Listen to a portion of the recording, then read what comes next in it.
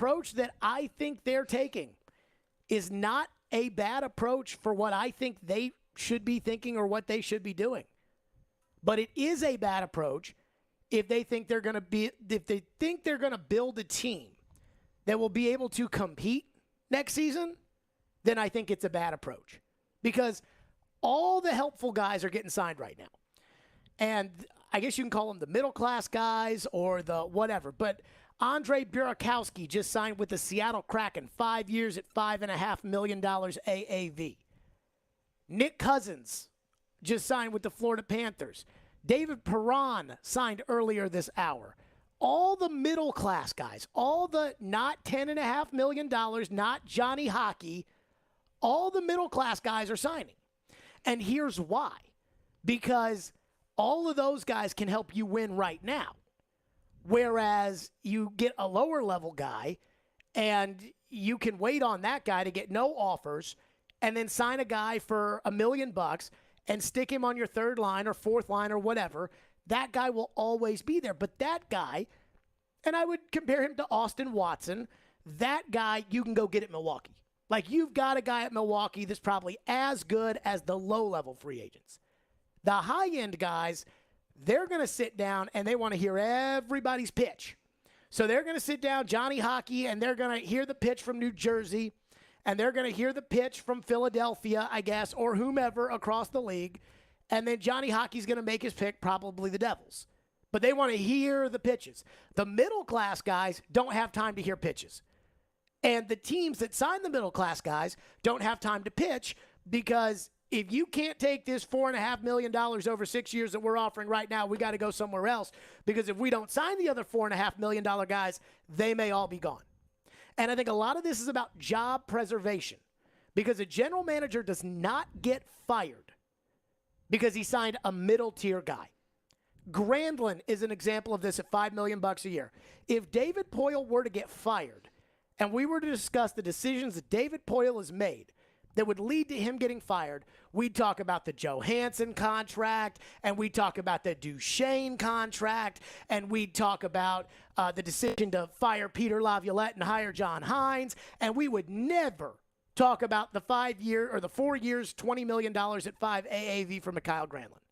So none of these general managers are getting fired over these deals, but these are the guys that can play in your top six. If you wait after today, there may not be a guy that would be available to get into your top six right now to go with Forsberg, Johansson, Duchesne, Granlund, Tomasino, who they're going to put up there, and there's that open spot. And they need a guy, if they want to compete this season, like they have said that they want to compete, they need a guy to go in there right now and play in the top six. But as David Poile told the Midday Show yesterday, if he does that, then he's not going to be able to extend Tanner Jeannot, and he's not going to be able to extend Carrier, and he's not going to be able to do all these other things. And that's where the Predators are right now. And again, I think this approach is actually in the best interest of the Predators, but I don't think, I'm nervous or anxious because I don't think that they're doing the right thing in order to get there. If that makes any sense. Like, they're going to end up in this spot, but not for the right reasons. Because what could happen is all the middle-class guys get signed. And these contracts, 7 years for Vinny Trocheck. 7 years. That's nuts. So all these guys are going to sign for more than they're worth because it's free agency. And then there's going to be some other guys out there, or there's going to be a star player out there, or there's going to be a team out there that has to create cap space. And that's where they can give you a 2-year guy or a 3-year guy or a 1-year left guy, and you're not going to have to spend a first-round pick in order to get him. And his AAV is going to be around 4 or 5, but it's already set, so you have cost certainty. And you add that guy into the mix, and then that guy can be your top 6 winger. But I don't think they're looking at it like that. I think they're looking at it like, man, we thought we'd be able to go get a top 6 winger with the money we traded for McDonough. We signed Forsberg, and they knew what they were going to have to pay to sign Forsberg. We signed Forsberg. Now we have to go get our top 6 winger, and let's go. And now I think they look at the market, and they're like, we can't afford to pay these prices. we cannot afford to pay $6 million for a winger right now.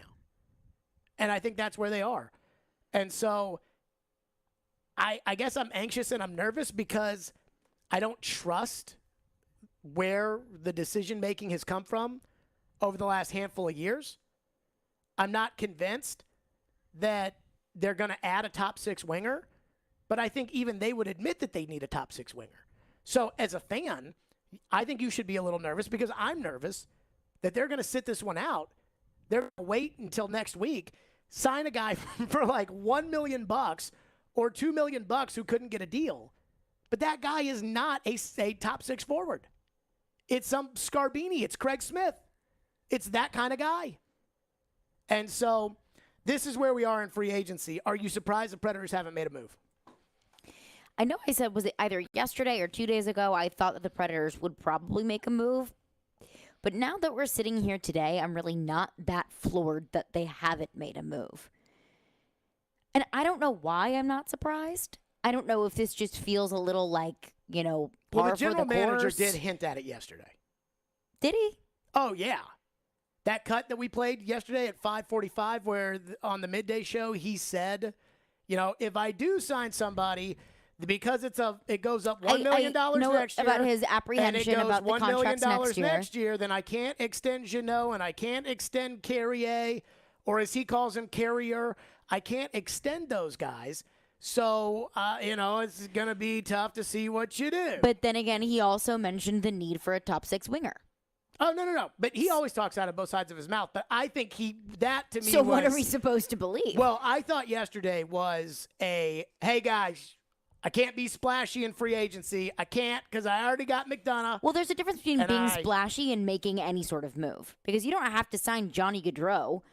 You could just sign whoever you think could fit into this offense, whoever you think could fit in as a top 6 forward. It doesn't need to be splashy. It doesn't need to be a long-term deal worth $10 million a year. That's the problem, though, is that it may not be a long-term deal worth $10 million, but it does have to be. If you're going to sign it, it's going to have to be a long-term deal with about $6 million. It's going to have to be a bad deal. Well, that's what free agency is you sign bad contracts. This is how I feel about the player they have to add, which is back when they were good. And we all remember these days. But there would be moments with either an offensive or defensive zone faceoff, specifically offensive, where I would sit in my seats and I'd be like, Peter, put the big boys out there. And you would see hopping right over the boards, either a first-round pick or it would be, Mike Fisher and Ryan Johansson and Philip Forsberg and Kevin Fiala and Kyle Turris, who they had paid $6 million to. I mean, there was a legitimate top 6. And I know that Craig Smith stinks and Turris stinks and Fiala didn't make it here. But those guys were a legitimate second line of that 18 season. And that is what this team needs. That guy to go with Tomasino, and I would put Granlund down there. I think it's going to be Johansson. But when you got an offensive zone faceoff and your first line's been out there, that you say, all right, this is a big offensive zone faceoff, put the big boys out there, and it's not some scrub like Nick Cousins hopping over the board. It's not some Milwaukee guy like Michael McCarron hopping over the boards. It is a legitimate dude. And, I like Trennan and I like Jeannot, but they are not legitimate offensive zone dudes. They are, they're third-line guys. They're really good third-line guys. They need that guy. If you get that guy today, it's 6 years. It's 6 years and at least $5 million, and probably more. And I think that's too rich for their blood. So they told us they were going to add a couple of pieces and be ready to go. And I'm not saying they're not, because they could sign somebody today, or they could trade for somebody from one of these, cap-strapped teams. But right now, the guys that could come in today and get put in on the top 6, the Predators, it feels like, are very clearly on the sidelines.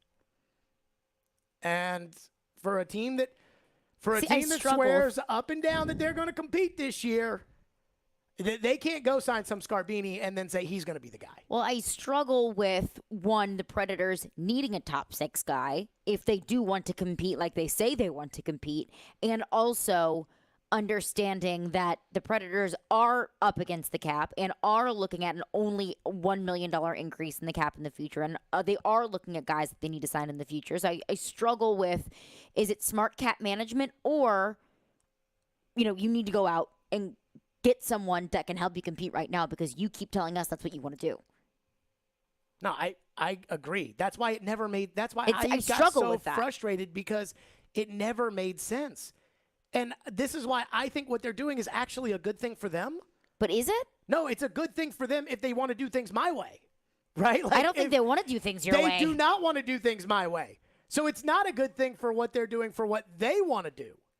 But I guess it is a good thing if you want to wait until somebody gets something better and then trades you somebody who's not as good as whatever they're trying to sign. But that's why I always go back to, I'm confused with what the path is, or I'm confused with their path to what they say they want to achieve, which is compete. Okay, well then if you want to compete, you need a top 6 winger. Doesn't seem like they're in the market for one. Then can you compete? So there we are. And maybe they are in the market for one. I don't know. Somebody today I was texting there's with. time. Somebody in the know I was texting with today. We were texting about something which is going to be a discussion that we have later on. Carrier. And somebody said, good thing you're not always right. And I was like, unfortunately, I'm right a lot more than I should be. 615-737-1025. We'll get your reaction. The Predators on the sidelines after all that talk, after they lost to Colorado about how we're going to get a couple of pieces, we're going to go compete with Colorado, nothing.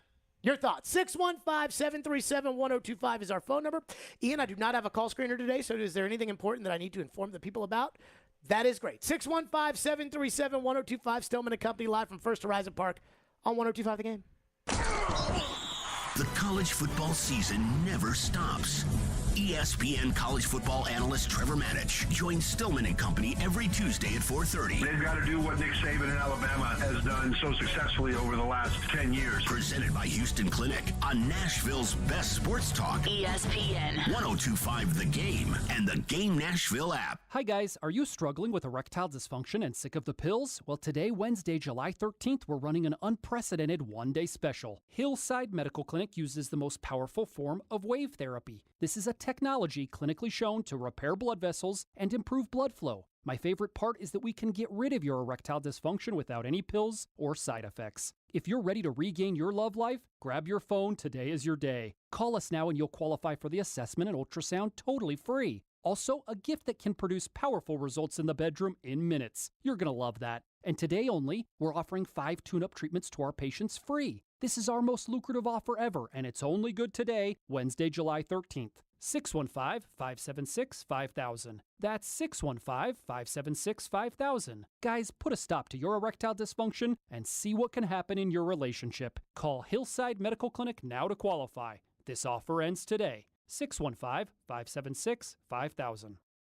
Ever tried to shop for a diamond online? They all look great on the computer screen, but the fact is, most reputable jewelers like Genesis Diamonds wouldn't touch them with a 10-foot pole. These are the diamonds that nobody wants to buy. We call them the B-quality diamonds. That's Genesis owner Boaz Ramon, who says that even diamonds with the same grade and specs on paper can be very different when you see them up close in person, especially the ones from online dealers. Those diamonds gonna look always cloudy or dirty. It's like you're wearing your glasses and there is fingerprints all over the glass. You just don't understand, or nobody told you that the material that this diamond was cut from was not the best material. Why risk it? At Genesis Diamonds, they screen thousands of diamonds and only choose the best of the best for maximum brilliance, sparkle, and luster.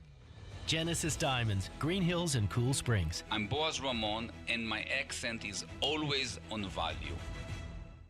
Signs First is the official sign company for 102.5 The Game. Go to sfnash.com. Hose and Belting Specialties in Murfreesboro is your local source for hydraulic, air, water, and chemical hoses, along with conveyor, timing, and metric belt needs. They stock metric fittings for both air and hydraulic applications. Hose and Belting Specialties stocks Parker hydraulic hoses and fittings, Goodyear Conti-Tech industrial hoses, and V-belts, just to name a few of their lines. For any of your industrial needs, call 615-895-HOSE. 615-895-HOSE.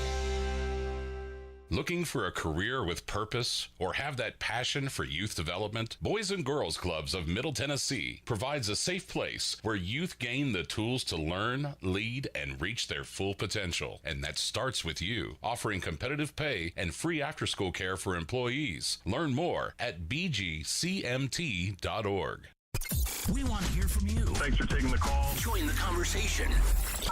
Call or text at 615-737-1025. Driven by WilsonCountyHyundai.com. You're listening to Stillman and Company. Presented by TriStar Moving. On ESPN 1025 and 1063 The Game.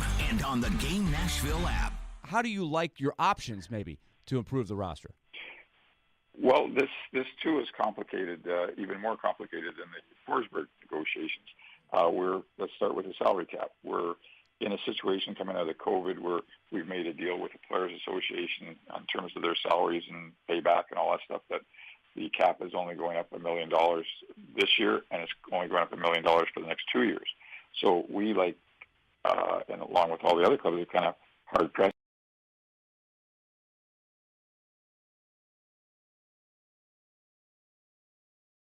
different things. For us, we have some money to spend on a forward in free agency, but a long-term contract is probably not in the cards, because when I look to next year, the following year, 23-24, where the salary cap only goes up a year, we have a number of players' contracts that are up next year, whether it be Carrier, Fabro, Jeannot, Trennan, just to mention 4 young guys. So they're coming off of, most of those guys are coming off of entry-level contracts, and as they keep playing the way they did last year, they're not just going to get a raise, they're going to get a substantial raise. So I can't oversign, I guess, if that is the word. I could do it this year to get to the cap, but if I sign somebody to a multi-year deal, then something's going to have to give next year.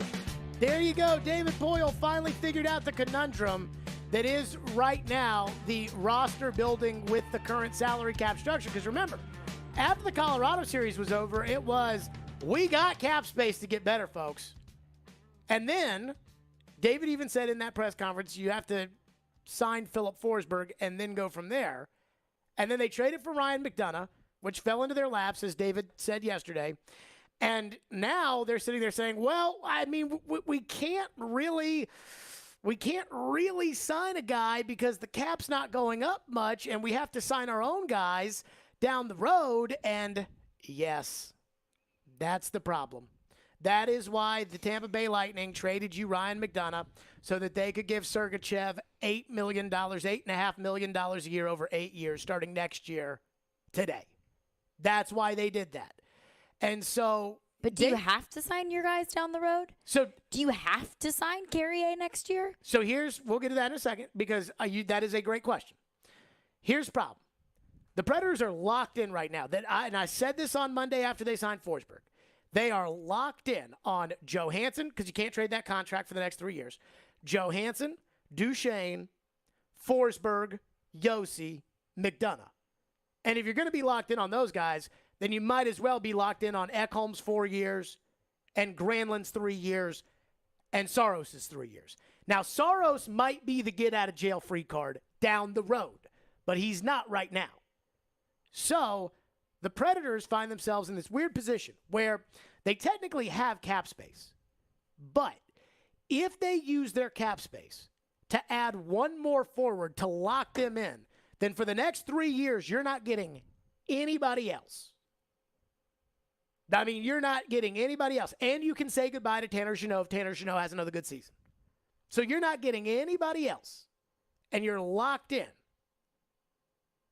But the conundrum then is, you know that if they sign somebody else, that at some point, if the team's good, they're going to want to add a piece at the deadline.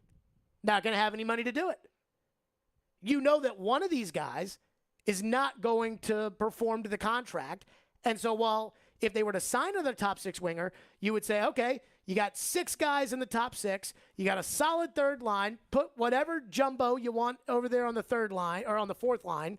And then you've got 3 good defensemen, 2 young defensemen who might stink, who might be good, and then Borowiecki and Lozon.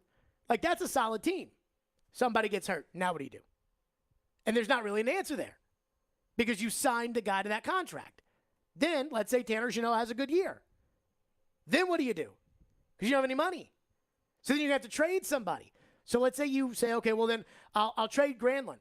Is someone next year going to pay Granlund $5 million? Because that's what it's going to take in order to trade him. So then you're going to have to give up something in order to get them to take Granlund in order to sign Jeannot. But then are you a better team if you take away a top 6 forward to sign a third line guy? And then if you say, well, we're signing the third line guy, so let's just stick him into the top 6, you haven't gotten better. Now you've got a third liner in your top 6. It's quite the puzzle. And it was obvious to me when they were going through this after they had traded for McDonough, which I'm fine with. I think the McDonough trade's a good trade. But it was obvious to me, and this is why those little deals like that Lozon contract is important.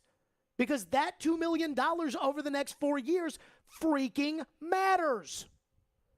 So unless they can build up the goalie, this would be the rabbit in the hat. If they knew that the goalie was going to be a star, like they knew the goalie was going to be a star, but he wouldn't be ready this year. So you draft him in the first round in 2020. He doesn't play in 21.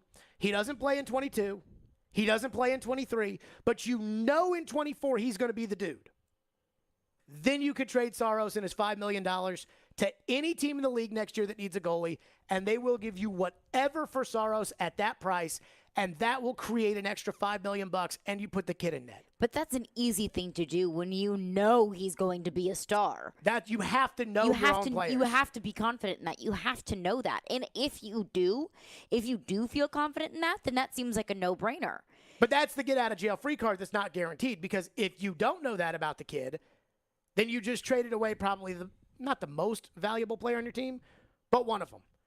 And so that's the conundrum the Predators find themselves in. And I hear the Midday Show talking about working out a one-year deal for Max Pacioretty because Vegas has to move money. I get that. But if Vegas has to move all their money around and everything else, then you're going to have to give up something in order to get, even though, maybe you can make the deal like you did with Tampa, but those deals probably happen before free agency. So this is a long-winded way of saying if you're going to play the long game, then they're going to have to play the long game for a couple of months. Then they may fill that top 6 slot right before puck drop opening night because you can go 10% over the cap. You just have to be under the cap by puck drop of game 1. But then what are you going to do? Fly some guy out to Germany? Say, hey, get him on the plane. We just traded for him. We're playing tomorrow at 1 o'clock. Tell him to sleep on the plane to Germany. You're in there, Johnny. But that might be what they have to do. And even then, you're going to have somebody retain salary, or it's very complicated. And that's why the long game is probably best. But we're talking about the Predators here, and they've made so many bad decisions over the last handful of years that I personally do not feel comfortable with the direction of the decision-making.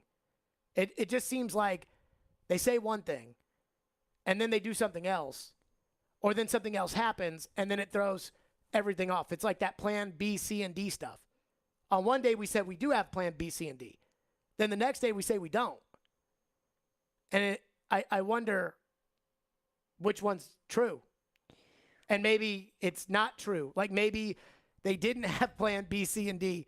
And maybe with this, they thought, we'll have enough David money. Boyle doubled down on that. We'll have enough money to sign 2 people. Then they pay $6.5 million for Ryan McDonough. And it's like, now we don't have money for 2 people. Well, you needed 2 people. So that's the mess they're in. Well, what would you say, in your opinion, is the most ideal situation? Because to me, it's a 1-year deal. And I don't think you're getting that. A 1-year deal? You're not getting it in free agency. You have to trade for it. I know. I mean, I don't think you win cups because of third-line players. So when it's like, but I don't see them winning the cup this year. We have to sign Alexander Carrier, and we got to put all this money aside for Carrier, even though he might not be very good. We got to put all this money aside because we can't give. And so I don't think you win with that. If this were me, once I made the trade for McDonough, knowing I was going to make the commitment to Forsberg, I would probably make the move to go out and get a top 6 winger with the knowledge in my head that Jeannot probably has to go. Not has to go right now, but has to go down the road. And I would be willing to do that. Because while he had a good season, he's a third-line player. And I should be good enough to draft third-line players. So that's how I am on that. Let's go to your phones because we got Chris Sanders later this hour. 615-737-1025. Phone lines are driven by WilsonCountyHyundai.com. Kyle texts in and says they have no idea what they're doing. They say one thing and then they do another. It reminds me of 2 years ago when they said youth movement and brought back Granlund and didn't play the young guys. That is so true. That is, it's a recurring theme and a recurring trend that I see with this team is they say one thing and do another. It is. You say you have plan B, C, and D, and you don't have plan B, C, and D. You say you want to get younger, and then you sign a 33-year-old defenseman. I'm very frustrated personally because of how much I want this team to win and how much I want them to win because I root for the team. But I also want them to win because I think you as fans deserve it. I mean, I just don't know how many markets across America have hockey teams that were taking phone calls on Friday about their draft pick from Finland. Or it was Finland, right? Yeah. Their draft pick from Finland. And so I do feel like you guys deserve to have a winner. I mean, I think you guys, and so I get frustrated. I get frustrated for you. And I get frustrated because I don't think David Poyle really understands. This is going to sound nuts because David Poyle's won so many games as general manager. I don't think David Poyle truly understands how little the people of this town care about making the playoffs.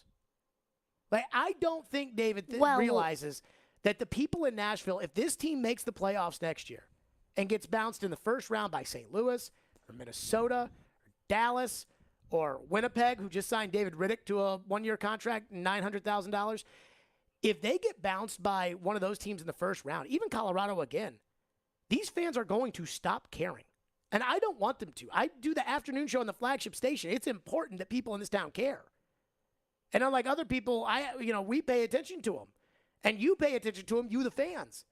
But I get frustrated for you because it feels like there's nothing that they can do that they will look in the mirror and say, wow, that was stupid.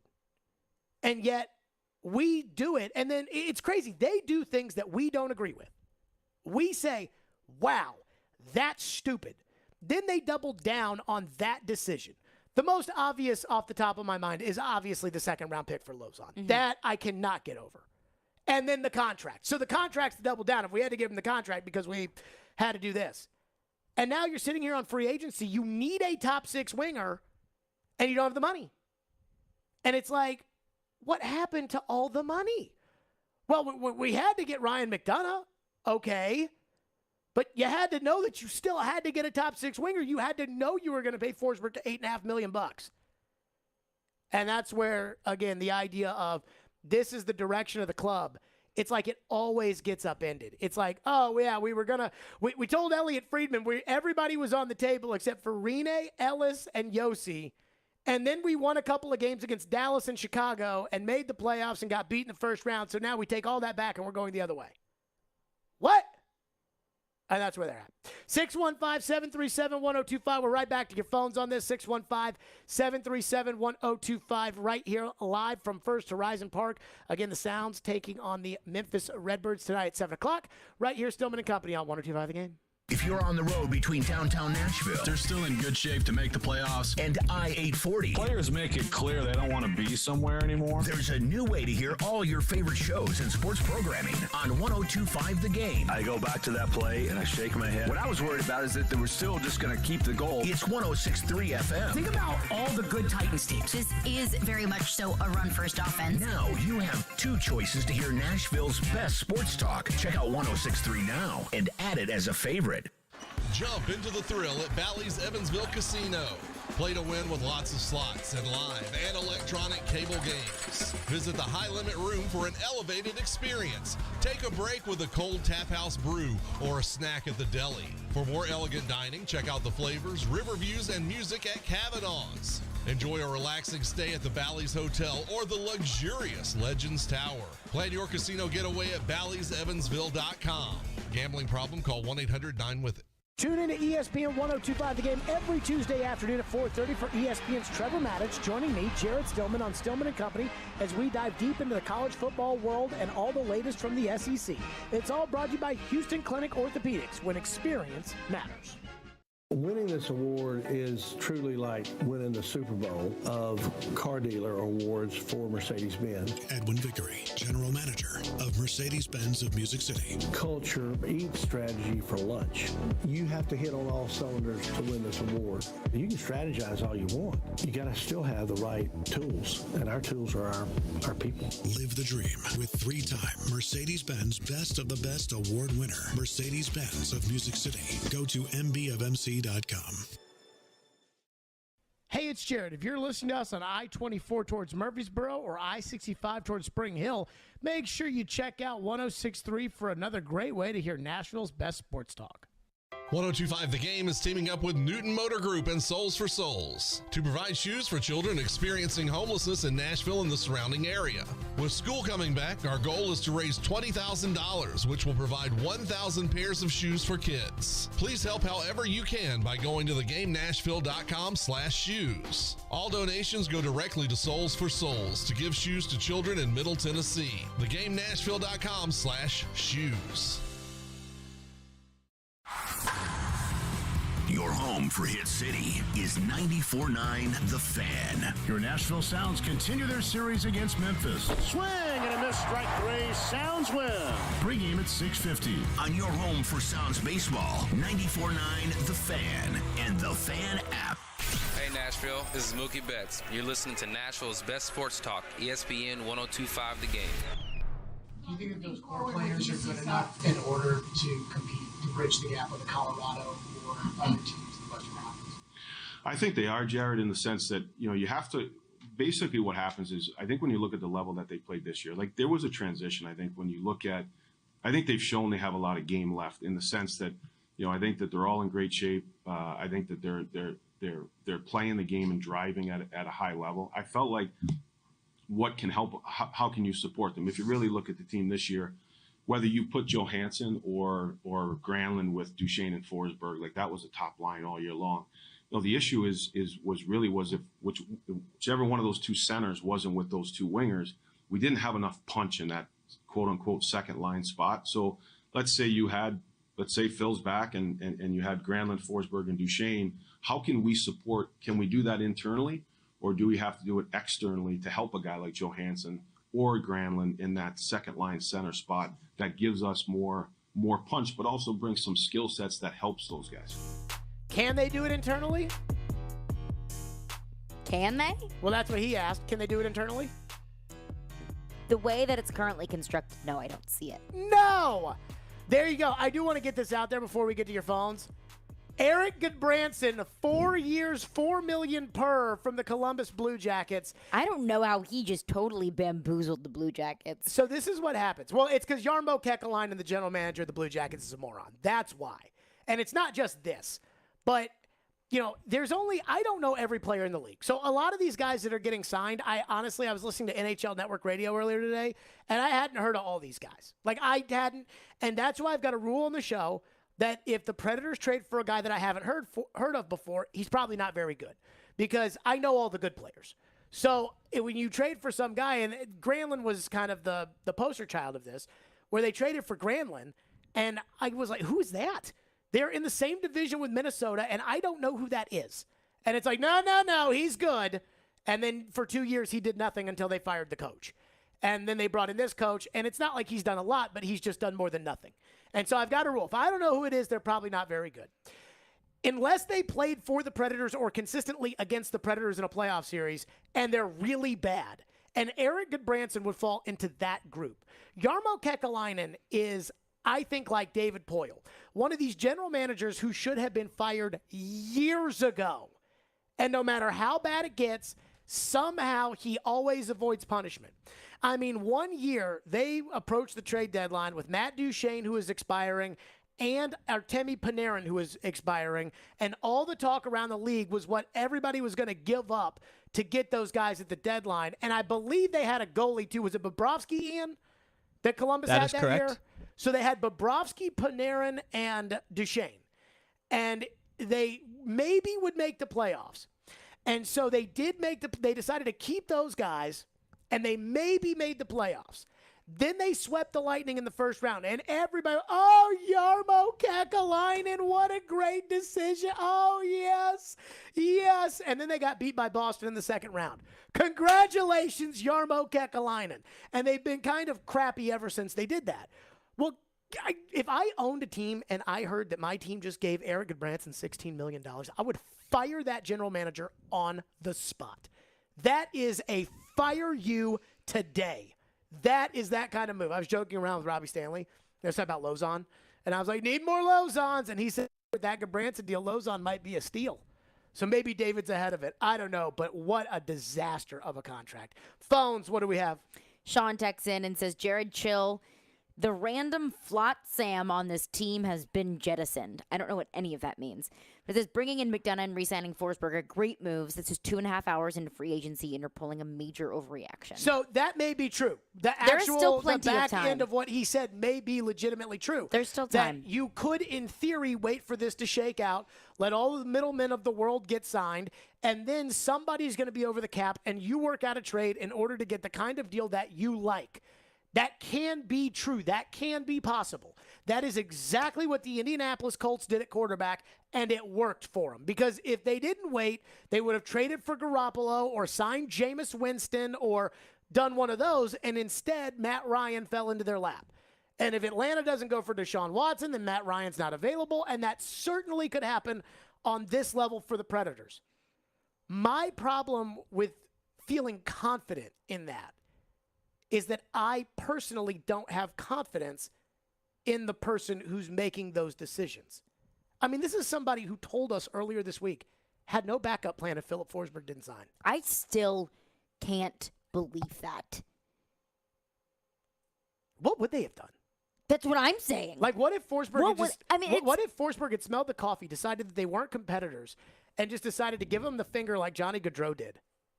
I mean, that was a serious possibility at the time. Of course, I always thought that Philip Forsberg was going to end up as a Predator, but I still left the 10% chance. I was 90% sure that Forsberg was going to sign with the Predators. I left that 10% chance because it could have been that Forsberg had a more attractive offer elsewhere. It could have been that Forsberg thought, you know what, I'm getting, older, not old, but, not a rookie, and I want to go win a cup somewhere. So I want to go somewhere where I can win a cup. Those were all legitimate possibilities. So what if he did that?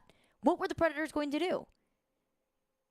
I don't know, because they said they didn't have a backup plan. And back to the point of, could they wait this out and get a trade on a 1 or 2 year deal that they really, really want? Maybe. Maybe that could work. But this is still the same guy who told us he didn't have a backup plan the other day. So how's he going to have a backup plan to this? I hear the midday show talking about Max Pacioretty, Max Pacioretty, Max Pacioretty. Well, what if Vegas trades him somewhere else? There are 30 other clubs they could trade him to. What if they trade him to one of the other clubs? Is there a backup plan? And again, if this were a competently run organization, or if I felt like it was a competently run hockey department, then you would say, well, of course they have a backup plan. But this is the same guy who told us this week he didn't have a backup plan. So make of that what you will. What's next? Craig tucks in and says, where is Tampa Bay getting all of this cap room? Dude, by the way, Tampa Bay has been spending money. Yes, they have. Now, I believe, did they sign Palat yet, Ian? Nope. So that's a big thing. And then the Sergachev deal doesn't start this year. It starts next year.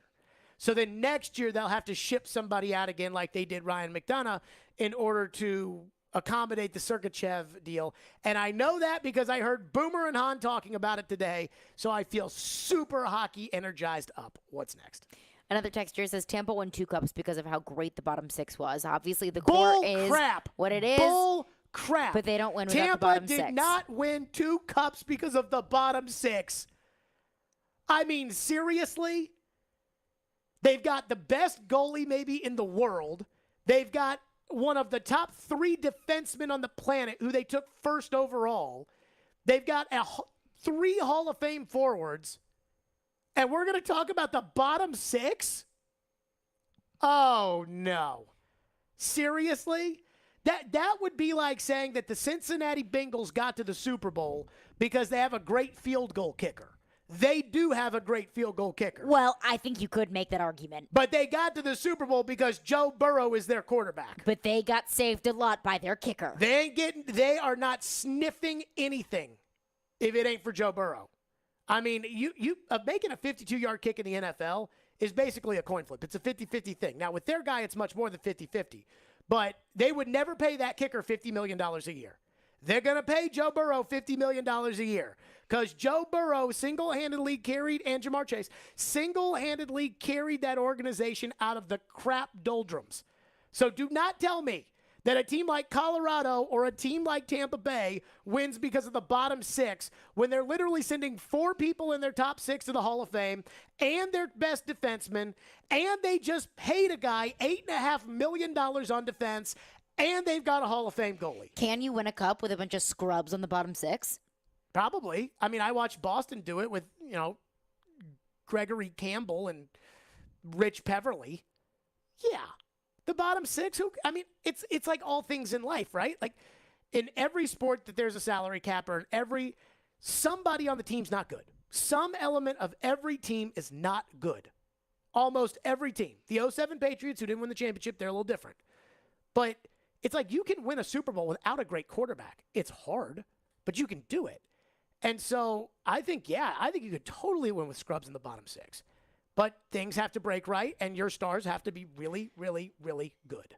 I mean, Pittsburgh's bottom 6, when they beat the Predators in the Cup, I didn't think they were anything special. I can't even remember their bottom 6. Who was their bottom 6, Ian? It's a good question. Hard to remember off the top of my head. Bonino was their third-line center. I mean, even guys like Brian Rust and Jake Gensel, they're top 6 forwards. So screw the bottom 6. What's next?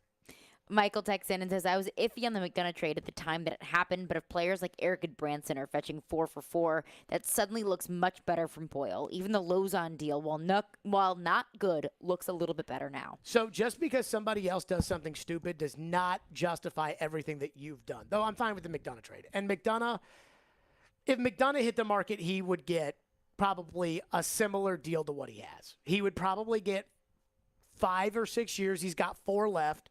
He'd probably get $6 or $7 million. He's getting 6.7. So that's probably what he would be on the open market. You gave away nothing in order to get him. Now he probably wouldn't get a no trade at this point in his career. But that's fine. That's what he would probably get on the market. That's fine. Maybe a little bit more because the defenseman, there's some inflation there.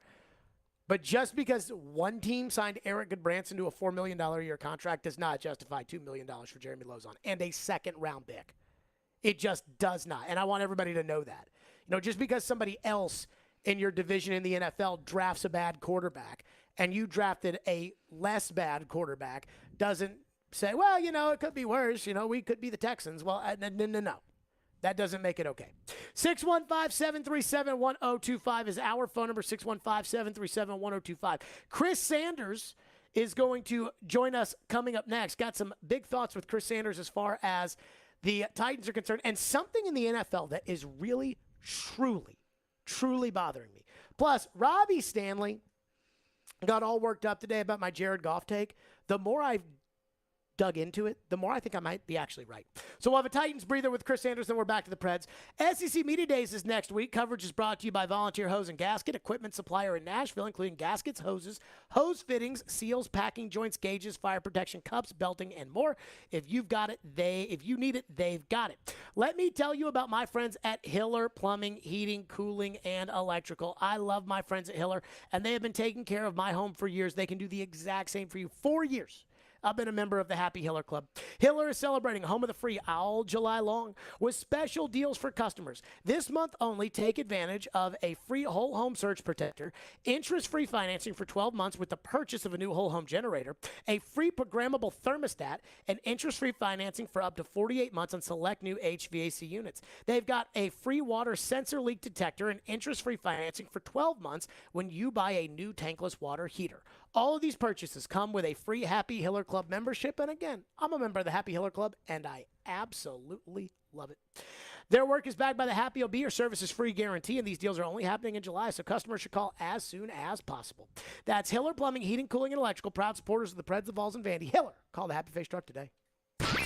Robbie and Rex Road here on ESPN. Welcome into the DDC. Stillman Company is delivered. There's a new way to hear 102.5 The Game. Nashville's best sports talk on 106.3 FM. From downtown Nashville to Spring Hill on I-65 and to Murfreesboro on I-24. You now have two choices to hear our great sports programming. Get the extra point, no problem. And the Nashville Predators. He scores! Check out 106.3 now and save it as a preset. From the Fox 17 News Code Red Weather Center. I'm Fox 17 News Code Red meteorologist Dan Guthrie. Mostly sunny skies this afternoon with highs in the upper 80s and lower 90s and less humidity than we had this morning. We stay here the rest of the week. This weather report brought to you by Hiller Plumbing, Heating, Cooling, and Electrical. Call the Happy Face Truck today. QC Kinetics patient Robert Patterson, a veteran and business owner, struggled at work and in the gym with chronic agonizing shoulder pain. Those injuries just continue to nag, and if you don't treat them, they just get worse. And I just kind of abused my body for a long time, and it finally had said enough is enough. That's okay, because QC Kinetics tells your pain, hey, enough is enough. Their regenerative treatments bring you relief by helping restore and repair damaged tissue with no drugs, no downtime, and best of all, no surgery. I was able to exceed the goals that I had previously attained in the gym. It was absolutely worth its weight in gold, so I could continue to live life without limitation. Ready to get lasting relief from your joint pain? Call QC Kinetics to learn more about how natural biologic treatments can get you lasting results. Call now. It's a free consultation. 615-249-4024. QC Kinetics. 615-249-4024. Finding great candidates to hire can be like, well, trying to find a needle in a haystack. Sure, you can post your job to some job board, but then all you can do is hope the right person comes along, which is why you should try ZipRecruiter for free at ZipRecruiter.com/radio. ZipRecruiter doesn't depend on candidates finding you. It finds them for you. Its powerful technology identifies people with the right experience and actively invites them to apply to your job. You get qualified candidates fast. So while other companies might deliver a lot of hay, ZipRecruiter finds you what you're looking for. The needle in the haystack. See why 4 out of 5 employers who post a job on ZipRecruiter get a quality candidate within the first day. ZipRecruiter, the smartest way to hire. And right now, you can try ZipRecruiter for free. That's right, free at ZipRecruiter.com/radio. That's ZipRecruiter.com/radio. ZipRecruiter.com/radio. Darren McFarland. I feel like we're a better playoff team. Willie Donick. You're in a window of a division you can win. Chase McCabe. I'm not signing him for more than $1 million. The DDC. Weekdays from 10 to 2. Presented by Spring Hill Heating and Cooling. On Nashville's best sports talk. ESPN. 102.5 and 106.3 The Game. And on the Game Nashville app. You're listening to Stillman and Company. Sounds like this has been a game-changing day for all of us. Presented by TriStar Moving. On ESPN. 102.5 and 106.3 The Game. And on the Game Nashville app. Stillman and Company, we are live at First Horizon Park. So I was listening to Robbie and Rex Road this morning. Adam Vingan was in. And I was listening to their interview with Paul Kaharski. And they were talking about the ESPN list. And it's not ESPN's list. It is 50 coaches, executives, players, and scouts that all composite ranking of different positions. And Paul was like, why do we have to ESPN this, ES? I'm like, well, then you go talk to 50 people in the league, Paul, and you come up with your list, and we'll talk about it. That was my reaction. But the list does not have Tannehill in the top 10. It does not have Tannehill as an honorable mention to the top 10. It doesn't even have Tannehill receiving a vote, which Kirk Cousins got some lone vote. Chris Sanders joins us now, former Titans receiver. Chris, hey. Your reaction as nobody in the NFL thinks Tannehill belongs in the top 10. Where do you think Tannehill does belong? You know, he may not be in the top 10, but I say maybe in the top 20. I mean, I know that sounds kind of crazy, but, I mean, if he plays like in 2020 and 2019, I think he's capable of being that, because if you look at when the Tennessee Titans, started off bad when they were 2-4, he came back and, revamped their whole season. So if he plays at that type of level, then I think you can put him in the top 10. But right now, I don't think he's in there. How confident are you? I was going to say, why are you confident? How confident are you that he can get back to the 2020 and 2019 level when they didn't really fix the offensive line for him? They did bring in Robert Woods, but they lose A.J. Brown, and who knows if Traylon Burks can even get through practice. They kind of brought in a tight end, and they didn't change the offensive coordinator or go get a new one or something like that. And I think Arthur Smith played a big role to Tannehill. What makes you confident that he can get back into that mix? You know, at first I wasn't, but just when I just kind of looked at and surveyed the whole thing, the reason why I say that he can be in the top 10 is because, you know, he's been through a lot of adversity. He's been through a lot of things in Miami. He came to a situation here where he was actually the backup behind Mariota, and he overcame the adversity. And when your back is against the wall, you have to come out and play. You got a bad taste in your mouth, and you want to prove yourself. I mean, everybody's been down on him, you know, since day one. You know, when he lost the game, you know, against the Cincinnati Bengals. So you better believe that he has a chip on his shoulder, and he wants to prove not just to, you know, Todd Downing or Mike Vrabel or Jay Robb. He wants to prove to the fans that he can be that elite quarterback. So the question that you asked me, do I have confidence in him? Absolutely, I have confidence because I think he's built to overcome adversity. I think you have more confidence in him than he has in himself. Oh, stop. That, you know what? That's a great question because TD. Not question, but that's a great quote because TD even said this. He said if Tannehill gets that dog back in him, and gets that tenacity of it, you know what? Regardless of what I'm going through, I'm going to figure out a way to win. Because you look in 2020 and 2019, you know, when the game was on the line, he had that look. And if you look at last year, you know, when the game was on the line, he didn't really have that look. He was kind of unsure. So if he just gets that attitude of I'm sure I'm going to win, you know, put it on me and let me make the play, then I think the Tennessee Titans can do some good things. Okay, so I put a list. I just made a list yesterday on the show with Tannehill. Uh-huh. You stop me when you think that Tannehill is better than a quarterback that I mentioned.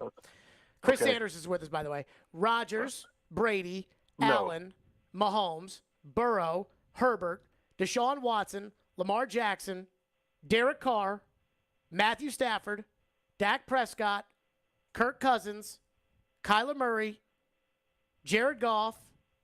Golf. Okay, so you think all the other guys are better than Tannehill? 100%. Okay, what's your lot? See, I think the more research I've done, the more I think it's obvious Goff's better than Tannehill. Or I should say that I believe more strongly, in my opinion, of Goff over Tannehill. Why Tannehill over Goff? I just think that Tannehill's just an overall better quarterback. I mean, I understand that last year that, you know, he struggled a little bit. He threw interceptions. But I just think that when the game's on the line, I just feel comfortable more with Tannehill. I know people are like, how can he do that? He threw 3 interceptions against Cincinnati Bengals. Great, bad year, understand that. But I'm going to tell you something. In 2020, when I think it was about 4 or 5 games, when the game was on the line, you just felt comfortable and you knew that Tannehill was going to figure out a way to win. With Goff, you just don't feel that. He's just kind of like a guy. And when you just have a guy out there, you don't feel comfortable, you know, thinking he can come back and win some ball games. That's just my point of view. You know what's funny about that? Over the last 2 years, Jared Goff has been benched, shipped out to That's Detroit, what I'm saying. and on a terrible Detroit team. Right. And he has more playoff wins than Ryan Tannehill. No, why you got to do that, man? Jared Goff on the road in relief. Stop it. Won a game for the Rams against Seattle in the playoffs. Look, Tannehill 0 for his last 3. Okay, 0 for the last 3, but who took him to the AFC Championship game? Who took the Rams to the Super Bowl? To be fair, the Rams got to the Super Bowl because of one of the worst no calls in the history of the NFL. Thank you Ryan very Tannehill much. did not throw for 100 Thank yards you. in either of their 2 victories to get them to the AFC Championship game. But Goff didn't really do anything. I mean, Tannehill, there was times where he was in the game where it looked like the Tennessee Titans were going to lose. I'll give you a perfect example. When they were playing the Kansas City Chiefs. The Kansas City Chiefs were winning. He came back and won. Then also he had a 2-point conversion where he ran through the safety's lips. I just think that you felt comfortable at that time when Tannehill was playing at that level. I just think that when Goff's in the game, even though he went to a Super Bowl, even though he did some okay things, you just still felt uneasy that he was going to make a mistake and cost him the game. That's just my opinion. No, I'm not saying Jared Goff is flawless. I'm just saying that the slander on Jared Goff, I think, is unfair in relation to Tannehill. I mean, you think about this. Jared Goff has played in 6 playoff games. 6. So that's not, that's a lot of playoff games. I think it's probably as many playoff games as you played in. Right. And Jared Goff's thrown 2 interceptions in 6 playoff games. Yeah, but the thing about it is, even though he hasn't thrown that many, interceptions, you still felt uncomfortable. And as a receiver or as the defense watching your quarterback, you just kind of felt uneasy, kind of like the situation with the Tennessee Titans this year. When Tannehill was in the game, sometimes you felt uneasy, and that's why I just think that, in my opinion, I just think that Tannehill's the better quarterback if he can play at the level he played in 2019 and 2020. If he can do that, then I think he's a top 10 quarterback.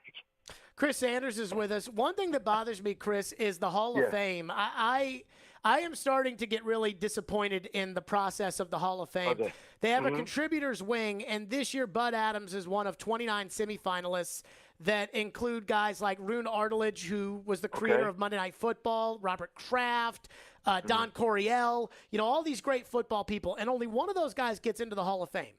And yet we're just going to put Edgerrin James in the Hall of Fame. And that doesn't make any sense to me. How can Bud Adams, who co-founded the AFL, who saved the AFL by 100%. Giving Joe Namath to the New York Jets, who was part of the merger, who basically created, not by choice, but because he ended up moving the team to Nashville, turned Nashville into the city that it is today. How can Bud Adams not be in the Hall of Fame? And how can this even be a discussion? But see, here's the thing that I'm disappointed in, Jared. He should have been there a long time ago. I mean, it's just very disappointing. Look at what he did. He built a lot of things in the NFL, and for him not to be in the Hall of Fame, I mean, and I understand, I respect the voters, I respect what they do, but in this situation when a guy basically helped build the NFL, I just think it's a disgrace to the NFL. I mean, there's a lot of guys, and I'm not knocking anybody's career. There's a lot of guys that were in the Hall of Fame. They were either on good teams or they were good players on bad teams, and they were really good, and their career should be remembered. But they're not more important than co-founding the American Football League and merging it with the National Football League. See, that's what I'm saying. When you're talking about leaving a legacy, that's exactly what Bud Adams did, and it continues on. So for him not being in the Hall of Fame, I mean, listen, I respect the voters. I understand that they got to do what they got to do, but somebody needs to be in this meeting and evaluate this whole thing. Don't just evaluate the whole thing, but evaluate the process and say, you know what, it is a crying shame that Bud Adams is not in the Hall of Fame, and we need to make sure, not hope that he gets in, but make sure that he's in the Hall of Fame and do it in a tasteful way. There you go. Chris Sanders, as always, joining us on the program. You're the best, Chris. Appreciate you, my man. Love you guys. Bye-bye. Yep. Chris Sanders joining us on the program. By the way, I've noticed this on the Jared Goff thing, and we will get into this, not upcoming because we got to get back to free agency, but we will today. And Robbie's going to debate this tomorrow.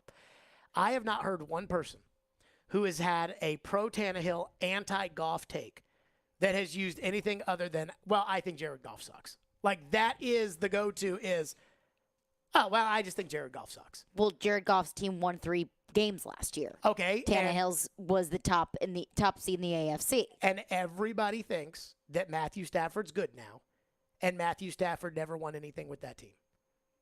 And Matthew Stafford, I was looking at this today, like the more research I did, Matthew Stafford was throwing the ball to Kenny Golladay, to Marvin Jones Jr., and before that he was throwing the ball to Calvin Johnson. You know who Jared Goff was throwing the ball to last year? Khalif Raymond. Amon-Ra St. Brown, who was a 4th-round pick rookie 3 picks after Dez Fitzpatrick. Amon-Ra St. Brown was his number 1 receiver. T.J. Hawkinson, the tight end, was number 2. Now, T.J. Hawkinson's pretty good. He's pretty good. Khalif Raymond, 3. DeAndre Swift, the running back, 4. Josh Reynolds, 5. What's a quarterback stat? Wins. Right. But, again, their wins are fairly even between the two of them. Like, because Tannehill was not on great teams in Miami. So, for everybody that can sit there and say, well, Tannehill got his team to the number 1 seed. Okay, and if we're going to do that, Jared Goff got his team to a Super Bowl, which is further than Ryan Tannehill's ever been. I still go back to that NFC Championship was so flawed. It's the ref's fault. Okay, don't pull that. It's because the ref's fault. You know that was absolutely egregious. You can with any loss. If you've ever gambled with people like this, it is so incredibly annoying because you'll gamble. Well, if the ref didn't do this, now I will agree with you.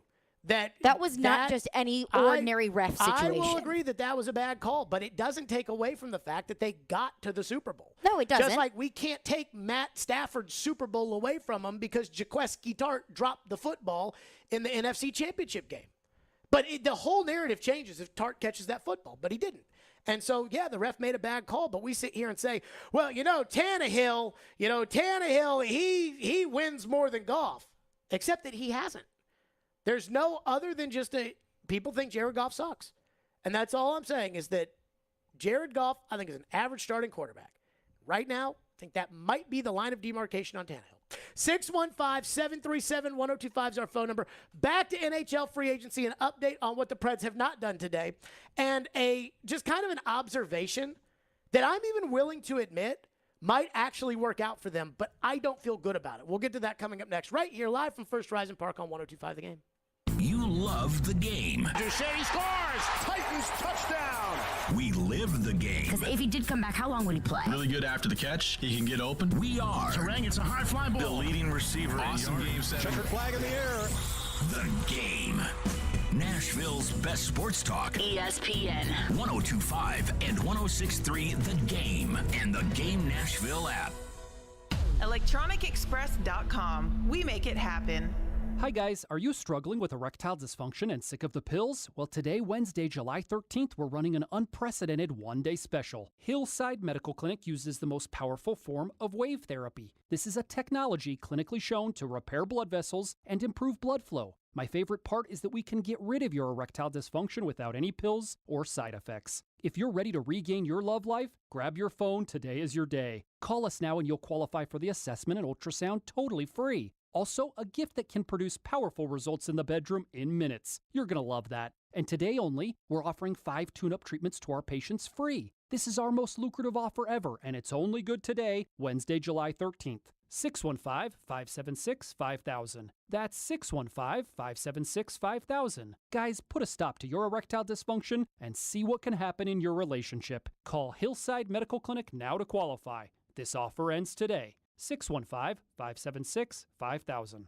Hey, Willie Donick here. Are you feeling the sting of higher interest rates and higher costs? Those credit cards and other loans are costing more and more every month, and inflation is making everything else more expensive.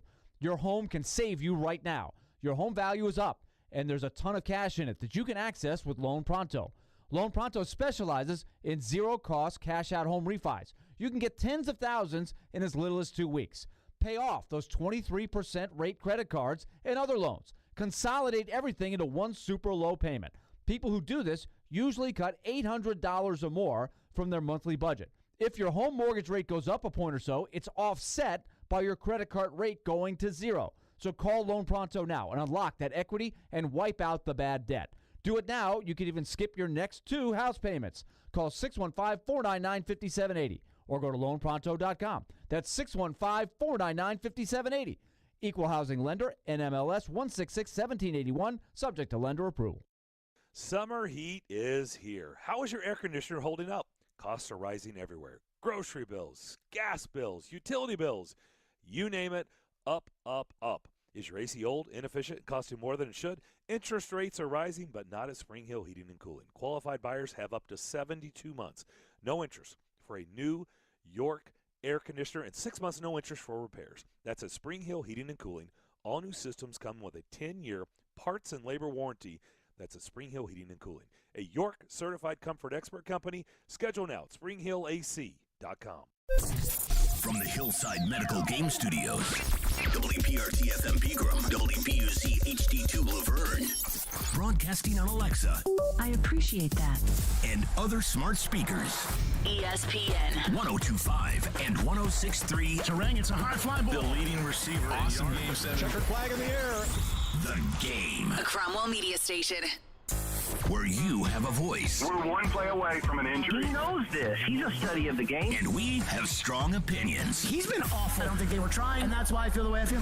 This is Stillman and Company with Jared Stillman and Caroline Fenton.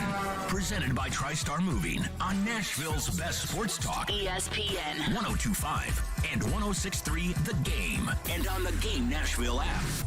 Stillman and Company is delivered by TriStar Moving, 102.5 The Game, streaming live on Twitter, Twitch, YouTube, and Facebook Live. Thanks to the law offices of Amanda Gentry, live from the Hillside Medical Game Studios. Tonight, First Horizon Park, 7:05 for the Sounds and the Memphis Redbirds. Great tickets available. We are hanging out here today. So just a recap of what's gone on in free agency for the Preds. Nothing. All right, there you go.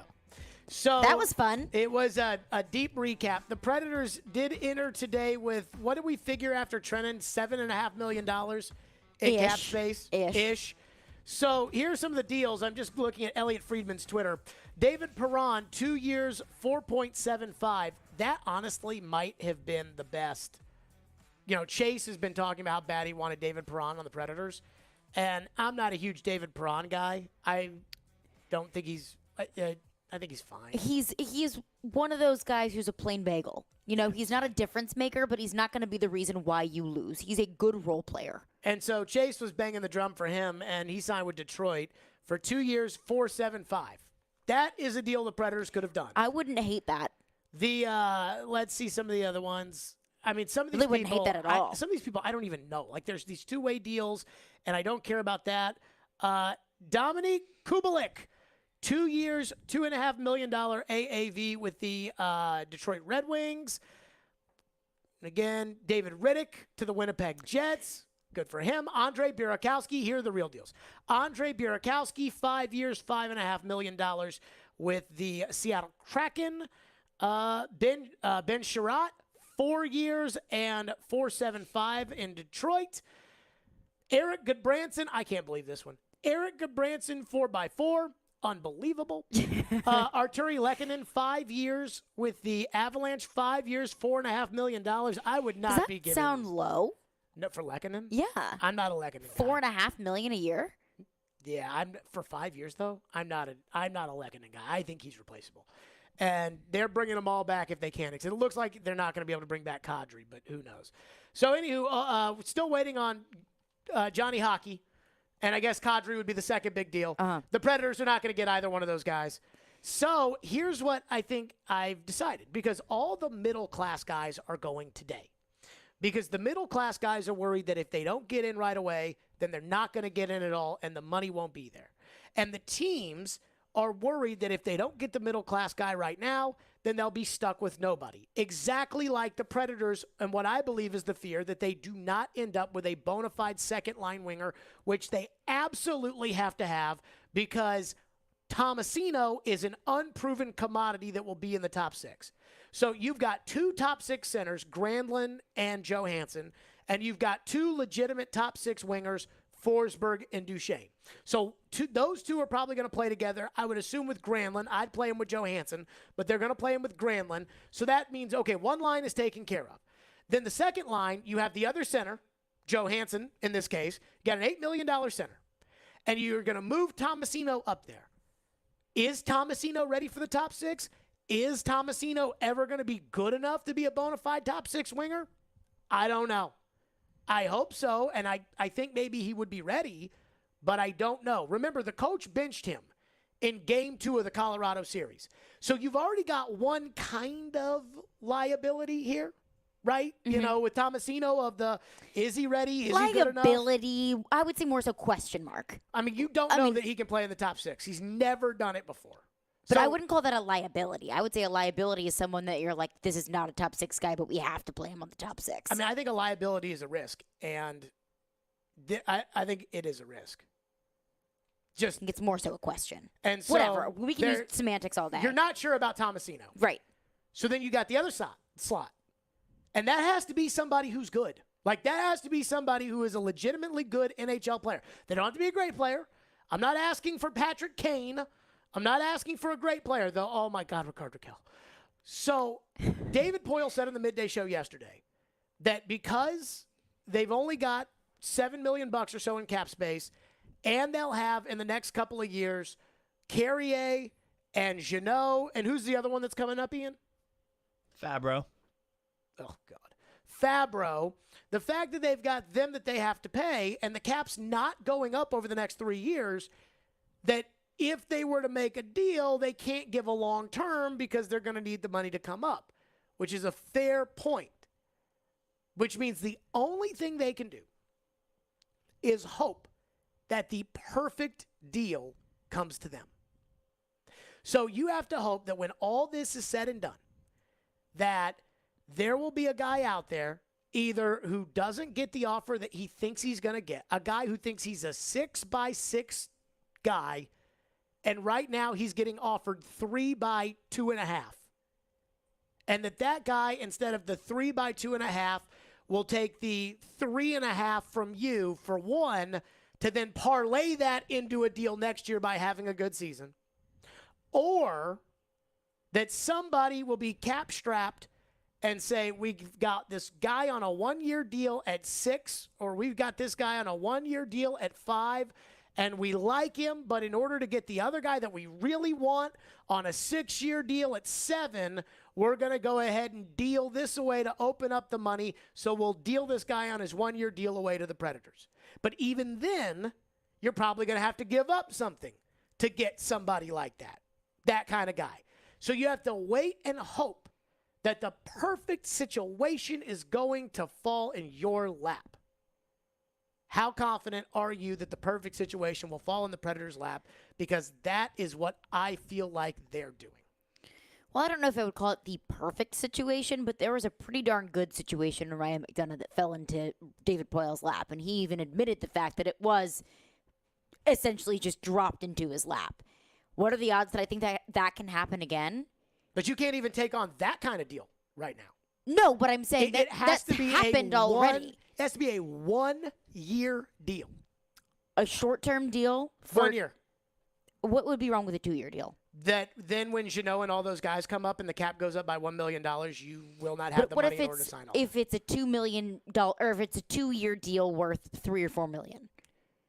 I mean, I don't think teams trade away those kind of guys. Even when they're trying to clear up cap space, I don't think they trade away, legitimate top 6 wingers making $4 million. That's when you trade away somebody else. But then it wouldn't be a legitimate top 6 winger. Right. So then you're not getting what you need. That's what I'm saying about it. It has to be the perfect situation. I don't think that you can get a legitimate top 6 winger on a 1-year deal. I don't think that you can do that. You can do it because teams will say, okay, you're going to have to pay a deadline price for it. You're going to have to pay a first-round pick for it. Would you be willing to do that? The question is not if I would be willing to do it, because I don't know what they're willing to do and what they're not willing to do. I don't know what they're thinking. And with David is such an absolute wild card when it comes to all of this. I mean, David told us that they were going to try to competitively rebuild. And then they turned around and traded a second-round pick for an RFA defenseman who wasn't any good. And that kind of wild card move makes it absolutely impossible to know what he's capable of. Because he makes moves that don't make sense. Just like Jarmo Kekalainen with that 4-year, $4 million deal for Eric Goodbrandt. That doesn't make any sense. And so, I don't know. Would David say at the end of the day, would David move a first-round pick for a 1-year rental if it was a legitimate top 6 winger to make him feel comfortable about his top 2 lines and really his whole, 18 group going into the start of the season? If he did do it, I think it would make sense because he is the one that continues to harp on wanting to be competitive this year and wanting to make the playoffs this year. So would I do it? I don't know. But I think that if David Poile wants to stay true to his word, which he has not done a lot over the past few weeks, but if he does want to stay true to his word, then I think that, yes, that would be the best move to make for a 1-year deal if you want to be competitive this year. I don't think it's the smartest thing to do, but it sounds like that's what they need to do if they want to accomplish what they say they want to accomplish. Ian, do you believe the perfect deal is out there for the Predators? Perfect?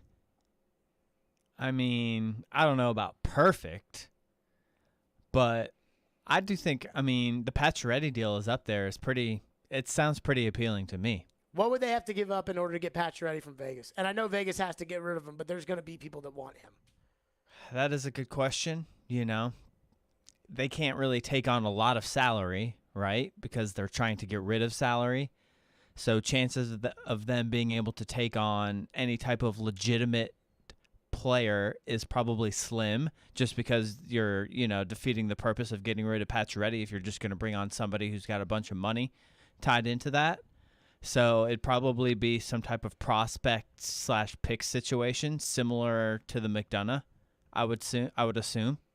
So you think that they take a couple Scarbinis to get rid of Pacioretty's $7 million contract? Maybe not quite as Scarbini as the two that they gave up for McDonough, but similar, I would think.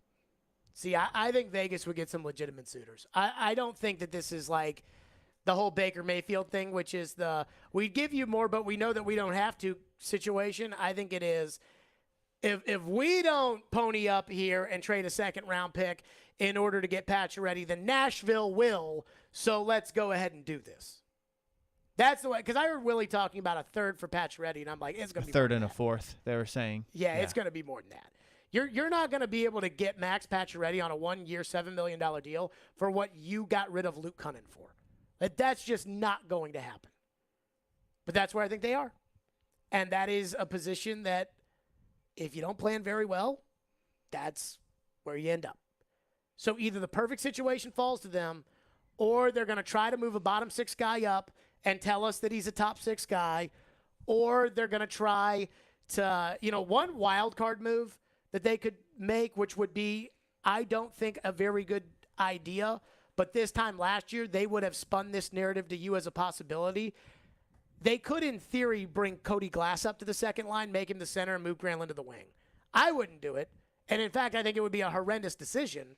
But last year, they were talking about Cody Glass like he was going to get a real opportunity to show what he could do. And if you're an offensive player, you don't get an opportunity to show what you're going to do on the fourth line. So I don't know what they're thinking, and that may be they are the ultimate wild card. Because sometimes they make it obvious what they're thinking, like the Forsberg deal. Other times, you have no idea what they're thinking. And in this case, I think they're waiting for the perfect deal to come to them. 615-737-1025 is our phone number, 615-737-1025. We'll get into your phones. Plus, if I took over as general manager today of the Predators, there is one guy who I'd call every team in the league about. And I'll say who that is next, and I'll explain why. The FanDuel Sportsbook is my official sportsbook app. This baseball season, turn Ks into cash and big hits into big wins with FanDuel Sportsbook. Right now, new customers can step up to the plate with a no-sweat first bet up to $1,000. Just sign up with the promo code JGM. Place your first bet, and FanDuel will give you up to $1,000 back in free bets if you do not win. Right now, the Yankees are red hot, and I don't see a lot of people beating them, so I think you'd have to look at putting some money down on the Yanks. They've got great promotions every day. It's a safe and secure app, and you get paid fast. And there's no better place to bet America's pastime than on America's #1 sportsbook, FanDuel. Download the FanDuel Sportsbook app and sign up using the promo code JGM to get started with your no-sweat first bet up to $1,000. 21 and older and present in Tennessee. First online real money wager only. Refund issued as non-withdrawable site credit that expires in 14 days and restrictions apply. See terms at sportsbook.fanduel.com. Gambling problem? Call the Tennessee Red Line at 1-800-889-9789.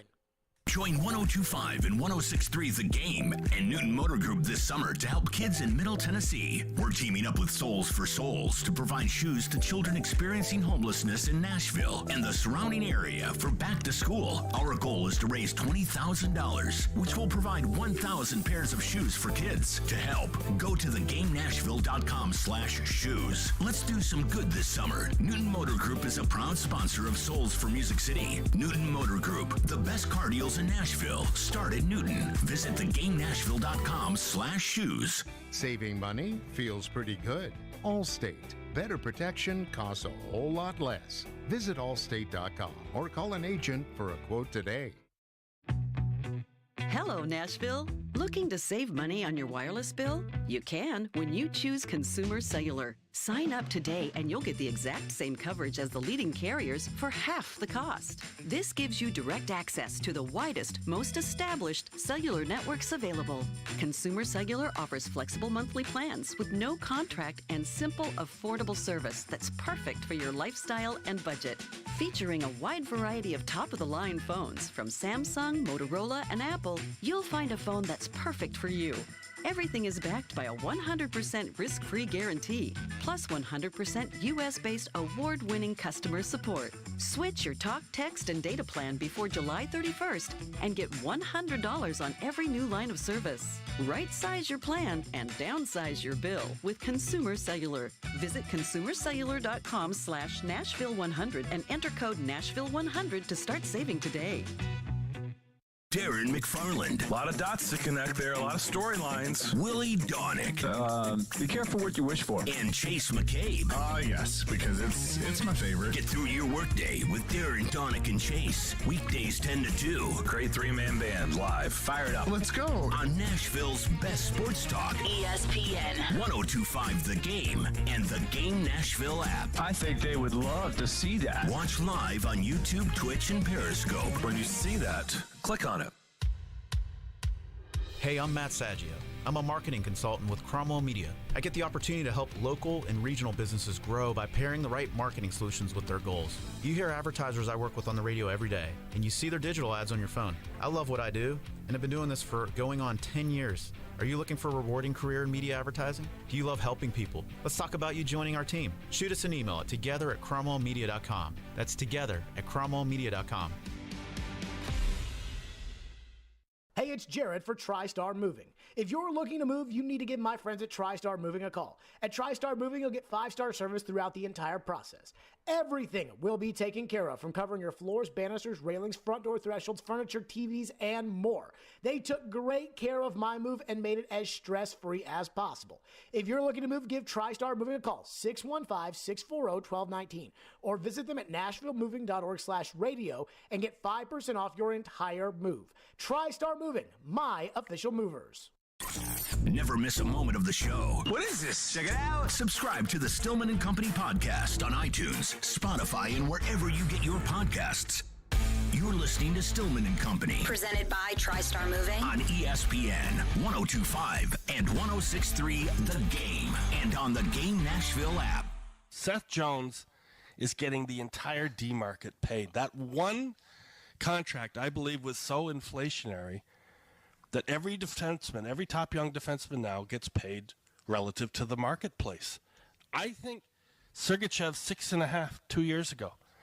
But now, Seth Jones got his money, and then Darnell Nurse got his money, and Charlie McAvoy got his money, and Zach Werenski got his money, and Buddy in Dallas, whose name I'm forgetting, got his money. Cale Makar should be making like 13 right now. Let's be honest. That's a steal when you're... But 9 became the new 7 all of a sudden. There you go. That was Boomer on SiriusXM NHL, Boomer Gordon. And it almost had this like old man get off my lawn feel about, I mean, can you look at the money the defensemen are making nowadays? I mean, I can't 9 is the believe new that. 7. 9 is the new 7. So the D market, I will agree with him. The D market is out of freaking control right now, which the Predators have cost control assets. Yossi at 9, that's a good deal. And it's locked up for, the next 5 years, 6 years, whatever it is. Yossi at 9. For right now, that's a good deal. McDonough, I think he will age okay into that deal, though Adam Vingan disagrees. I think he will age okay into that deal. I'm fine with that. Combs, 4-year deal. I think that's kind of a steal on this current D market, and they love those kind of deals. And then there's Alexander Carrier and Dante Fabro. If I took over the Predators today, I would call every team in the league, and I would ask them, what are they willing to give me for Alexander Carrier? And you would be thinking, what do you mean? Alexander Carrier made the all-rookie team last year. And boy, were the Preds fans happy. Oh, my God. Oh, Carrier, he's our guy. Okay. But in the playoffs last year, Carrier was terrible and got absolutely manhandled, whether it was on the penalty kill, or whether 5-on-5 against Colorado, specifically in Colorado, where Jared Bednar set the matchups. Absolutely manhandled. He turned over the puck in Game 5 of the Carolina series, which led to the game-winning goal in overtime, and that was when Rod Brind'Amour got to set the matchups. I believe Alexander Carrier is probably a good regular season player and an okay defenseman. I can live with him on a third pair. I do not think he's a top 4 guy. I just don't think he has the talent. And if you don't have the talent, you're not going to grow the talent. It's just, that's what he is. But right now, everybody in the league might think otherwise. They might think he's a 25-year-old, which means there's a little room to grow. He's a 25-year-old. He made the all-rookie team. And going back to that Boomer Gordon clip about defensemen, he comes with a $733,000 cap hit. So he comes with a $700,000 cap hit for the Predators this upcoming season. And he is an RFA at the end of the year, which means if he is really good this year, then you're going to have to pay him. And they do not have the money to pay him if he becomes really, really good. Because you just heard right there. You know, Sergachev would have been an RFA, and they've already extended him for 8.5. So if Carrier develops, you can't pay him anyways. Because you got McDonough, you got Yossi, you got Ekholm, and he's never going to be good enough for you to trade Ekholm in order to move him up there and give him the money. But these teams might look at it and say, top 4 player, made the playoffs the last 2 years, top 4 D-man. He's kind of moved out because they believe in Fabro and they just traded for Ryan McDonough. So a young D-man that just made the all-rookie team that doesn't make any money this season, I think you can get a great return given, as Boomer Gordon pointed out, that the D market is on fire. I think if Eric Goodbranson just got 4 years, $4 million, I think there is a noodle-brained general manager out there that would think that they are getting the dude in Carrier and would give you the piggy bank for him, and I don't even think that Carrier is that good. In fact, I think he kind of sucks. So to me, I think this is sell high, baby. And I talked to somebody today about it, somebody that I would say is kind of in the know. And they said to me, well, you know, this is going to be the year that decides what Carrier is. I'm like, no, the Predators need to know now what Carrier is. The rest of the league is going to use this year to figure out Carrier, and then Carrier is going to be a restricted free agent, and then if everybody's figured out that he's good, then he's going to cost you a lot of money. If everybody, including you, figures out that he sucks, then you're not going to be able to get anything for him. You need to know right now if he's any good. Not, I think, or I hope, or you need to know, is he a legitimate top 4 guy right now that you can win a cup with? Or could you ship him off to a team that's up against it and get something really, really, really good in return? Because that team will think we can plug him in our top 4. And I don't think he can play on a good team's top 4. But I've watched him more than I think some of these other teams have watched him. So sell high. If the market is that for D-men, sell high on Carrier. And then when it comes to signing guys for this year, you don't have to worry about what you will have to pay Carrier for next year. Well, we've already discussed the fact that the Predators don't have a history of making uncomfortable moves. And the Predators have expressed their belief in Alexander Carrier. So trading Alexander Carrier would not be a comfortable move on their part. We also talked about UC Saros, for example. Trading UC Saros right now would be the best thing that they could, or you could probably get the best value now for Saros because of what a good season he had last year, but that's an uncomfortable move for the Predators. It just depends on what the Predators prioritize. If you trade Alexander Carrier, you not only get assets in return, but that worry down the line of having to pay him next year goes away. So you can sign a legitimate top 6 forward. So are they prioritizing a top 6 forward now that they'll be able to sign to a longer term deal, or are they prioritizing the potential of Alexander Carrier? And if they don't make a move with Alexander Carrier, I think that shows you that they're prioritizing that Alexander Carrier's future and that they believe in Alexander Carrier. I personally would probably prioritize a legitimate top 6 proven forward. I am convinced that teams in this league, that they are afraid to think outside the box. That teams in this league, And I think it's because attendance actually matters in this sport. Attendance does not matter in Major League Baseball. Let me just pick this up on the other side, because I think this is a bigger thing. But I think the Predators are a perfect example of this, where I think the Predators like their own players more than everybody else likes their players. And I think that is a common trend across the league. And I think these deals today, there's a lot of deals out there that reflect it. And I have a theory on it, and then we'll go right to your phones on it. 615-737-1025 is our phone number right here on Stillman and Company, live from First Horizon Park, where the Sounds are taking on the Memphis Redbirds tonight at 7:05. 615-737-1025 is our phone number. Join 1025-1063 The Game and Newton Motor Group this summer to help kids in Middle Tennessee as we team up with Souls for Souls to provide shoes to children experiencing homelessness in Nashville and the surrounding area. With school coming back, our goal is to raise $20,000, which will provide 1,000 pairs of shoes for kids. But we can't do it without you. Please help however you can by going to thegamenashville.com/shoes. All donations will go directly to Souls for Souls. Again, that's thegamenashville.com/shoes. Newton Motor Group is a proud sponsor of Souls for Music City. Newton Motor Group, the best car deals in Nashville, start at Newton. Hey, Preds fans. Running across to make the save is Sarah. You can now hear Nashville's best sports talk. The backhander, he scores! And every Predators game on 106.3 FM. Oh, that was a thing of beauty. From downtown Nashville to Rutherford and Williamson counties. Duchesne with the overtime winner. Catch all the action on 102.5 and 106.3 The Game. Hey, Ray Jeter here with Harness. Are you looking to take ownership in a position that will support your growth and development? We are an excavation and site utilities contractor. Several things set us apart from our competition, but we take the most pride in the professional development of our people. We have multiple openings for operators, pipe layers, and laborers. Our pay and benefits are second to none, including our 401k program. Apply today at selectharness.com. Harness LLC. Build people, move dirt.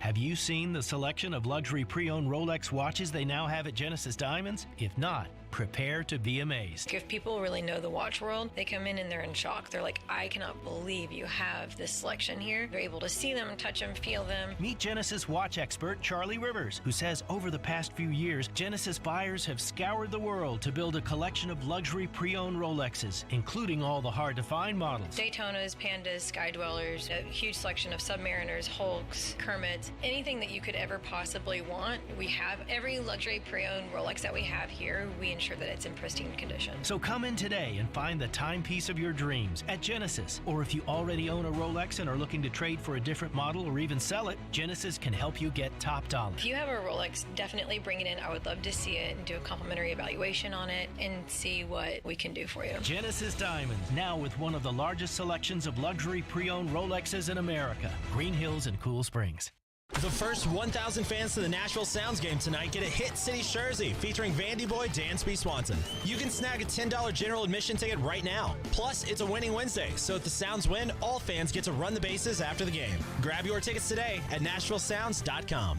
If you suffer from joint pain, from arthritis, or an injury, you know the traditional treatments, pain meds, steroids, and then surgery, right? Willie Donick here with great news. Now there's a better way, and it's here now from the local medical professionals at QC Kinetics. QC Kinetics is the nation's leader in regenerative medicine. This is an advanced, exciting, and natural alternative that can give you lasting relief using your body's own healing power. Listen, steroid shots are toxic to your joints. Pain meds can be addictive, and nobody wants to go under the knife.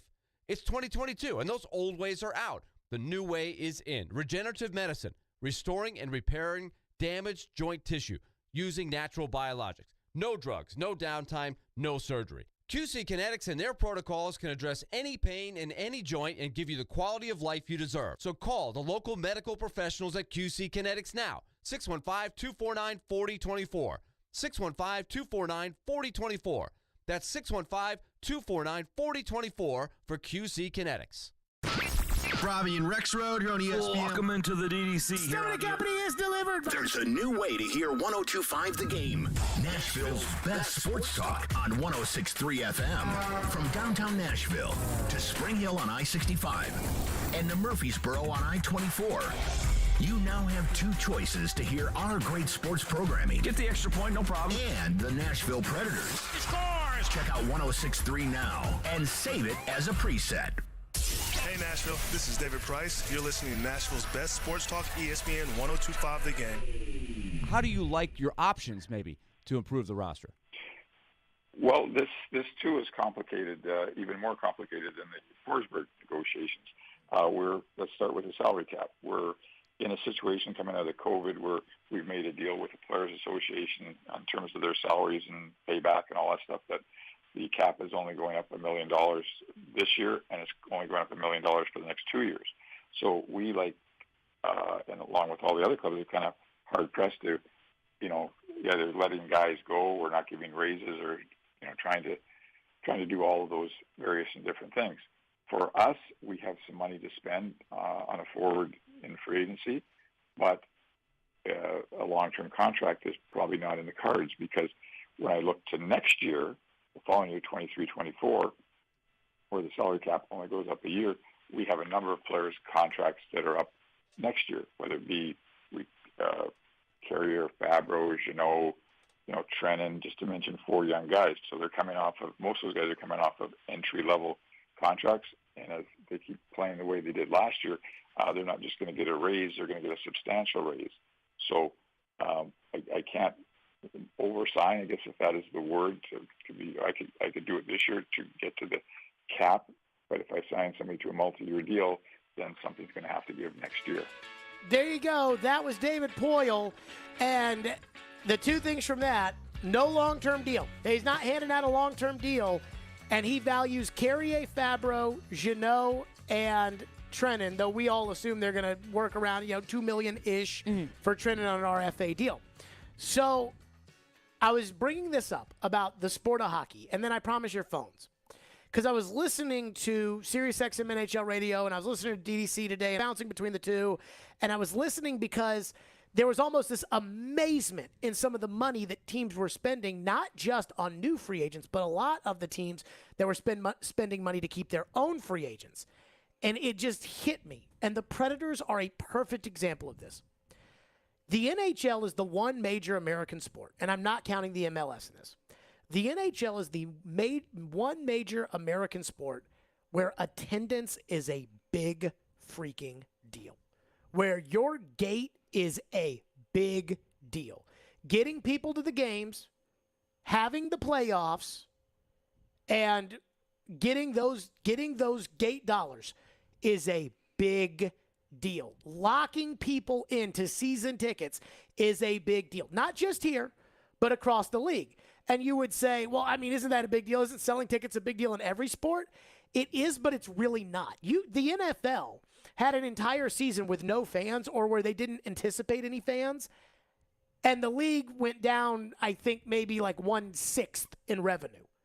But they make so much money in TV that it doesn't matter. Basketball, same way. Baseball, same way. They like the revenue. They want the people to come to the games, but they're making so much money on their local and national TV deals that you can see half these baseball teams tank, and there's nobody in the stands to watch the White Sox play a random July game against the Angels because both teams stink, and it's okay because they're all making money off of it.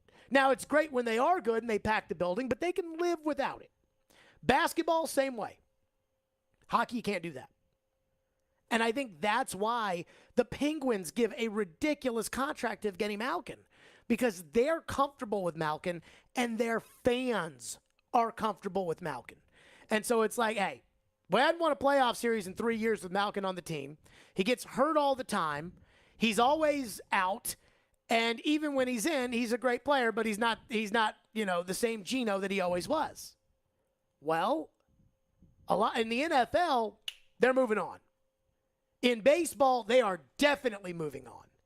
Because baseball, they don't sign middle-tier guys. If you hit free agency as a middle-tier guy, you better get a 1-year deal in baseball, because they're not going to pay, long-term money if you're not Bryce Harper. Because they just bring guys up from AAA and draft them and sign them out of Venezuela and everything else.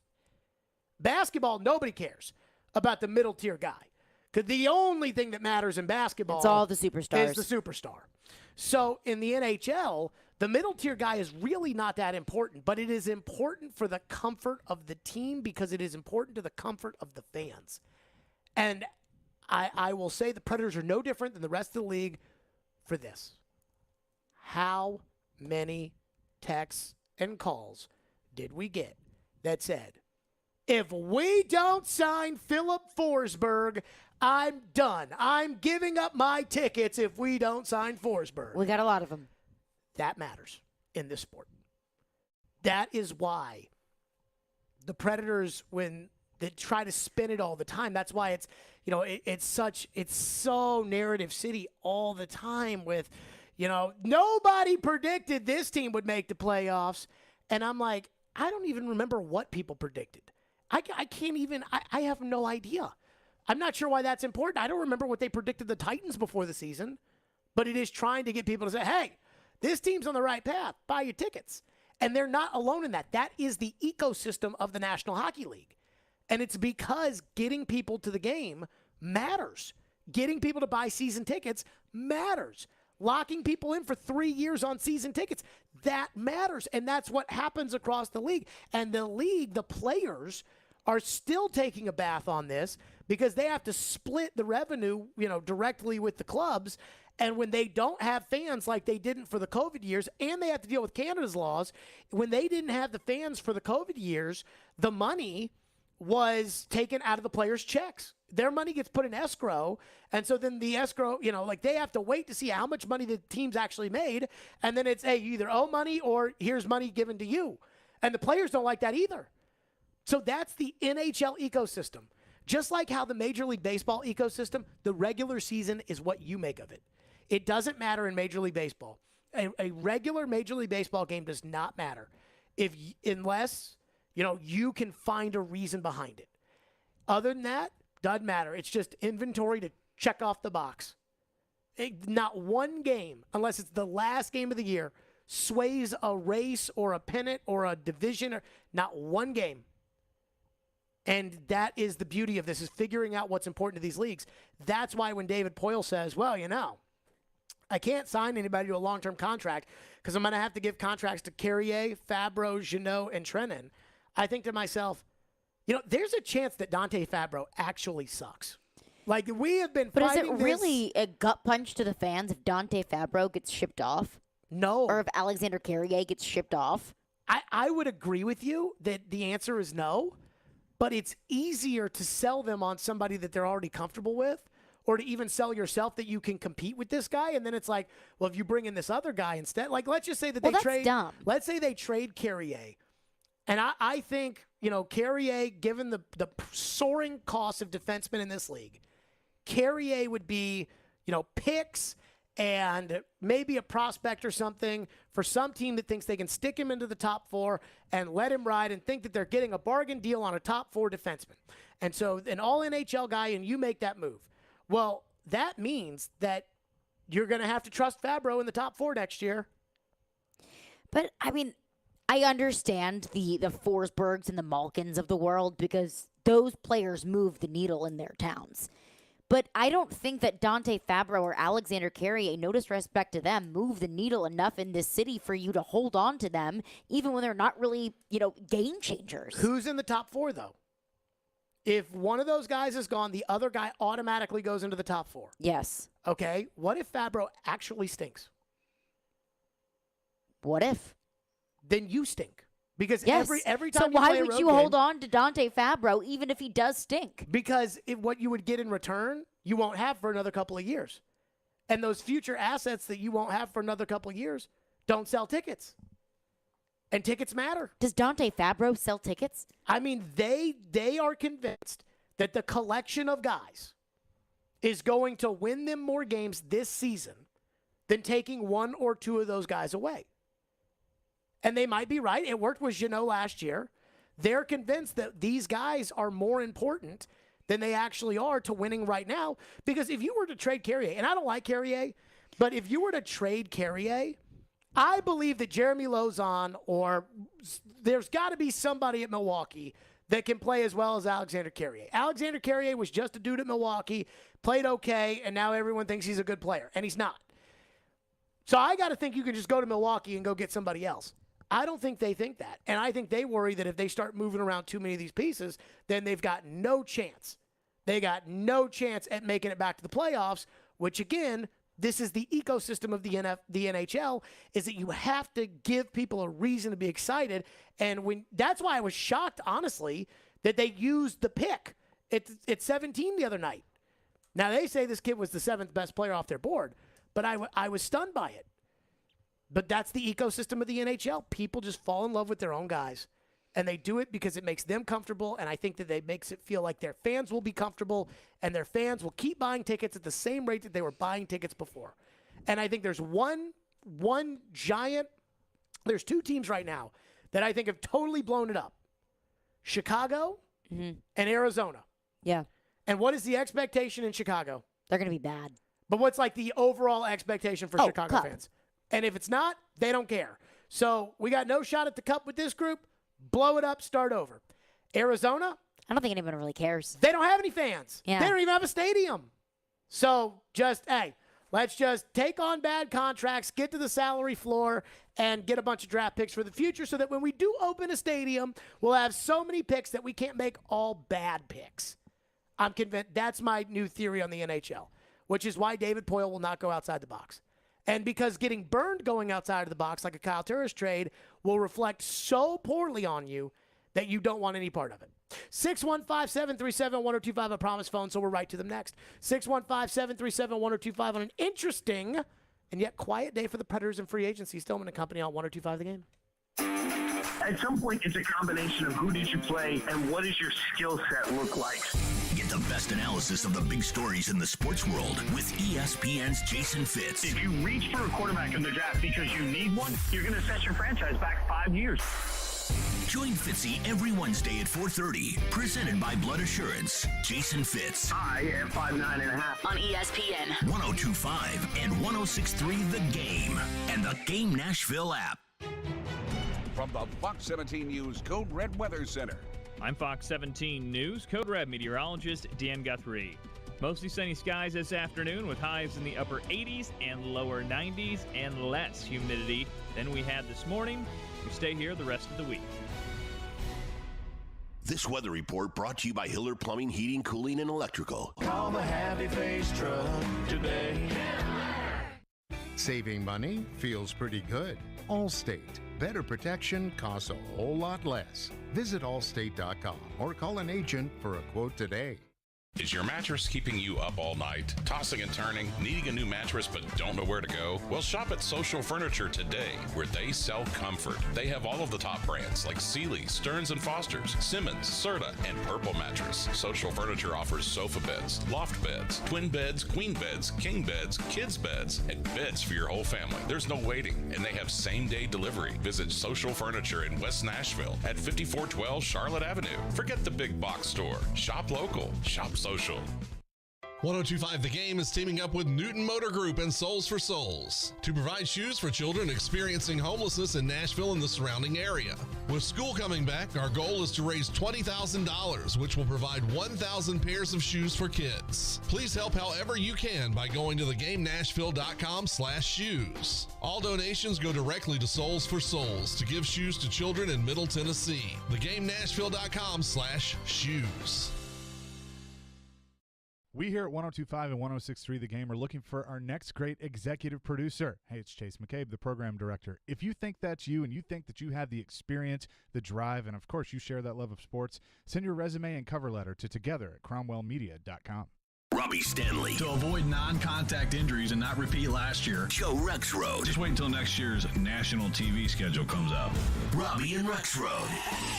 Mornings from 6 to 10 on Nashville's best sports talk. ESPN 102.5 and 106.3 The Game and on the Game Nashville app.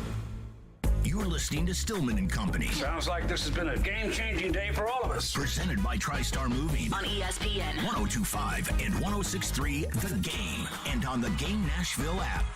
Hearing that conversation from the Bob Goodenow, we can never have a salary cap because the middle class will get squeezed out. What middle class are we squeezing out, man? Middle class is doing well today.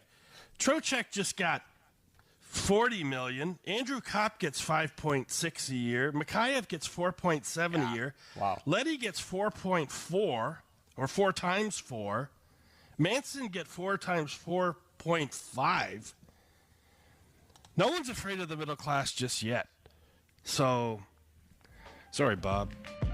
Boomer Gordon on Boomer and Hahn. Boy, Sorry, Bob. Boomer's like, I gotta class out the middle class. See, here's the thing about the middle class deals. Those aren't the ones that get you fired.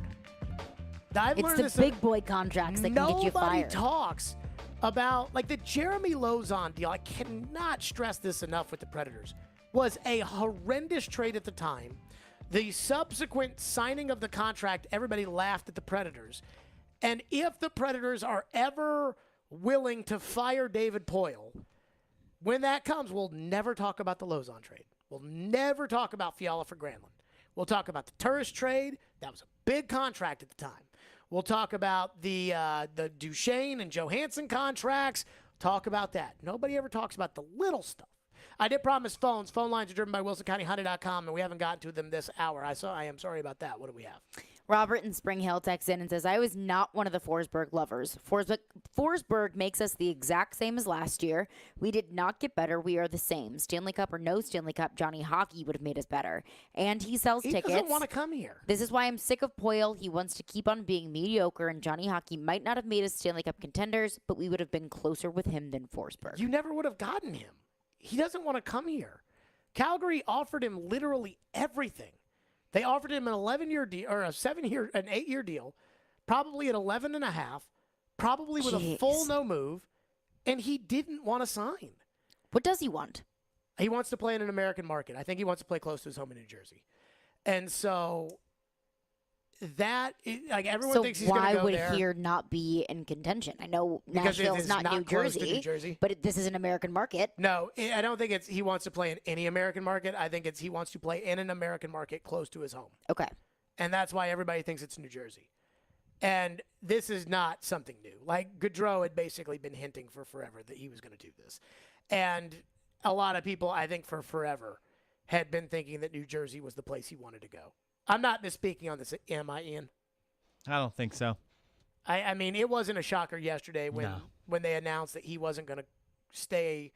And then on top of it in Calgary, Calgary released a statement saying they did everything they could. And then Gaudreau's agent released a statement saying Calgary did everything they could. He didn't want to go there. He didn't want to stay there. Gaudreau was never going to come here. This idea of, they picked Forsberg and they could have had Johnny Hockey. They could have never had Johnny Hockey. What's next? One texter texts in and says, not sure why you would say that they don't make uncomfortable moves when they traded Shea Weber, RV, and Ellis. Now, I'm going to say this about the Weber move. I want some more of that. Like those kind of earth-shattering, groundbreaking moves that you hear them and you think, oh, my God. Not the moves where you say, oh, my God, because they're so dumb, but the moves that are just like, wow. Stud for stud, you got rid of the Weber contract, which was, I think, half of the reason why they made that trade, because they thought that Weber was on the decline, and so they make the trade for the better player in PK. That was a big old bad move. Now, the Arvidsson and Ellis moves, to me, those were day late, dollar short moves. Those were not uncomfortable moves. Are moves that you make that might not turn out in your favor, but you have to do it because the return is so high. Dealing Forsberg at the deadline would have been a move like that. Yes, the upside is high, and you don't want to do it. It might be a crowd favorite. It might be a player that is playing really well, but you recognize that, okay, they're playing well right now, but are they going to be consistent? And is the return on that player so high that we have to take advantage of it? Those moves don't always pan out. Did you hear what David said yesterday on the Midday Show about Forsberg? He said that when I didn't trade him at the deadline, I probably gave his camp more leverage. Duh. Yeah. like thanks for admitting that. Yeah. Yes, that's exactly what you did because your hands were tied and you had to sign him. Horrible negotiating. Horrible. I mean, they got their deal or whatever, but horrible. What else we got? Another texter says, all the fans that wanted Poile to do a full rebuild, watch Chicago for the next 5 years, and then tell me if that's what you really want, because they're going to be terrible for a while. So I am willing to sit there and say that, the idea of being terrible, like absolutely positively terrible, that it is easier to say, and I have been through it with other teams that I root for. The thing is, though, is I'm not sure how sustainable long term the Predators not being terrible is going to be. And I use San Jose as an example here. San Jose didn't try to get terrible. You know, they went out and they signed Erik Karlsson, and they made it to the Cup final the year before you did, and they were making it into the playoffs, and they had a good team and a good core. San Jose was good. And Joe Thornton got old, and who else? Was it Marlowe left, Ian? Yeah, he got old too. He kind of retired. Yep. He got old, and then Brent Burns is now old, and he just got sent to Carolina, and like they just got old, and then they sucked, and they were awful. And I mean, San Jose was, that was a tough series team in here in 2016. So it wasn't like San Jose tried to be bad; they just happened to be bad. That is my fear for the Predators, is that over time they will become bad without trying to be bad, and that's the worst place to be in, because then you don't have picks, you don't have cap space, you don't have that. You're the New York Giants of the NHL, and that's what I don't want the Predators to be. What's next? Andrew and Franklin texts in and says, who would be the netminder if they traded Saros? You always bring up trading Saros, but who do you want? Ingram to start? I mean, like, the idea is that the goalie they took 10th overall is going to be eventually start for this team. And it depends on if you think that this team can compete this year, because no, trading your starting goalie would not make you a better team, but it would give you picks in return. Doesn't trading the goalie over the next 3 years have to be on the table?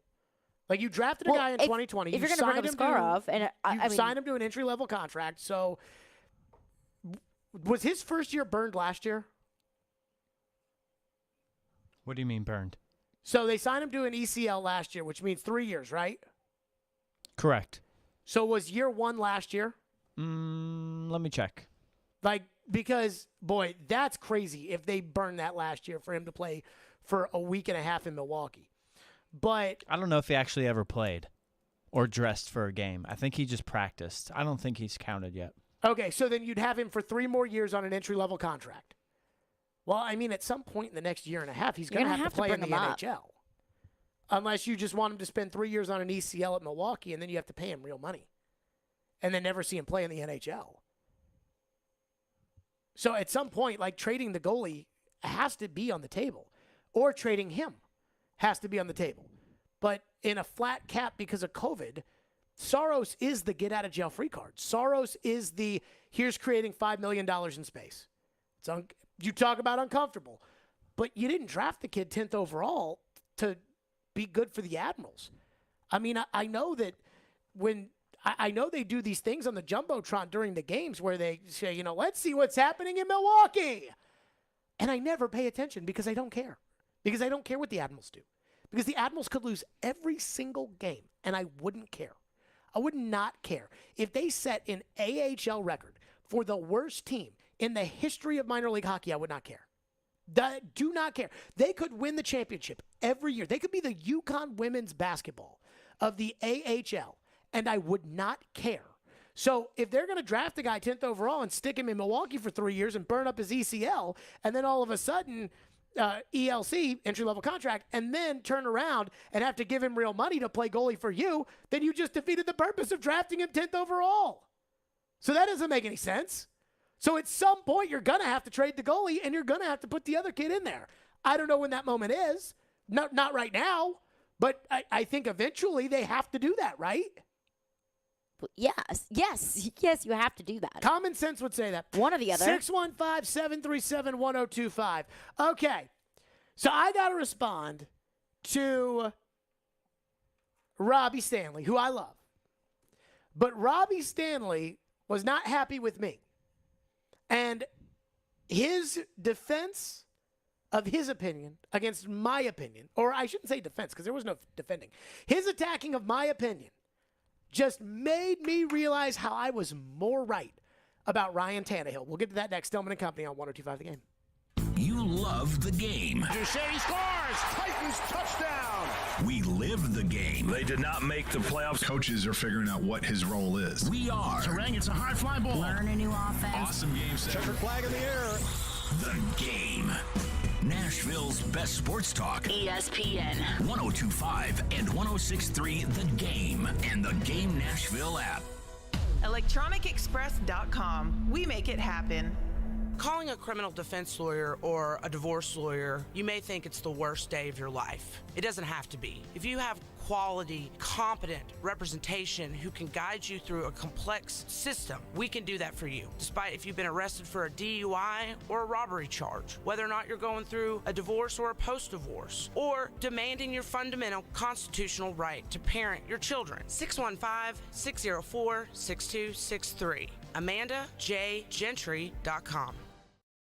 Erectile dysfunction ruins sex, but it's more than that. It harms otherwise good relationships. It destroys marriages. It can cause depression and anxiety, and it can be extremely hard on a man's self-esteem. This is Kim for the Tennessee Men's Clinic, and if you're suffering with ED, if it's affecting you, I want you to know that if you're like most men, we can treat it and get you back to the man you used to be. At the Tennessee Men's Clinic, we're ED experts. Our protocols have success rates as high as 90%. We've successfully treated thousands of men in the Music City, and we have a variety of treatment options and treatment combinations that could have you performing like you haven't in years. You could even last up to an hour and experience great sex again that is satisfying for both you and your partner. In treating your health, expertise matters, so make an appointment today. Your initial appointment is only $99 and includes blood work and a medical consult. Call 615-208-9090 or go to TennesseeMen'sClinic.com. Visit our website to learn more, including side effects. Treatments extra. Results vary. Join MTSU head football coach Rick Stockstill and the Blue Raiders as they hit the street for the Blue Raider Blitz Caravan across the mid-state. Each stop will feature free food, giveaways, and a chance to hear from Coach Stockstill on the upcoming Middle Tennessee football season. To see when the caravan is in your town, head to mtalumni.com/blitz to register to attend. That's mtalumni.com/blitz.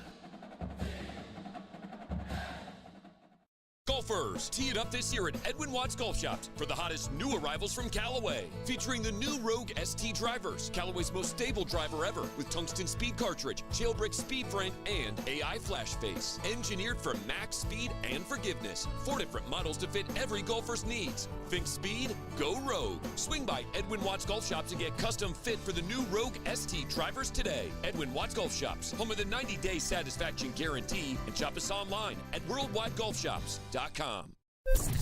From the Hillside Medical Game Studios, WPRT-FM Pegram, WPUC HD2 Laverne. NASCAR is back. Kyle Larson returns to Nashville Superspeedway a winner.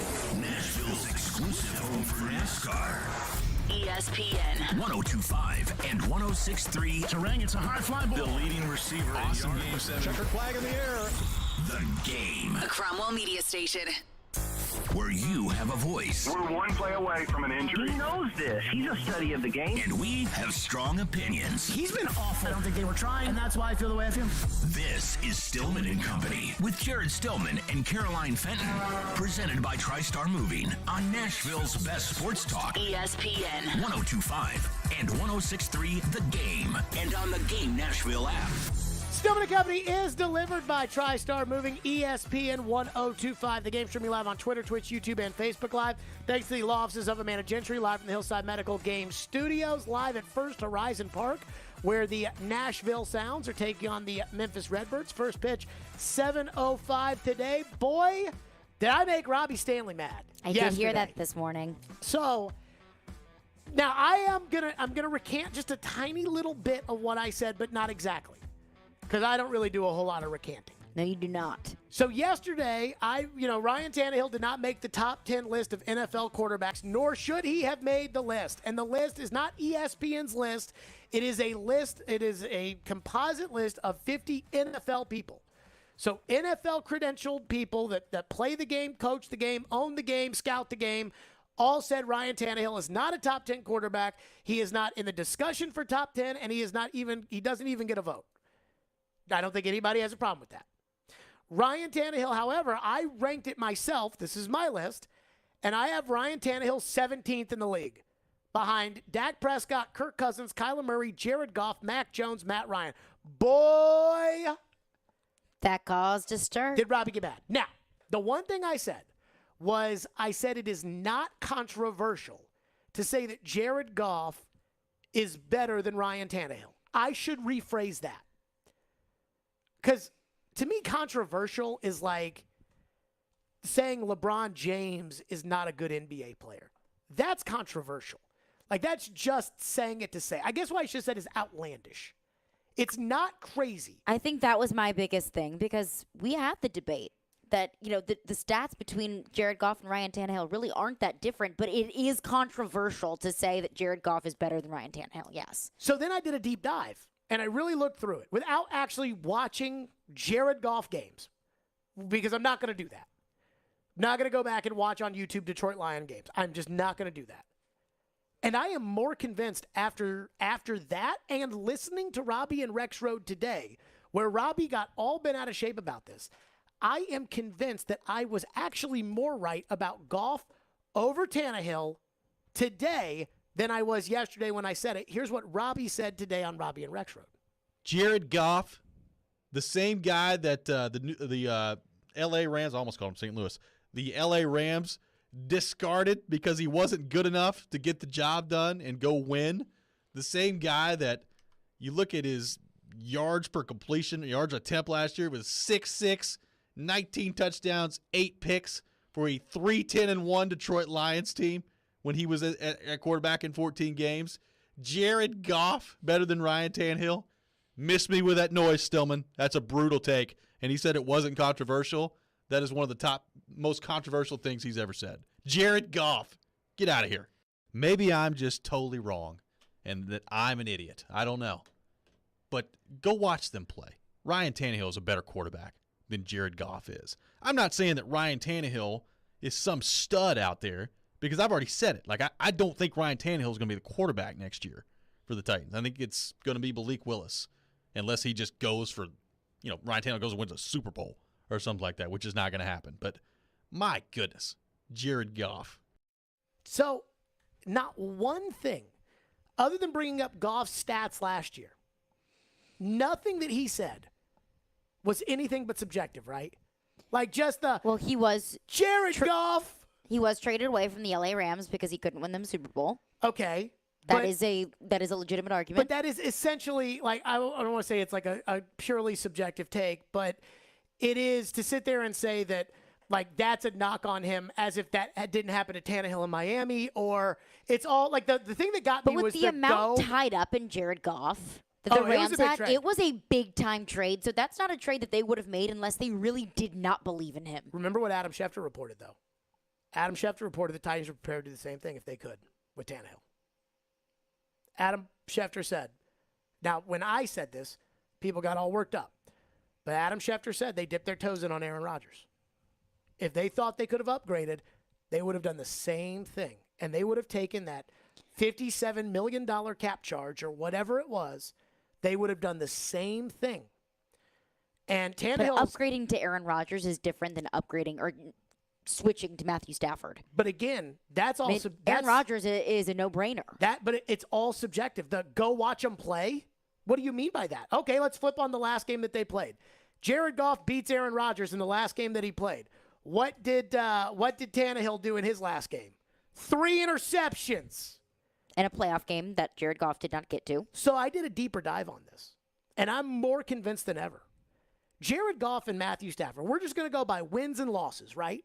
We're just going to go by the quarterback play, the wins and losses, because Jared Goff's team stunk last year, right? Okay. Matthew Stafford won 5 games with that same Lions team, but had Kenny Golladay at receiver and had Marvin Jones at receiver. And his career record, and both Tannehill and Goff have better records. His record is 86, 95, and 1. People are talking about Matthew Stafford for the Hall of Fame, and he is under 500 as a quarterback. People say, well, it's the Lions. That Lions team was essentially tanking, which, again, is a subjective take.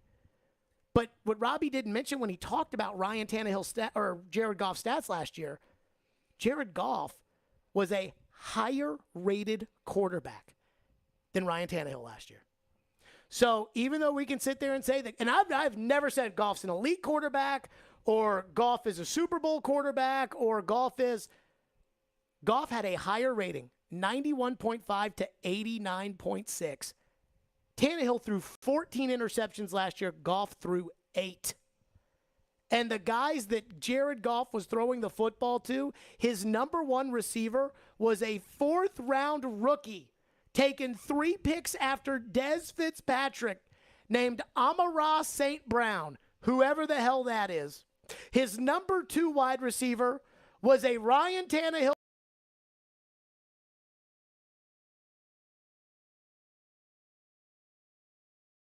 Reynolds. And when we compare Tannehill with Stafford, all the stats are incredibly identical, except that Goff throws for a lot more yards than Ryan Tannehill does. And when it comes to winning, I thought about this today. Let's look at 3 years where each guy had arguably the best running game in the NFL. Ryan Tannehill, the last 3 years, has made 1 Pro Bowl, and the Titans got to the AFC Championship game, and over the last 3 years, you can argue that Tannehill has had the best running game in the National Football League. Fair? Yes. 2 rushing titles, and in all seriousness, it probably would have been a 3rd. And when Henry wasn't in there, they still ran the ball effectively. Now, when you look at Jared Goff for the 3 years that he had Todd Gurley as his running back, Jared Goff made 2 Pro Bowls. So he made it, instead of Tannehill made 1, Jared Goff made 2 Pro Bowls with Todd Gurley on his team. He made the Pro Bowl in 17 and 18. He was 11-4. He was 13-3. And then the next year, he was 9-7, and he led the NFL in attempts and did not have a good year. And supposedly that's when kind of he and McVay. So what I read, I did a deep dive, and apparently what it was that LaFleur was like a good buffer between McVay and Goff. And then Zach Taylor was a good buffer between McVay and Goff, and then when they lost Zach Taylor, they didn't put anybody in that spot. And so then McVay and Goff started kind of, which makes sense because McVay's really smart and Goff's probably really dumb. So I could see that kind of being an issue, and that you probably do want that buffer guy in there.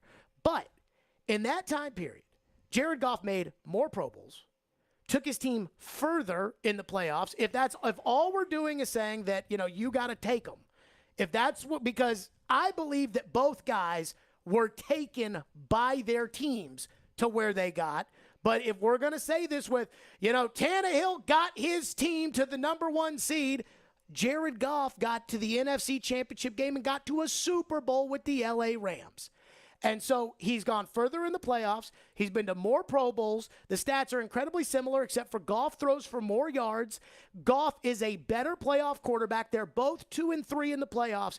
Jared Goff has thrown 2 career playoff interceptions, which equals the amount of game-losing interceptions Ryan Tannehill has thrown in as many years. And Ryan Tannehill threw 3 in 1 game. In 1 game, Ryan Tannehill has more postseason interceptions than Jared Goff has in his career. And if I were to say over the last 2 years, where Ryan Tannehill has not been challenged for 1 second by any other person to play quarterback, because Logan Woodside has been the backup over the last 2 years, and Jared Goff has been benched and jettisoned as the NFL's version of Siberia, one of those 2 guys has won a playoff game over the last 2 years, and it ain't Ryan Tannehill.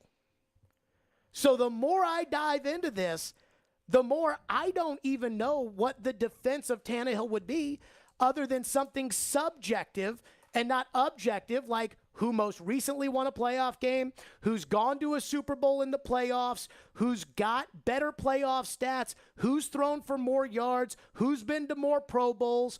Other than that, I don't know what stat you would have that would sit there to say that Tannehill is a better quarterback than Jared Goff. And that's all I'm saying. And not only that, I know that Jared Goff is not capable of carrying a bad team.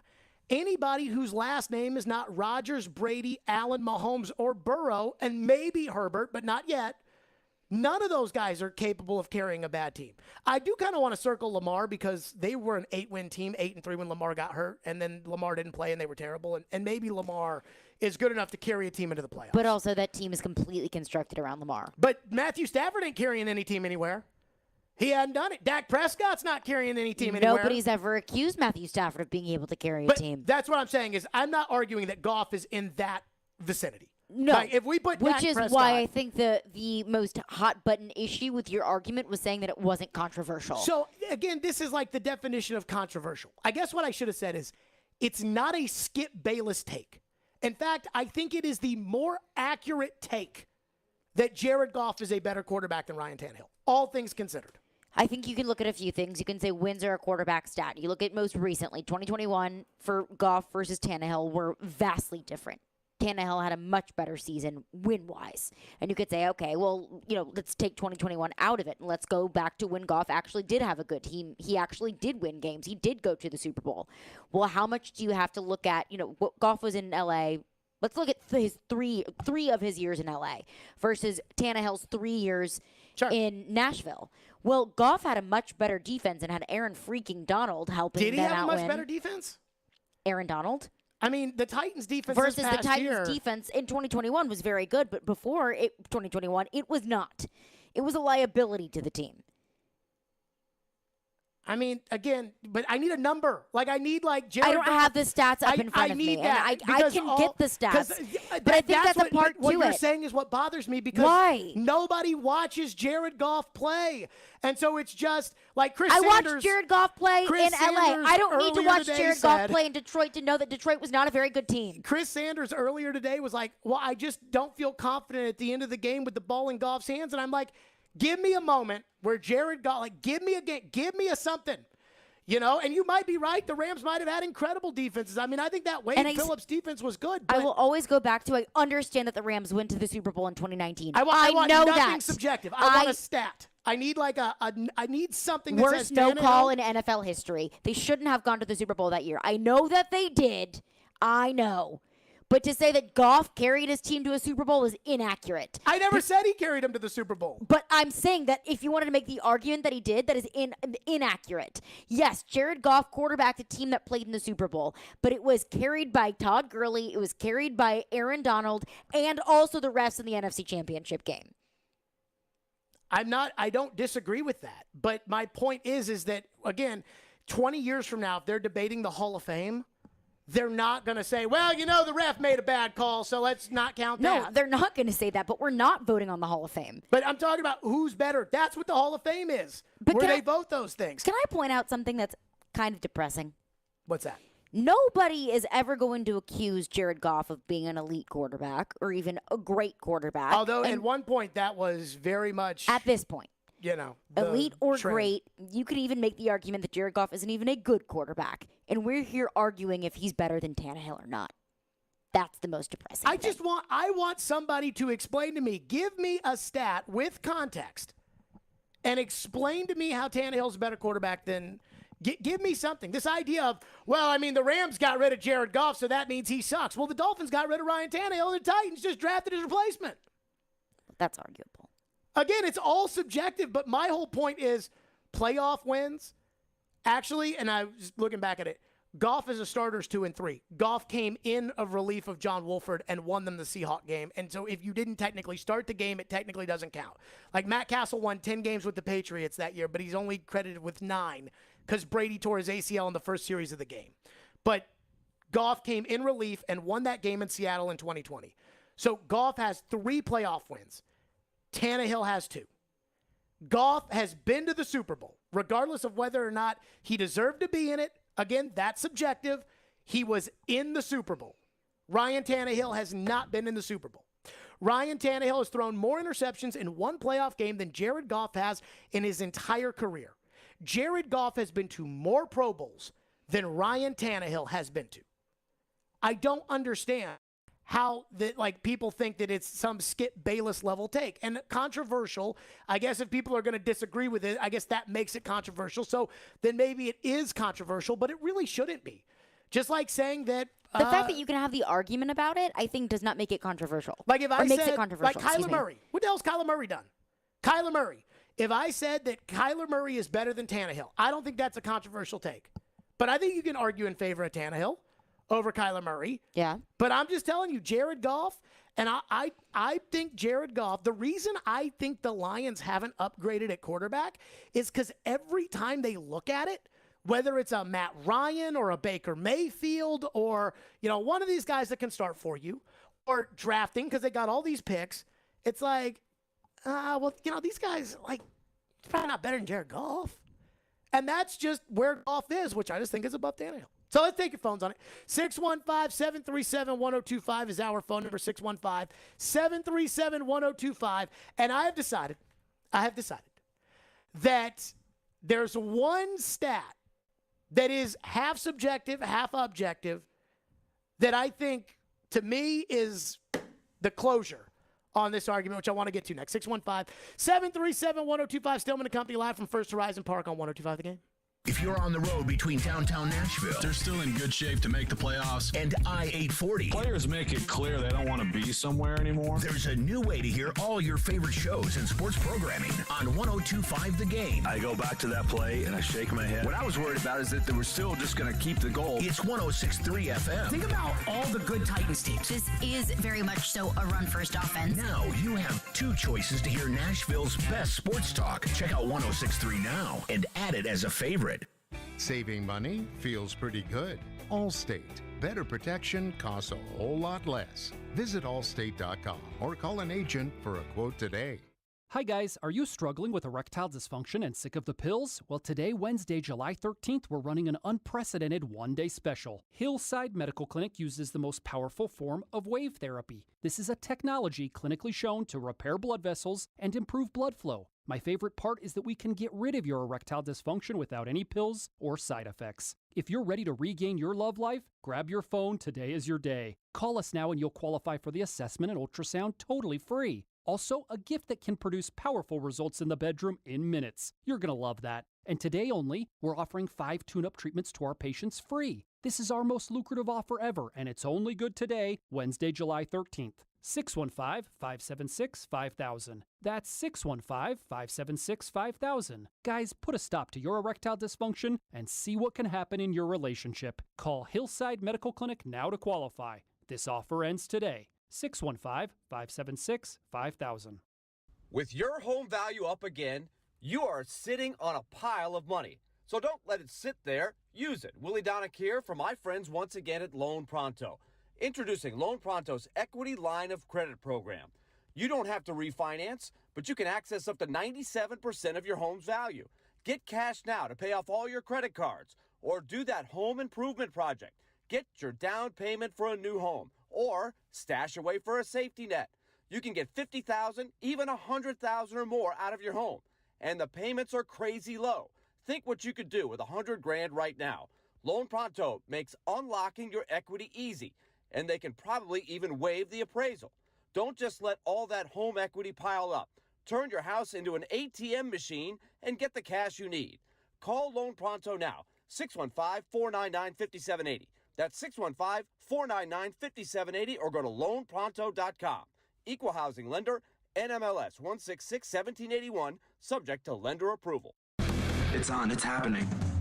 Remember, you can watch us on YouTube, Facebook, Twitch, and Twitter. Get out of the way. I'm watching the game. Presented by the law offices of Amanda Gentry.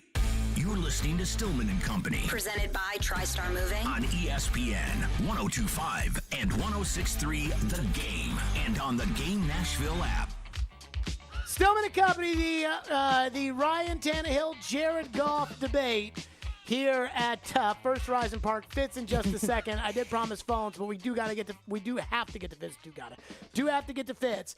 So I want to go by this: 3 years, Tannehill and Goff, and for 3 years, Goff had Todd Gurley. Now Gurley really fell off a cliff in 2019, which is the third year. And in 2019, Gurley had 857 yards. He led the NFL in touchdowns and was an All-Pro the 2 prior years, 17 and 18. Got hurt in the 18 playoffs, and then in 19 fell off the cliff. Derrick Henry, we all know, best running back the last 3 years, got hurt. So let's just take their 3 years. 47 games. This is crazy. 47 games for Goff, 45 games for Tannehill over the last 3 years. Goff. If quarterback's a win stat, in his 3 years with the best running game, 33-14-0. Tannehill, 30-13-0. That is a 2-game difference in favor of Jared Goff. With that, completion percentage, Tannehill higher than Goff. Yards, Goff 3,000 more. Touchdowns, Goff. Interceptions, Tannehill. Yards per attempt, you ready for this? 7.9 each. Whoa. So it's incredibly close. Yeah, it is close. But the 2-game difference, to me, the one more Pro Bowl, and the Super Bowl appearance slide toward Goff. And I think if you flipped them, I don't think it would have changed much except for this. I don't think Jared Goff would have lost the Cincinnati game. Would Jared Goff have won the Kansas City game the next week? I don't know. But you can say that all day long. Jared Goff has never thrown 3 interceptions in a playoff game before. Jared Goff in 6 playoff games. Had Tannehill thrown 3 interceptions in a playoff game before he did against Cincinnati? No, but he had thrown a death pick already in a playoff game, and Jared Goff hasn't. So the death pick from Tannehill on the last play of the game against the Ravens. And we can say, well, the excuses for Tannehill that we had to deal with all last year, we can go through all of them, but he had his receivers in the playoffs. He had his offensive line in the playoffs. He had his running back in the playoffs. And, again, Jared Goff has never thrown 3 interceptions across his entire career in the playoffs. So with that, let's go to your phones. He also didn't make it to the playoffs last year. Yeah, but Tannehill, again, like I said, you can flip them. I know. And there's just too much evidence to say, like Tannehill's Miami stint and Goff's L.A. stint with a good running game. There's just too much evidence to say that they're really, really similar that I do feel like you could flip them and that it would essentially be the same. Like the team would have to carry Goff, but I don't think Goff would throw 3 interceptions in a playoff game. And not to mention, and this is a subjective thing, but not to mention the fact that, trash pieces that, he sucks, Khalif Raymond. Oh, he sucks, Josh Reynolds. Goff's on that terrible team in Detroit. He's like, I'll take him. I'll take him. And he made chicken salad. I mean, Khalif Raymond had by far a better season. Did he make chicken salad? 500-plus receiving yards for Khalif Raymond? 3 wins. No, I mean, they scored points, though. But they won 3 games. Right, with those guys. With guys that they couldn't beat. The Titans couldn't beat the Jets with those guys. You put A.J. Brown on that team? Oh. Well, they couldn't beat anybody but 3 teams with those guys. Including the Packers. Let's go to your phones. Ellie is up next. Phone line's driven by WilsonCountyHyundai.com. What's up, Ellie? I mean, you could solve this easily. Just ask Roger Saffold. He played with both, and he'll tell you better.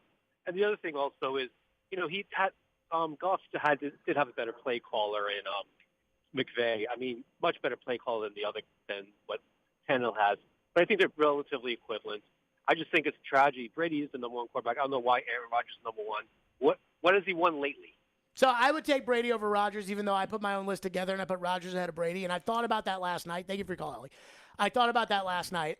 I'd rather have Brady on my team than Rodgers. Easily. So I mean, I don't want to deal with the boo-hoo of Aaron Rodgers. I would put Brady. And the playoff choking is a red flag for Aaron Rodgers. To win a game, I would take Brady over Rodgers. Who would I rather deal with? I'd rather have Brady. Who do I trust more to get the other guys around him better? Brady. So I do think Brady should be ahead of Rodgers. The thing about the play caller is interesting because, I felt like I got so taken out of context today by Robbie Stanley when he was talking about how, Jared said that it was some kind of negative on Mac Jones that Bill Belichick was his coach. I don't know what that was about. You did say that. No, but what I said, and this is where it's out of context, who's the better coach right now, Vrabel or Belichick? I mean, I think that you can have the discussion, you can have the debate. Who do you think's the better coach right now? I'd probably lean Vrabel. Okay. Ian, who do you think's the better coach, Vrabel or Belichick? I still think I'm going to lean Bill. So I'm going to go with Vrabel on this, and I've said I think Vrabel's the best coach in the league. So if Vrabel is the better coach than Belichick, then you would have to say in a debate between Mac Jones and Tannehill right now, Tannehill has the better coach. But I think it is such a negligent. And to use Bill Belichick as a negative for Mac Jones, I understand your reasoning for that, but I don't think that that's necessarily justified. In a debate between the two, it's not, it's not do they have good coaches, it's who has the better coach. And the better coach right now, I believe, is Vrabel. Now, if we want to argue Vrabel and if we want to argue Vrabel versus Belichick, I got all month for that. And then they start practicing. And then you can make the argument that Mac Jones was put into a really tough situation, being the heir to the best quarterback to ever live. That's a difficult situation to be put into. But I think having Bill Belichick as your coach as a rookie is absolutely a positive for Mac Jones. I mean, people there, they seem to not be very happy with Bill. What do we have in the text line? Cody texts in and says it's not all stats. Jared Goff had a way better defense and one of the smartest head coaches in the league. Okay, so this goes back to coach. So if we're going to sit there and say, all right, well, Goff has a better – because I will say this. Tannehill sucked with Adam Gase as his coach. Whose fault's that? I'm going to say it's Adam Gase's fault. Well, Jared Goff's got up, down Johnny over there in Detroit. I mean, he's got the kookiest coach in the NFL. And who actually was an interim coach for Ryan Tannehill. And, I mean, look, Tannehill's had some bad coaches in his career. Right now, I think the difference between McVay and Vrabel is negligible. I think those are the two best coaches in the league. And while it would be easy to say, well, McVay won a Super Bowl or McVay's an offensive guy, so that should slight that way, I know this. The Titans went to L.A. this year, and I thought Vrabel completely outcoached McVay. It was amazing to me to watch how I thought this season, even though the Titans lost to the Patriots, I thought Vrabel outcoached Belichick, and I thought he outcoached McVay, and I thought he got completely crushed by Sean Payton. When Trevor Siemian came in here, and a week after Chris Jackson just played his fanny off against the Rams, and the Rams obviously have all those great receivers. I mean, Sean Payton went at Chris Jackson on every play.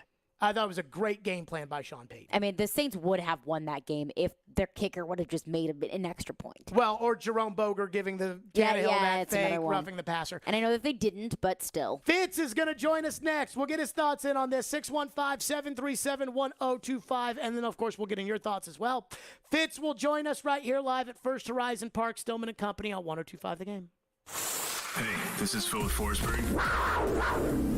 And this is Smashville. Forsberg a shot, broken up in front, give it back to Forsberg, and here come the hat. You're listening to the flagship of the Nashville Predators radio network, ESPN 1025 The Game.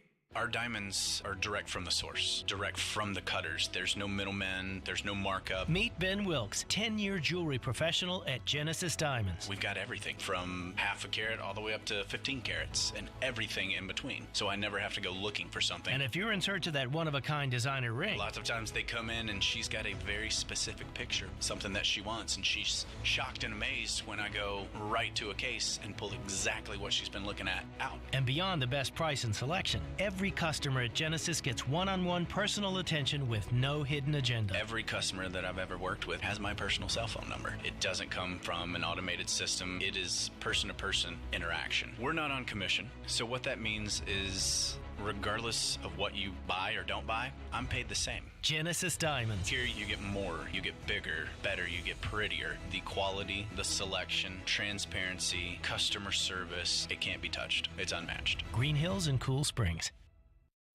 Hey, Ray Jeter here with Harness. Are you looking to take ownership in a position that will support your growth and development? We are an excavation and site utilities contractor. Several things set us apart from our competition, but we take the most pride in the professional development of our people. We have multiple openings for operators, pipe layers, and laborers. Our pay and benefits are second to none, including our 401k program. Apply today at selectharness.com. Harness LLC. Build people, move dirt.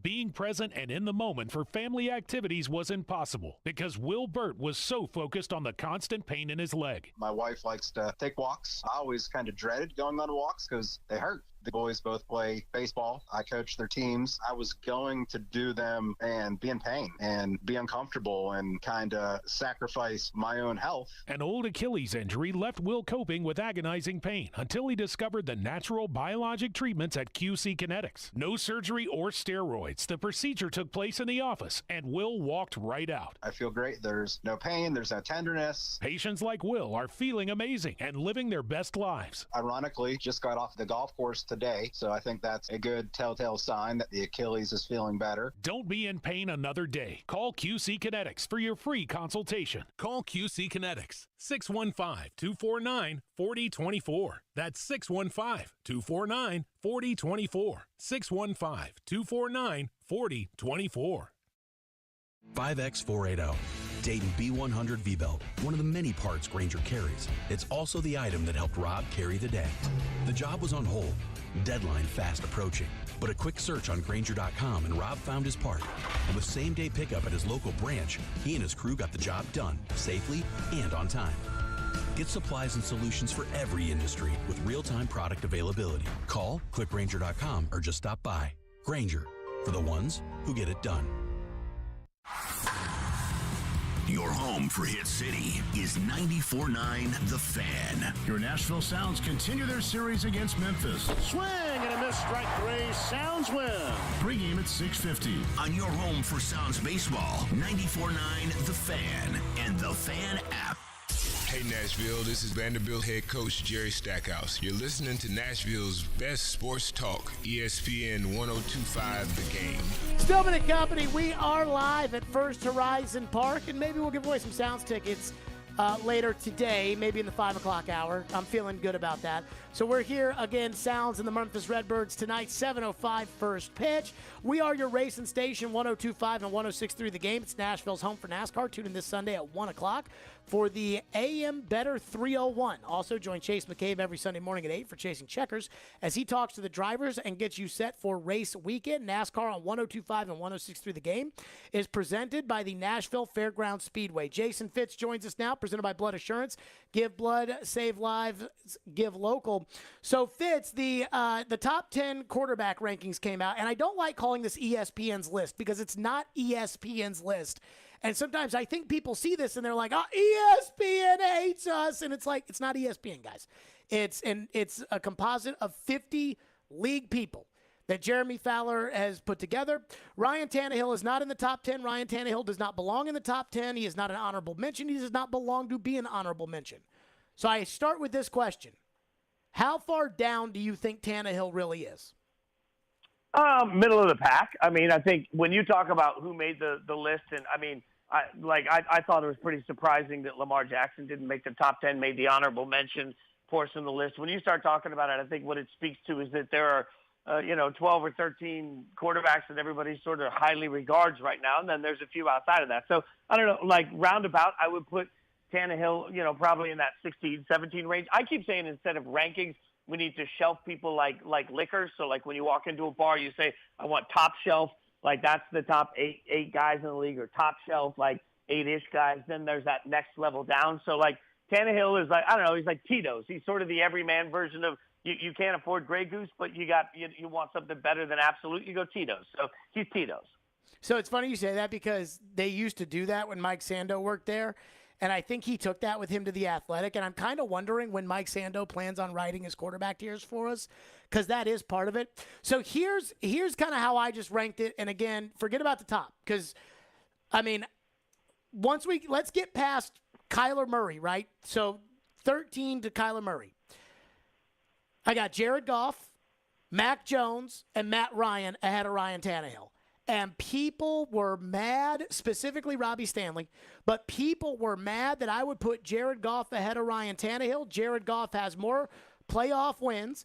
Jared Goff has taken his team further as a quarterback. Jared Goff and Tannehill have incredibly similar stats. Jared Goff actually had a higher rating last year on that terrible Detroit Lions team.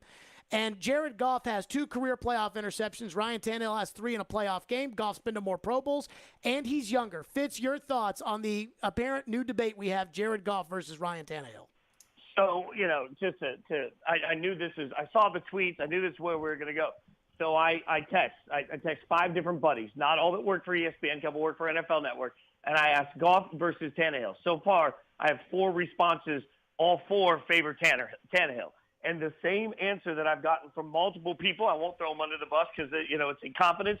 Same answer I've gotten is that Goff is a better thrower, Tannehill more athletic, Tannehill smarter. The big knock on Goff has been, look, all the way to the Rams days, like he can't figure out a playbook. He's not a particularly bright quarterback. So you have to put that into the equation. So I think, frankly, I think you're way underrating Tannehill. You're way overrating Goff. And also Mac Jones, like, I haven't seen enough body of work. Like, you're taking the Tannehill failures in the playoffs as a reason to knock him down when we haven't seen Mac Jones really have the chance to do anything in the playoffs, right? Like, this is sort of like when they say Lamar Jackson only has 1 playoff win. Well, so does Deshaun Watson. Like, playoffs is just such an arbitrary metric to judge the entire body of work of a quarterback.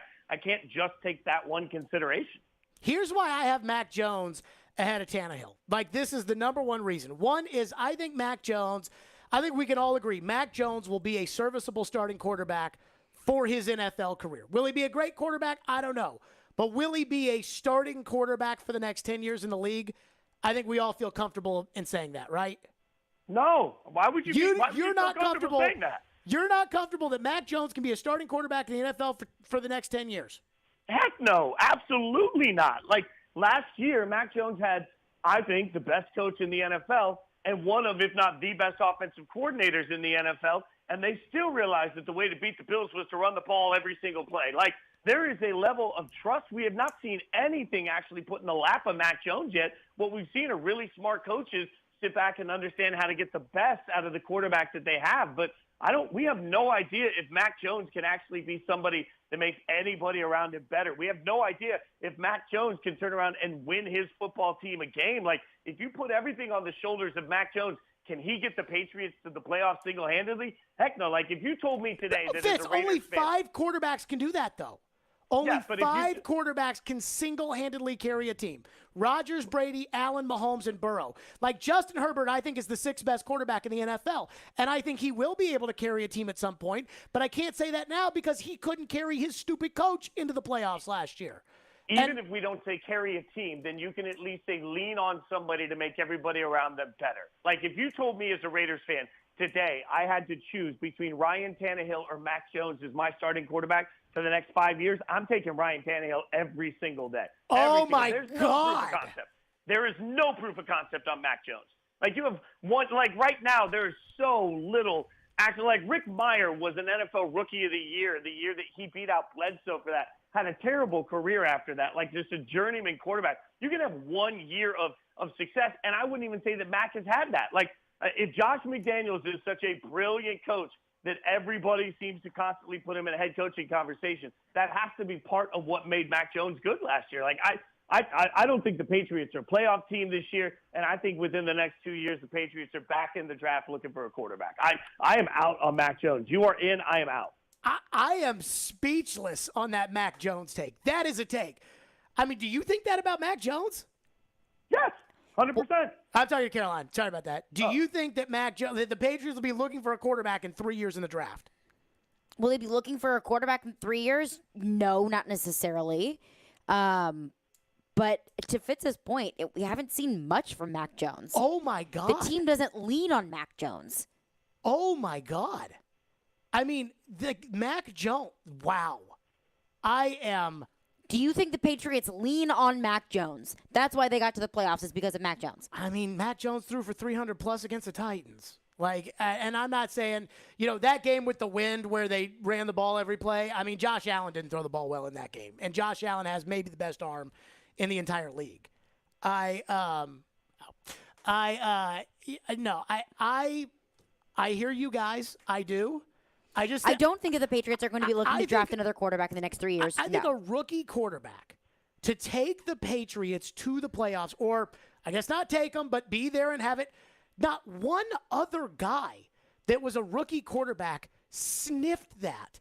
And it's not like the Patriots. They all played for crap teams. The Patriots were a horrible team the year before. Yeah, but I mean, okay, Jags number one, bad? the Patriots were horrible. Like, let's have context on that. The Patriots were a horrible team the year before, largely in part to opt-outs that were COVID-related, and the Patriots spent a ton of money going into last season. They aggressively invested in being much better, which, by the way, they weren't. They were better, but they weren't good enough. And also, to your point of postseason, I mean, Mac Jones threw 2 picks in his only postseason game, right? Like, so where do we put that in the lexicon of, well, now, where does that mean for his ability in the playoffs? Like, there's just so little proof of anything with Mac Jones. I think you're way overvaluing 1 year of okay quarterback play because, frankly, you believe in Belichick. But, I'm not going to fault, and I don't fault you for that, but I'm not going to fault Justin Fields for being bad with the terrible coach. I'm not going to, if we really think that Justin Fields' team was in the playoffs the year before Justin Fields got there. Yeah, Justin Fields had a terrible coach with a terrible offensive coordinator. Also, you really think Mac Jones is better than Trevor Lawrence? Like, the best quarterback of last year's draft class, Urban Meyer, single-handedly tried to ruin. It would be tough for me right now if I was on the clock and I had to pick between those 3 quarterbacks, not Fields. If I had to pick between Lawrence, Jones, and Zach Wilson for my team right now, I had to pick one of them. it would be tough for me to make that decision because Trevor Lawrence, we've hyped up Trevor Lawrence for forever, and I get all of that, and I know Trevor was good in college, and I look at the NFC South. It's all number 1 and number 2 picks and Brady, and all those number 1 and number 2 picks failed. And so the odds would tell you that Lawrence and those guys, maybe won't work out, even though it looks like they should work out. It would tell you that it might not. And the one guy, I watched Davis Mills, Zach Wilson, and Mac Jones all crush the Titans. I look at Trey Lance. I've never watched this guy play football before, but the fact that the 49ers are so gung-ho to stick him in there makes me think that he might actually be pretty good. Now, I'm not going to go off of that, but I thought Mac Jones had a good rookie year, and I think that for a rookie quarterback, what Mac Jones did told me that he's at least a starting quarterback in the NFL in the future with the potential to be a great quarterback in the future, and I don't see that from a lot of other rookies. Okay, so then let's play shoes on the other foot game. If you had put Mac Jones on that exact Jacksonville team that you're talking about and put Trevor Lawrence instead somehow, some way on the Patriots, you want to tell me that Trevor Lawrence wouldn't be better? Like you are giving, you're blindly giving so much credit like to the player here when so much of that is about the coach. Like I believe system matters. I believe coaching matters. I believe maximizing the best of your players means something. And at the end of the day, Mac Jones was who Mac Jones was because the Patriots are arguably the best run organization in football. I don't think it's hard for them to screw up a quarterback because they're competent. It's hard for Jacksonville not to screw up a quarterback because Jacksonville's incompetent. But this has like I'm out on Zach Wilson too, but like I was out on that draft class going in other than Trevor Lawrence and maybe Justin Fields. Like I don't think we've seen enough from any of those quarterbacks to think highly of them. But I think if you put Mac Jones on the Jets last year, he was ruined. If you put him on the Jags, he was ruined. So if we're going to talk about starting quarterbacks in a vacuum, you have to take away their coaching. So I'm out on Mac Jones. If you take away his coaching and you put him in the same circus show that these other quarterbacks had to deal with, he wouldn't even be in your conversation. Oh man, I so disagree.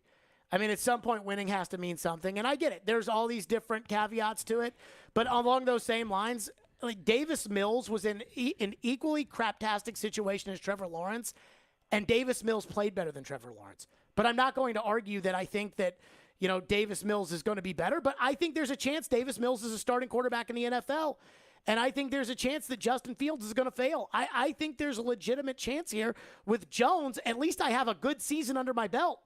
For whatever metric you want to use, he had a good season. And I have a good season under my belt. I don't have a good season for many of these other guys.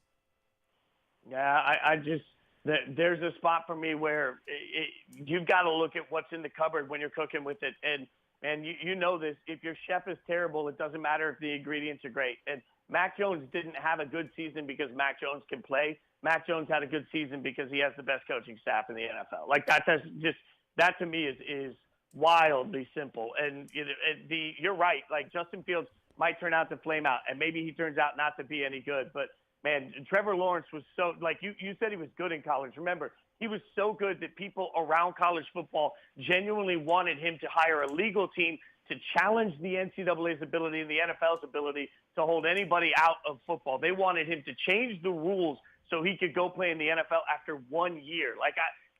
You are undervaluing the greatness of Trevor Lawrence and the ability of Trevor Lawrence. Like, I think Trevor Lawrence this year is going to have an absolutely great season. I do believe that. I don't think Jacksonville can screw him up. But if he doesn't play well, that's not, to me, this is because Jacksonville has absolutely ruined a classic ingredient. Mac Jones is just a guy. Trevor Lawrence is special. Wow.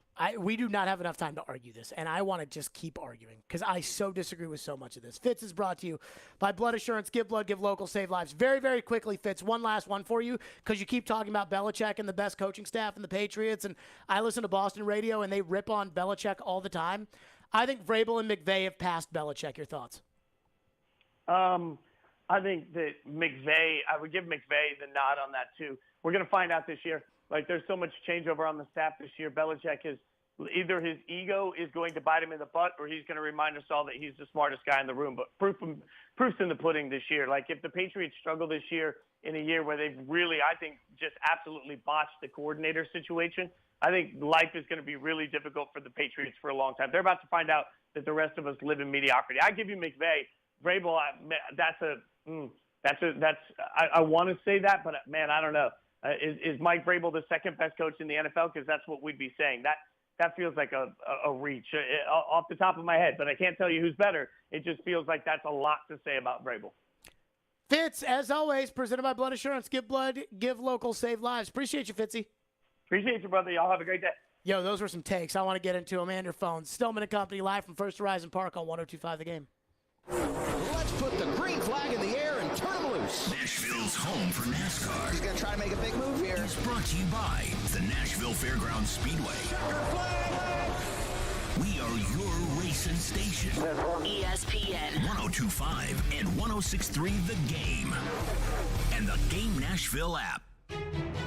From the Fox 17 News Code Red Weather Center. Skies are clearing out as we head into the evening hours. Overnight, mainly clear with temperatures in the upper 60s, feeling drier for the day on Thursday. Mainly sunny, highs around 90. For Fox 17, I'm Chief Meteorologist Katie Morgan. This weather report brought to you by Hiller Plumbing, Heating, Cooling, and Electrical. Call the Happy Face Truck today. Looking to save money? With DriveWise from Allstate, the safer you drive, the more you can save. At Allstate, better protection costs a whole lot less. Visit allstate.com or call an agent for a quote today. Signs First is the official sign company for 102.5 The Game. Go to sfnash.com. Finding great candidates to hire can be like, well, trying to find a needle in a haystack. Sure, you can post your job to some job board, but then all you can do is hope the right person comes along, which is why you should try ZipRecruiter for free at ZipRecruiter.com/radio. ZipRecruiter doesn't depend on candidates finding you. It finds them for you. Its powerful technology identifies people with the right experience and actively invites them to apply to your job. You get qualified candidates fast. So while other companies might deliver a lot of hay, ZipRecruiter finds you what you're looking for. The needle in the haystack.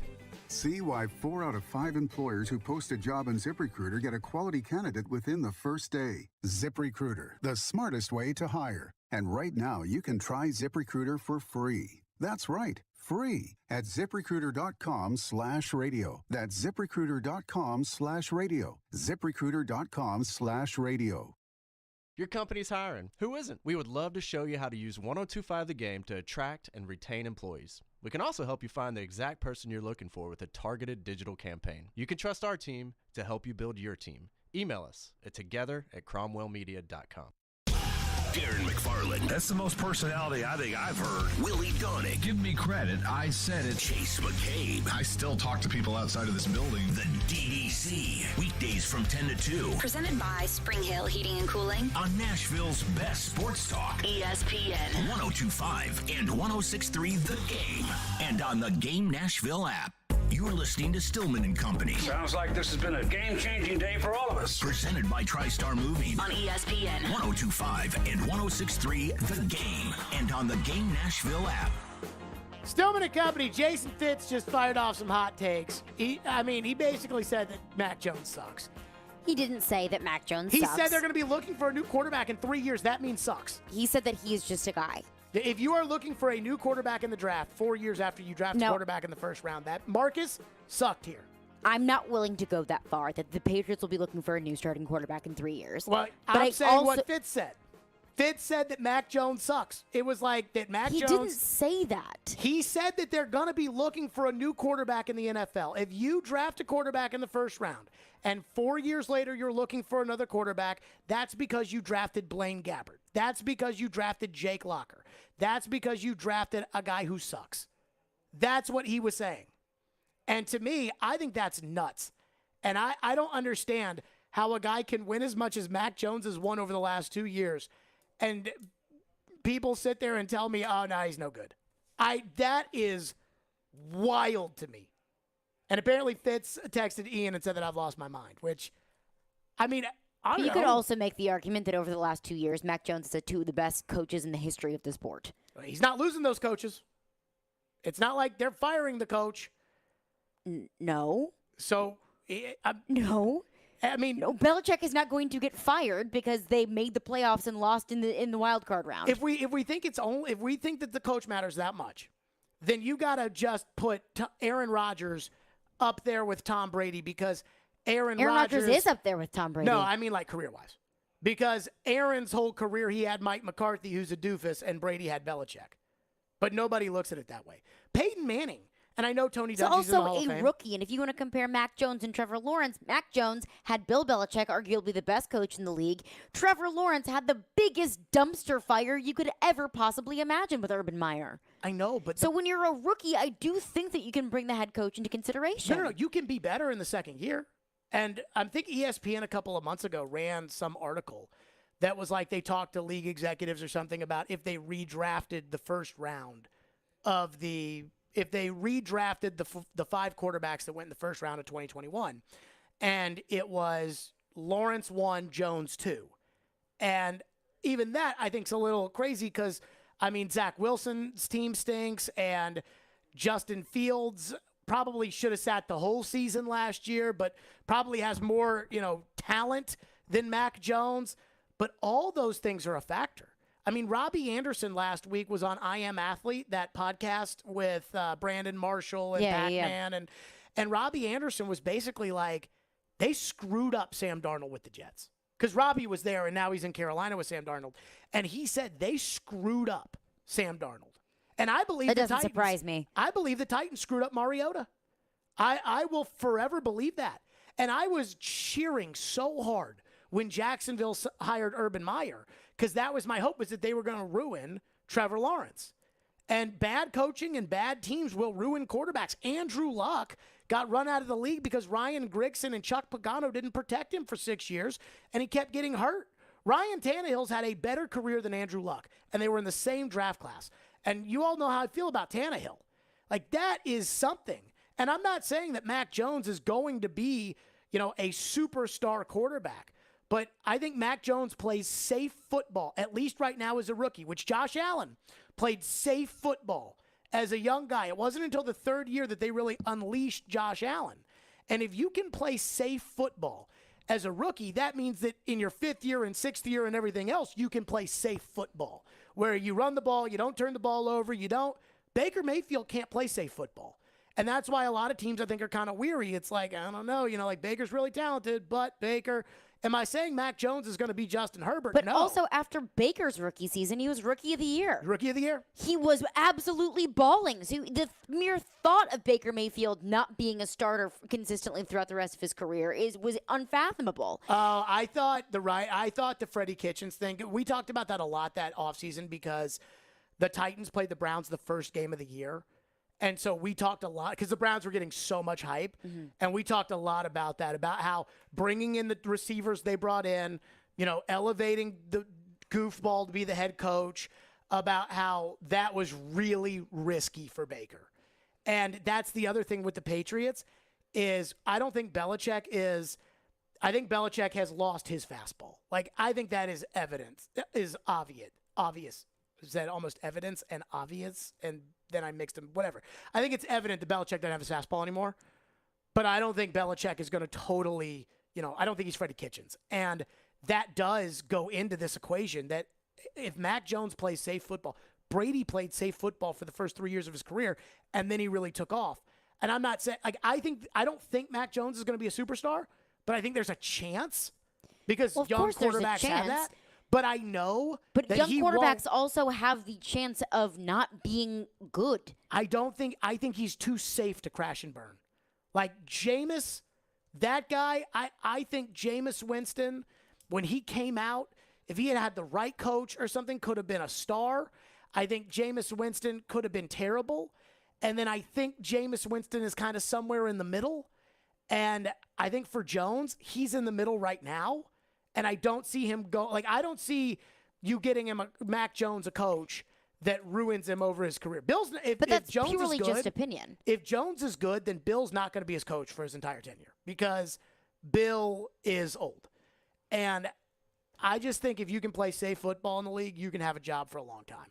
And Jones can do that. And these other guys, I don't know. Marcus couldn't turn around and hand the ball off to Derrick Henry 30 times a game. And I know Jones can do that. And I think there's room for more. And I just think we have to respect the fact that Mac Jones did all of that. And instead, it's like Fitz is like, nope, it was all Belichick. It had nothing to do with it. Hold that thought, because a big Predators target is off the board, and we will reset Predators free agency and all the action that they have done today. I roll. Stillman and Company, 102.5 The Game. Stuck at work without a radio? Wait a minute, disastrous. I hate that. It's got to be there. That's okay. Everything is not okay. Download the Game Nashville app or go to thegamenashville.com and listen live. We are Nashville's best sports talk. ESPN 102.5 and 106.3 The Game. ElectronicExpress.com. We make it happen. Parman Tractor and Equipment is your one-stop tractor and equipment solution, and Middle Tennessee's Link Belt and Takeuchi dealer. No matter how you're getting there, start with Parman Tractor and Equipment. Rent or purchase a track loader, mini excavator, large excavators for your job site, or something in between. Their service and parts team will get your work site up and running in no time. Parman Tractor and Equipment will come to you for service if needed. Visit ParmanTractor.com for more info. Your Middle Tennessee Link Belt and Takeuchi dealer, providing totally outrageous customer service. 312 Pizza Company is Nashville's authentic Chicago pizzeria, and they're now hiring. Work for a family-owned business and be a part of their incredible team. 312 Pizza Company is hiring for all positions, including host, waitstaff, bartenders, cooks, and more. 312 Pizza Company offers health insurance and pay time off to full-time employees. Contact Kimberly at 615-730-7888 or email at contact@312pizzaco.com. 312 is an equal opportunity employer. Summer heat is here. How is your air conditioner holding up? Costs are rising everywhere. Grocery bills, gas bills, utility bills, you name it, up, up, up. Is your AC old, inefficient, and costing more than it should? Interest rates are rising, but not at Spring Hill Heating and Cooling. Qualified buyers have up to 72 months. No interest for a new York air conditioner and 6 months no interest for repairs. That's at Spring Hill Heating and Cooling. All new systems come with a 10-year parts and labor warranty. That's at Spring Hill Heating and Cooling, a York certified comfort expert company. Schedule now at springhillac.com. You know it's going to happen, and when your car needs service or repair, remember Mitchell's Mr. Transmission on Gallatin Road, just north of Briley Parkway. Now here's Jim Mitchell. Our fleet vehicle program is a great benefit to all the fleet companies in Nashville. We are able to get their vehicle back on the road a lot quicker than the downtime of most dealers and most general repair shops, simply because we have the transmissions available. We're able to put priority on their vehicles to get them back on the road quickly. You know it's going to happen, and when your car needs service or repair, remember Mitchell's Mr. Transmission on Gallatin Road, just north of Briley Parkway. The Electronic Express summer clearance sale is here. This week, get a Samsung 65-inch 4K TV for $599 or a Frigidaire 4-piece kitchen package for $25.99. Save up to 50% off in every department at Electronic Express. Computers, appliances, 4K TVs, housewares, furniture, mattresses, and more. Don't miss out on an XPG gaming laptop for just $899 or a Whirlpool washer and dryer for $499 each. Shop in-store or online with free financing. Electronic Express. We make it happen. From the Hillside Medical Game Studios, WPRT-FM Pegram, WPUC HD2 Laverne, Robbie and Rex Road to DDC. Stillman and Company, Nashville's best sports talk. ESPN 102.5 and 106.3. Terang, it's a high fly ball. The leading receiver. Awesome game 7. Checker flag in the air. The Game. A Cromwell media station.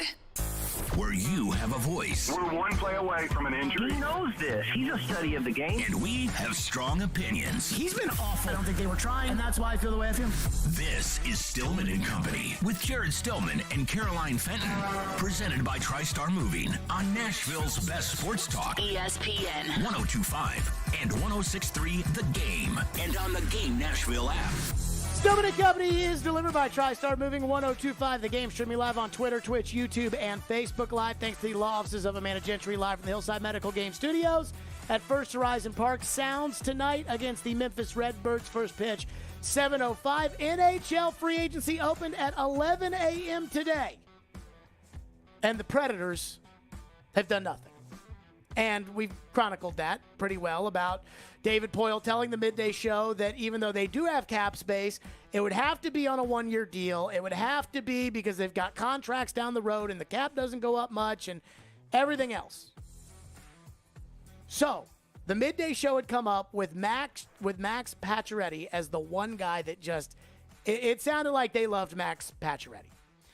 And he was on Vegas, and Vegas had to clear space, and he had 1 year and $7 million. And there was talk. What was the talk earlier today? Was it a third and a fourth from the Predators? That's what Willie and Darren On the would have midday given show, up? yes. They were saying a third and a fourth. So the Carolina Hurricanes acquired him and some young Scarbini that was, I think, $750,000. You know what they gave up? What? Future considerations. So nothing. Nothing. So the Carolina Hurricanes took Max Pacioretty's $7 million cap hit for nothing. And the Predators still wouldn't have been interested in working out a deal for somebody like that. So when we look at all these other deals that get signed and the AAVs and, well, it can't be more than 1 year, and it means to me that the Predators are specifically looking to trade for a player on a 1-year deal at less than probably $6 million. So you have to find a top 6 winger that a team that has the top 6 winger is willing to give up, who only has a 1-year deal and who's only making about $6 million. Does that not sound like the most ideal situation for the Predators? I mean, it sounds like when you're online shopping and you put in a bunch of filters and it returns and it says nothing matched your search.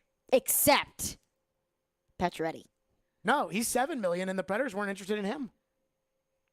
Or I don't know how interested they were or weren't, but he went to Carolina for future considerations. So he's off the board. So I don't really know what else you can ask for. So what are they going to do? Is the plan to promote from within? That could be the only thing. Ian, if you could, after the Colorado series, I asked John Hines about getting, the core of the team, because we saw the gap between them and Colorado. And I don't know about you guys, but I want to try to win the cup. Now, I don't think that their group, the core question of can this core beat Colorado, I believe is no. They believe is yes. But, I mean, doesn't John Hines outline for us exactly what this team would have been looking for? This is what Hines said then. I think they are, Jared, in the sense that, you have to – basically what happens is I think when you look at the level that they played this year, like there was a transition, I think, when you look at – I think they've shown they have a lot of game left in the sense that, I think that they're all in great shape. I think that they're playing the game and driving at a high level. I felt like what can help – how can you support them? If you really look at the team this year, whether you put Johansson or Granlund with Duchesne and Forsberg, like that was a top line all year long. The issue was if whichever one of those two centers wasn't with those two wingers, we didn't have enough punch in that quote unquote second line spot. So let's say Phil's back and you had Granlund, Forsberg, and Duchesne. How can we support? Can we do that internally, or do we have to do it externally to help a guy like Johansson or Granlund in that second line center spot that gives us more punch, but also brings some skill sets that helps those guys? So, I mean, it sounds to me like John Hines was saying, I need a second line winger, right? And he threw out could they do it internally?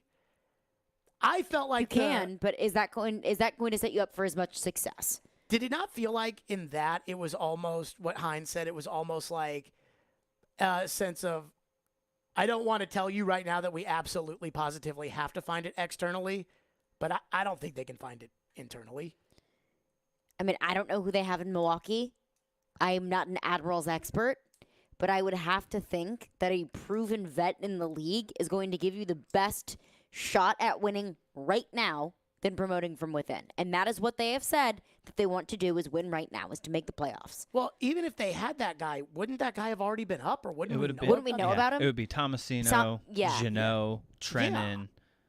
I mean, those are your only options to, move one of those guys up and try and elevate them. And we're elevate those guys, Tomasino up. Elevate those guys, and then bring Milwaukee guys up to fill in the open spots on the third and fourth lines.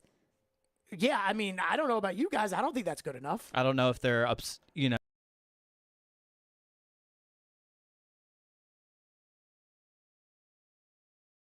times, and they seem to keep going back to it. Okay, so let's use Tanner Jeannot here, because this is the one guy that I think could possibly be a part of this, which is, I think if you do this and you move, this is me, I'm putting Tanner Jeannot on the first line, and I'm basically telling him, get in front of the net, and then let the other guys do their thing.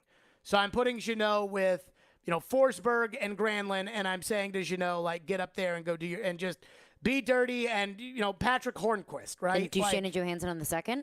Yes. And Tomasino. And because I think you have to put like an elite goal scorer on the same line that you put Jeannot on, and then you tell Jeannot to go be that, Patrick Hornquist playing with Gensel and Crosby. And so, but then you have to replace a person on your third line, and your third line was really important to you this past season, and so you lose that. To me, I think they have to get like a bona fide top six winger, that there is an open spot for a bona fide top six winger to go next to Ryan Johansson, and then you play Tomasino on that line, and it's like, okay, you got 5 guys in the top 6 that can legitimately play it in the NHL, and you hope Tomasino will be able to do that, and that's good enough. And I still don't think you compete with Colorado with that, but at least I think you can compete with everybody else. But if they don't do that, and they're not willing to go, $7 million, which is what Carolina went, and they're not going to sign any of these deals. If Vinny Trocheck is getting 7 years with the New York Rangers, and all these other guys are getting 2 years, 3 years, 4 years, and David Poile is saying, I'm only doing a 1-year deal. I don't know what they get. Again, it's like they're looking for especially a 1-year deal below 7. Yeah, that's what it would have to be. A 1-year deal below 7. And this goes back, and to be a top six forward, you're asking quite a lot. This is the problem with the whole thing, which was when they got up there at the podium, because they lost to Colorado, and everybody in town knew that this team had no business competing with the top of the NHL. We watched it for an entire month, where we watched them lose to Florida, lose to Tampa, give up 7 goals in a period to St. Louis, lose to Colorado, lose a 4-goal lead to Arizona. We watched them go to overtime with that god-awful San Jose Sharks team, get beat by Pittsburgh. An entire month leading into the playoffs where they proved that they really didn't belong, and then a playoff series where, albeit a really great team, mopped the floor with them and kind of showed us the gap. And they said, we think just a couple of guys in here, and we're right there. And so far, they've brought in one guy, and it's Ryan McDonough. And Ryan McDonough's good. But my whole point the whole time was, even though they had cap space, they don't have enough cap space to go out and sign 4 free agents to come in here and supplement what they're doing. And they have to pay Lozon, and they have to pay Forsberg. And so once you get there, now you're stuck at this spot where you can't even take $7 million of Max Pacioretty for free. So you'll make the playoffs, or you'll be close to the playoffs, but you're not going to be able to compete in the playoffs because you're running out the same group, and you're just kind of hoping. You're hoping your Milwaukee guys will make a huge impact. And as of right now, no Milwaukee guy has made a huge impact on this club. No, not one Milwaukee guy has made a top 6 impact on the club. Not one Milwaukee guy has made a humongous impact on defense except for Yossi and Ekholm. They're both in the top 4, and I guess technically they went to Milwaukee. And that was a decade ago. So, Forsberg, not a Milwaukee guy. Granlund, not a Milwaukee guy. Duchesne, not a Milwaukee guy. Johansson, not a Milwaukee guy. Tomasino, we're assuming that he can play a top 6 role. But if you stick Jeannot or somebody up there, if you take a good third-line player and you stick them on your first line, or you try to make your top 2 lines somewhat interchangeable, which is what a lot of these teams do, you're still putting a good third-line player on the first line. He's not a first-line player. And that's... Well, is he not a first-line player, or are they just playing him on the third line because that third line works? I don't know a single NHL player in 2 postseasons that doesn't have a goal that's a first-line offensive player. That's hard for me to get behind. Forsberg didn't have a goal in the postseason this past year. Yeah, he did. I don't believe he did. He scored against Colorado in Game 4. Oh, did he? Okay. So 1. But Philip Forsberg had a hat trick in his first playoffs against the Blackhawks. And that's my point, is in the 2 playoffs that Tanner Jeannot's played in, he hasn't scored a single goal. And now I'm putting that on my top line, and I'm supposed to think that I can compete with Colorado with that. That's hard for me. And I'm not telling you that I don't think they could do this, because I could totally see them doing this out of necessity and then being like, no, we feel good about it. Well, they probably will have to do it out of necessity, because where are you going to find a $6 million one-year deal that's going to be able to help you compete right now? So Adam Vingan has a suggestion, and we'll get to Adam Vingan's suggestion on the other side with your phones. 615-737-1025 is our phone number, 615-737-1025. And I am losing hope. Hope is falling apart for me with this and this team competing next year, which is probably not fair to say. But anywho, Hiller Plumbing, Heating, Cooling, and Electrical, those are my guys. Hiller is celebrating the home of the free all July long with special deals for customers. This month only, take advantage of a free whole home surge protector and interest-free financing for 12 months with the purchase of a new whole home generator. You can get a free programmable thermostat and interest-free financing for up to 48 months on select new HVAC units, a free water sensor leak detector, and interest-free financing for 12 months when you buy a new tankless water heater. All of these purchases come with a free Happy Hiller Club membership.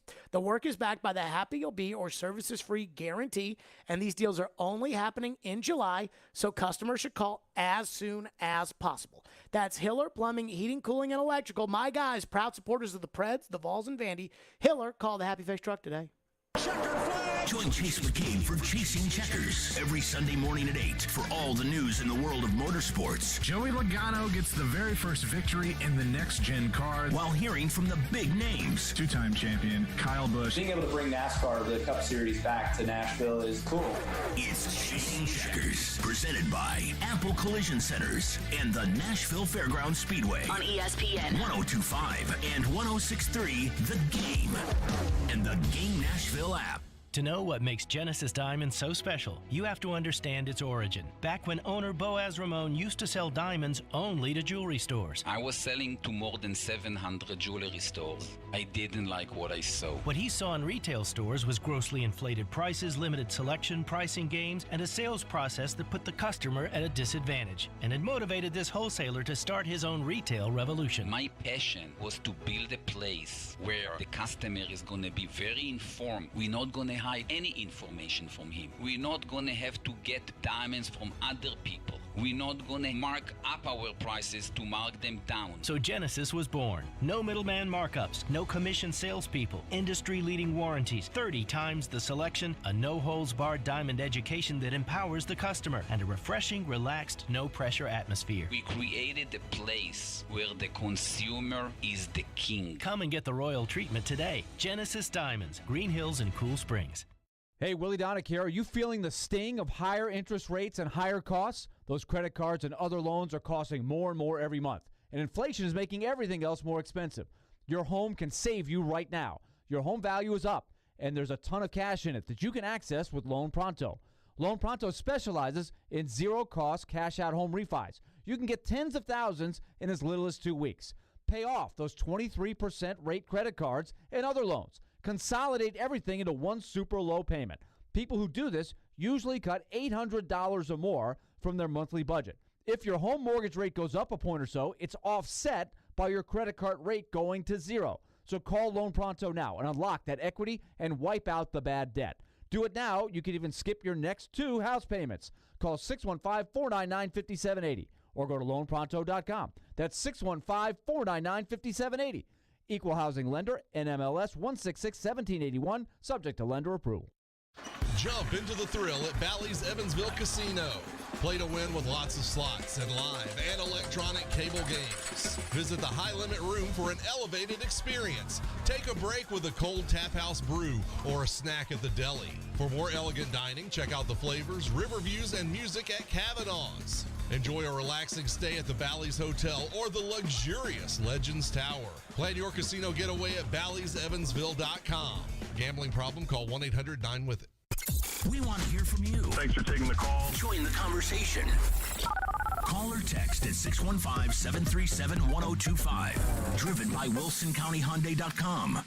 You're listening to Stillman and Company. Presented by TriStar Moving. On ESPN 102.5 and 106.3 The Game. And on the Game Nashville app. how do you like your options maybe to improve the roster? Well, this too is complicated, even more complicated than the Forsberg negotiations. Let's start with the salary cap. We're in a situation coming out of COVID where we've made a deal with the Players Association in terms of their salaries and payback and all that stuff, that the cap is only going up $1 million this year, and it's only going up $1 million for the next 2 years. So we and along with all the other clubs, are kind of hard pressed to, either letting guys go or not giving raises or trying to do all of those various and different things. For us, we have some money to spend on a forward in free agency, but a long-term contract is probably not in the cards, because when I look to next year, the following year, 23-24, where the salary cap only goes up a year, we have a number of players' contracts that are up next year, whether it be Carrier, Fabro, Jeannot, Trennan, just to mention 4 young guys. So they're coming off of, most of those guys are coming off of entry-level contracts, and as they keep playing the way they did last year, they're not just going to get a raise, they're going to get a substantial raise. So I can't oversign, I guess, if that is the word. I could do it this year to get to the cap, but if I sign somebody to a multi-year deal, then something's going to have to give next year. It's funny listening to that cut from David Poyle on the midday show yesterday, that whatever they're going to spend in free agency, we think it's probably around $7 million, but now they won't take Max Pacioretty for free, so forget about that. Whatever it is they're looking for, who would be the contract that they're looking for to play in their top 6 right now? Who? Arvidsson. The 4.25 for Arvidsson, that would be exactly what you could plug right in there, and you can play him in the top 6, and he gets hurt, and he's not good anymore, but that's the problem. This goes back, Floyd used to have a theory that anybody who's actually available is available for one of 4 reasons: bad player, bad guy, too much money, injured. Joe Burrow does not hit free agency.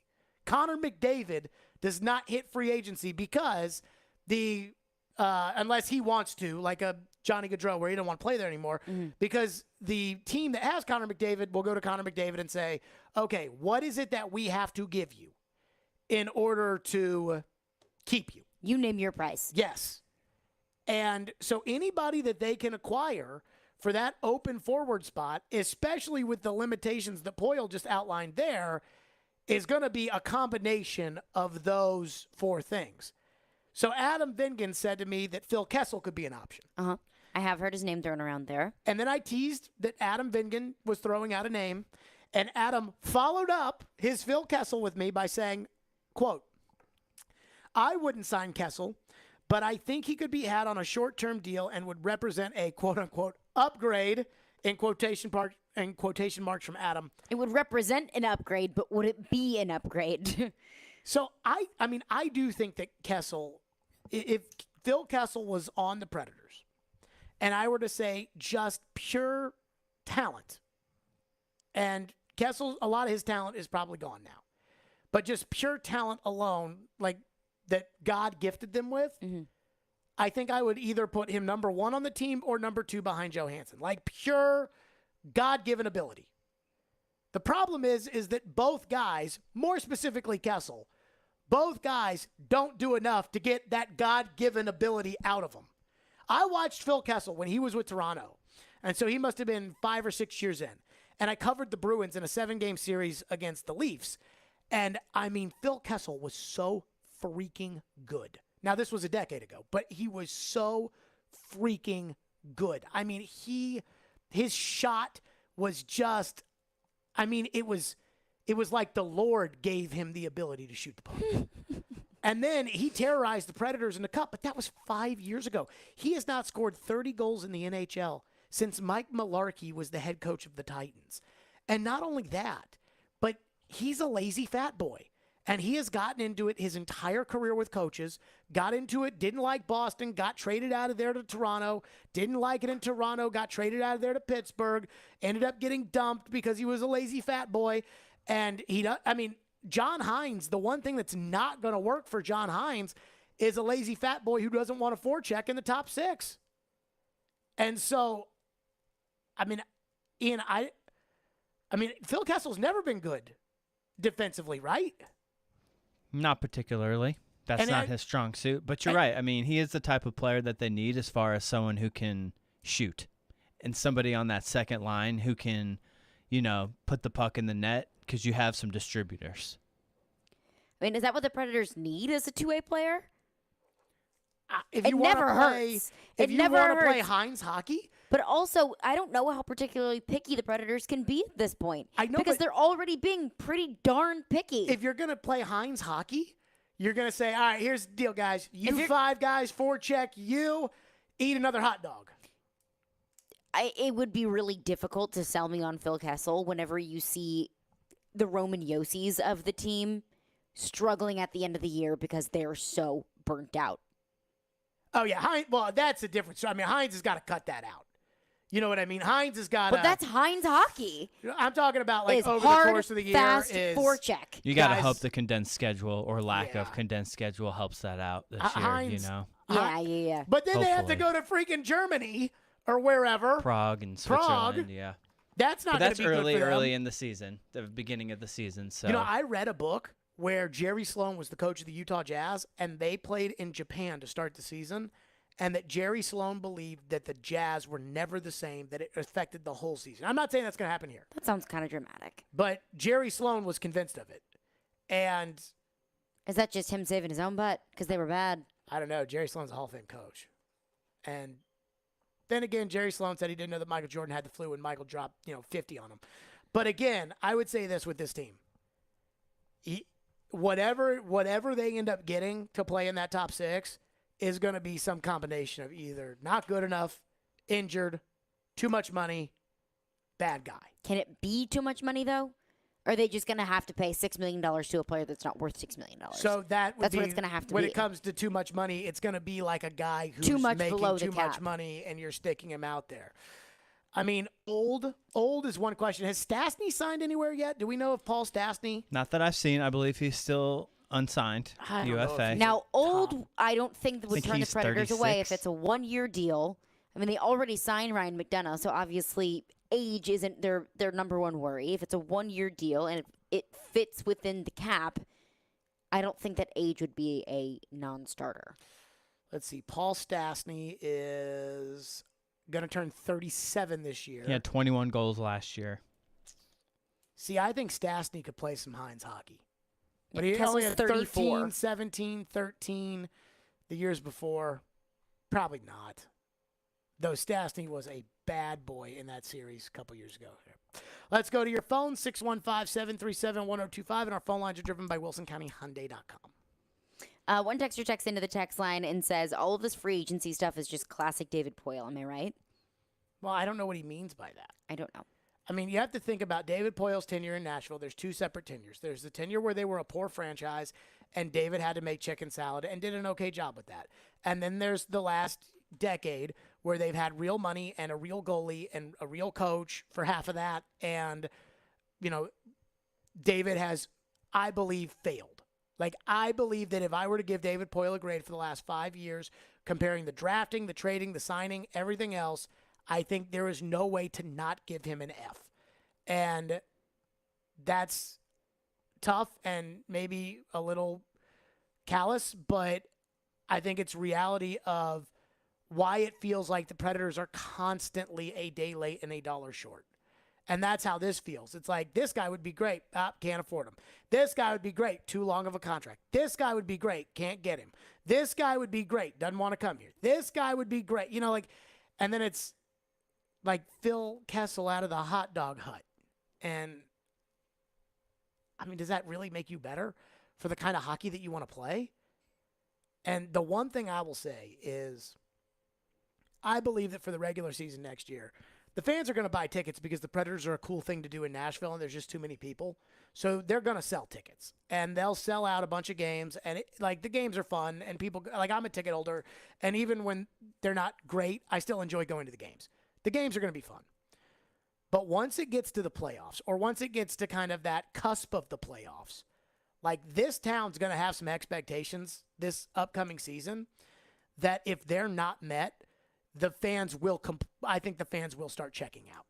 Like, it will get to a point where it's like, okay, that's enough of the same narratives over and over and over again. Because I feel like the fans have already stepped out on the plank now. I feel like after the turnaround in the 21 season and the Carolina loss and the narratives of, oh, we were so close, we were right there, I think the fans kind of bought it a little bit, but, competitive rebuild, whatever. Then last year, the collapse at the end of the season, the getting embarrassed in the first round, the fans were mad. And I think they're giving the Predators a chance this upcoming season.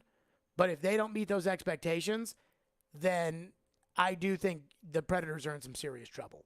And if they don't meet those expectations, I don't think the fans are going to listen to any narrative that comes out. There's not going to be a David press conference where it'll calm people down. I think it'll just go to those bigger cities where if you don't win, they don't care. And I absolutely don't want that. As a fan, I don't want that. As a radio host, I don't want that. I want people to love this team. I want people to care. And you guys do care. And you guys do love this team. But I don't know how much of it in a row you guys are going to keep putting up with. Which leads me to this, which is you got to get somebody to play in the top 6. And with that, we're back to your phones. 615-737-1025 is our phone number here on the program. 615-737-1025. Let me tell all the fine folks out there, how about this? Join us Friday at 10 o'clock for the 2022 Preds Prospect Showcase as the future Preds hit the ice for a scrimmage. All the action will be called by Willie Donick and Chris Mason on Smashville's Best Sports Talk, 102.5 and 106.3 The Game, and the Game Nashville app. If you're on the road between downtown Nashville, they're still in good shape to make the playoffs, and I-840, players make it clear they don't want to be somewhere anymore. There's a new way to hear all your favorite shows and sports programming on 102.5 The Game. I go back to that play and I shake my head. What I was worried about is that they were still just going to keep the goal. It's 106.3 FM. Think about all the good Titans teams. This is very much so a run-first offense. Now you have 2 choices to hear Nashville's best sports talk. Check out 106.3 now and add it as a favorite. This is Chef John from Kitchen Notes at the Omni Nashville. Invite you to come join us for breakfast and lunch. We are offering some exciting new menu items. For breakfast, we have a smoked prime rib hash. Comes with a sunny side up egg, hominy, caramelized onions. It's a great start to your day. We are featuring a sourdough pancake made with a sourdough bread starter. It's a fun spin on the classic buttermilk pancake. As always, Kitchen Notes is serving biscuits all day. Come join us and create a memorable experience here at the Omni Hotel. Food is all about memories for us. We'd like you to start a new memory here at Kitchen Notes in the Omni Hotel. Breakfast at Kitchen Notes in the Omni Nashville Hotel. Men, what if I told you that now you are able to get testosterone replacement therapy in the comfort of your own home? No more weekly trips to the doctor's office. We come to you 7 days a week, 12 hours a day. Be seen by a licensed medical professional in the privacy and comfort of your own home or office. You decide. Schedule your appointment today at CoolSpringsMD4Men.com. Summer heat is here. How is your air conditioner holding up? Costs are rising everywhere. Grocery bills, gas bills, utility bills, you name it, up, up, up. Is your AC old, inefficient, costing more than it should? Interest rates are rising, but not at Spring Hill Heating and Cooling. Qualified buyers have up to 72 months. No interest for a new York air conditioner and 6 months no interest for repairs. That's at Spring Hill Heating and Cooling. All new systems come with a 10-year parts and labor warranty. That's at Spring Hill Heating and Cooling, a York certified comfort expert company. Schedule now at springhillac.com. At the law office of Amanda J. Gentry, we are committed to defending your rights. We have a team committed to helping you navigate the court system, whether you've been accused of a crime or you're going through a messy divorce and custody. Call our team to help you navigate this system. We are here to protect your rights, to demand your rights, to enforce your rights. 615-604-6263. 615-604-6263. AmandaJGentry.com. For the first time in history, the FedEx Cup playoffs will begin at TPC Southwind, August 10th through 14th. Don't miss your chance to watch the top 125 players from the FedEx Cup standings compete for the PGA Tour's ultimate prize, the FedEx Cup. Only 70 players will make it through Memphis and on to the next round of the FedEx Cup playoffs. Daily grounds and upgraded ticket options are on sale now at FedExChampionship.com. Hey, you see Tony's face? Yeah, he's using one of them Dollar Shave Club 6-blade razors with 6 stainless steel blades for a close shave. His face is as smooth as a river rock. Smooth as a nice olive oil. Like a bowling ball. Like silk pajamas. Like a seal down at the aquarium. Like a ball of wax. Wax job? Hey, no one said nothing about a wax job, okay? Quit being a wise guy. Dollar Shave Club. For a noticeably smooth shave. Find us in stores and at dollarshaveclub.com. Robbie and Rex Road here on ESPN. Welcome into the DDC. Stillman Company is delivered. There's a new way to hear 102.5 The Game. Nashville's best sports talk on 106.3 FM. From downtown Nashville to Spring Hill on I-65 and to Murfreesboro on I-24. You now have 2 choices to hear our great sports programming. Get the extra point, no problem. And the Nashville Predators. Scores! Check out 106.3 now and save it as a preset.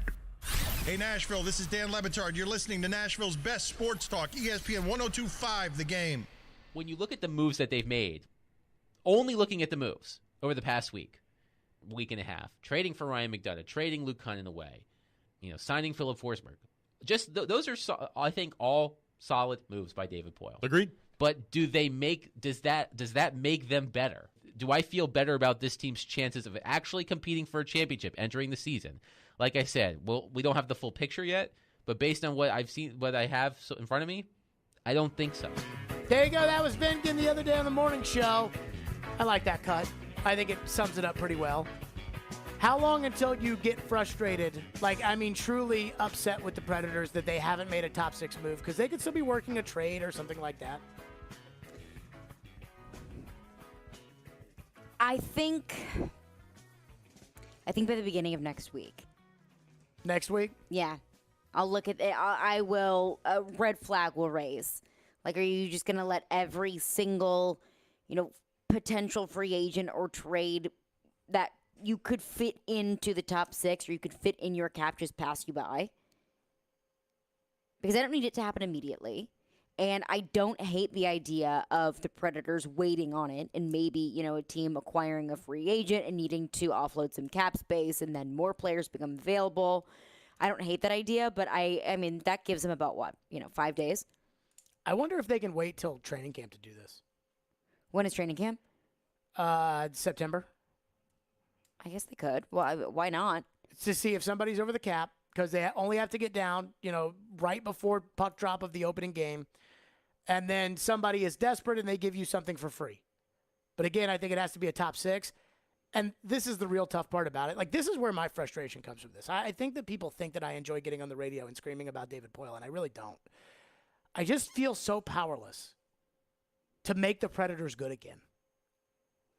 And I just personally have such a lack of belief in the plan of this organization that it's hard for me to not automatically get, all flustered or whatever. You know what I mean? It's hard for me to not automatically just say, well, whatever move they're going to make is going to suck. And I don't want to say that because that's not fair and it's probably not true.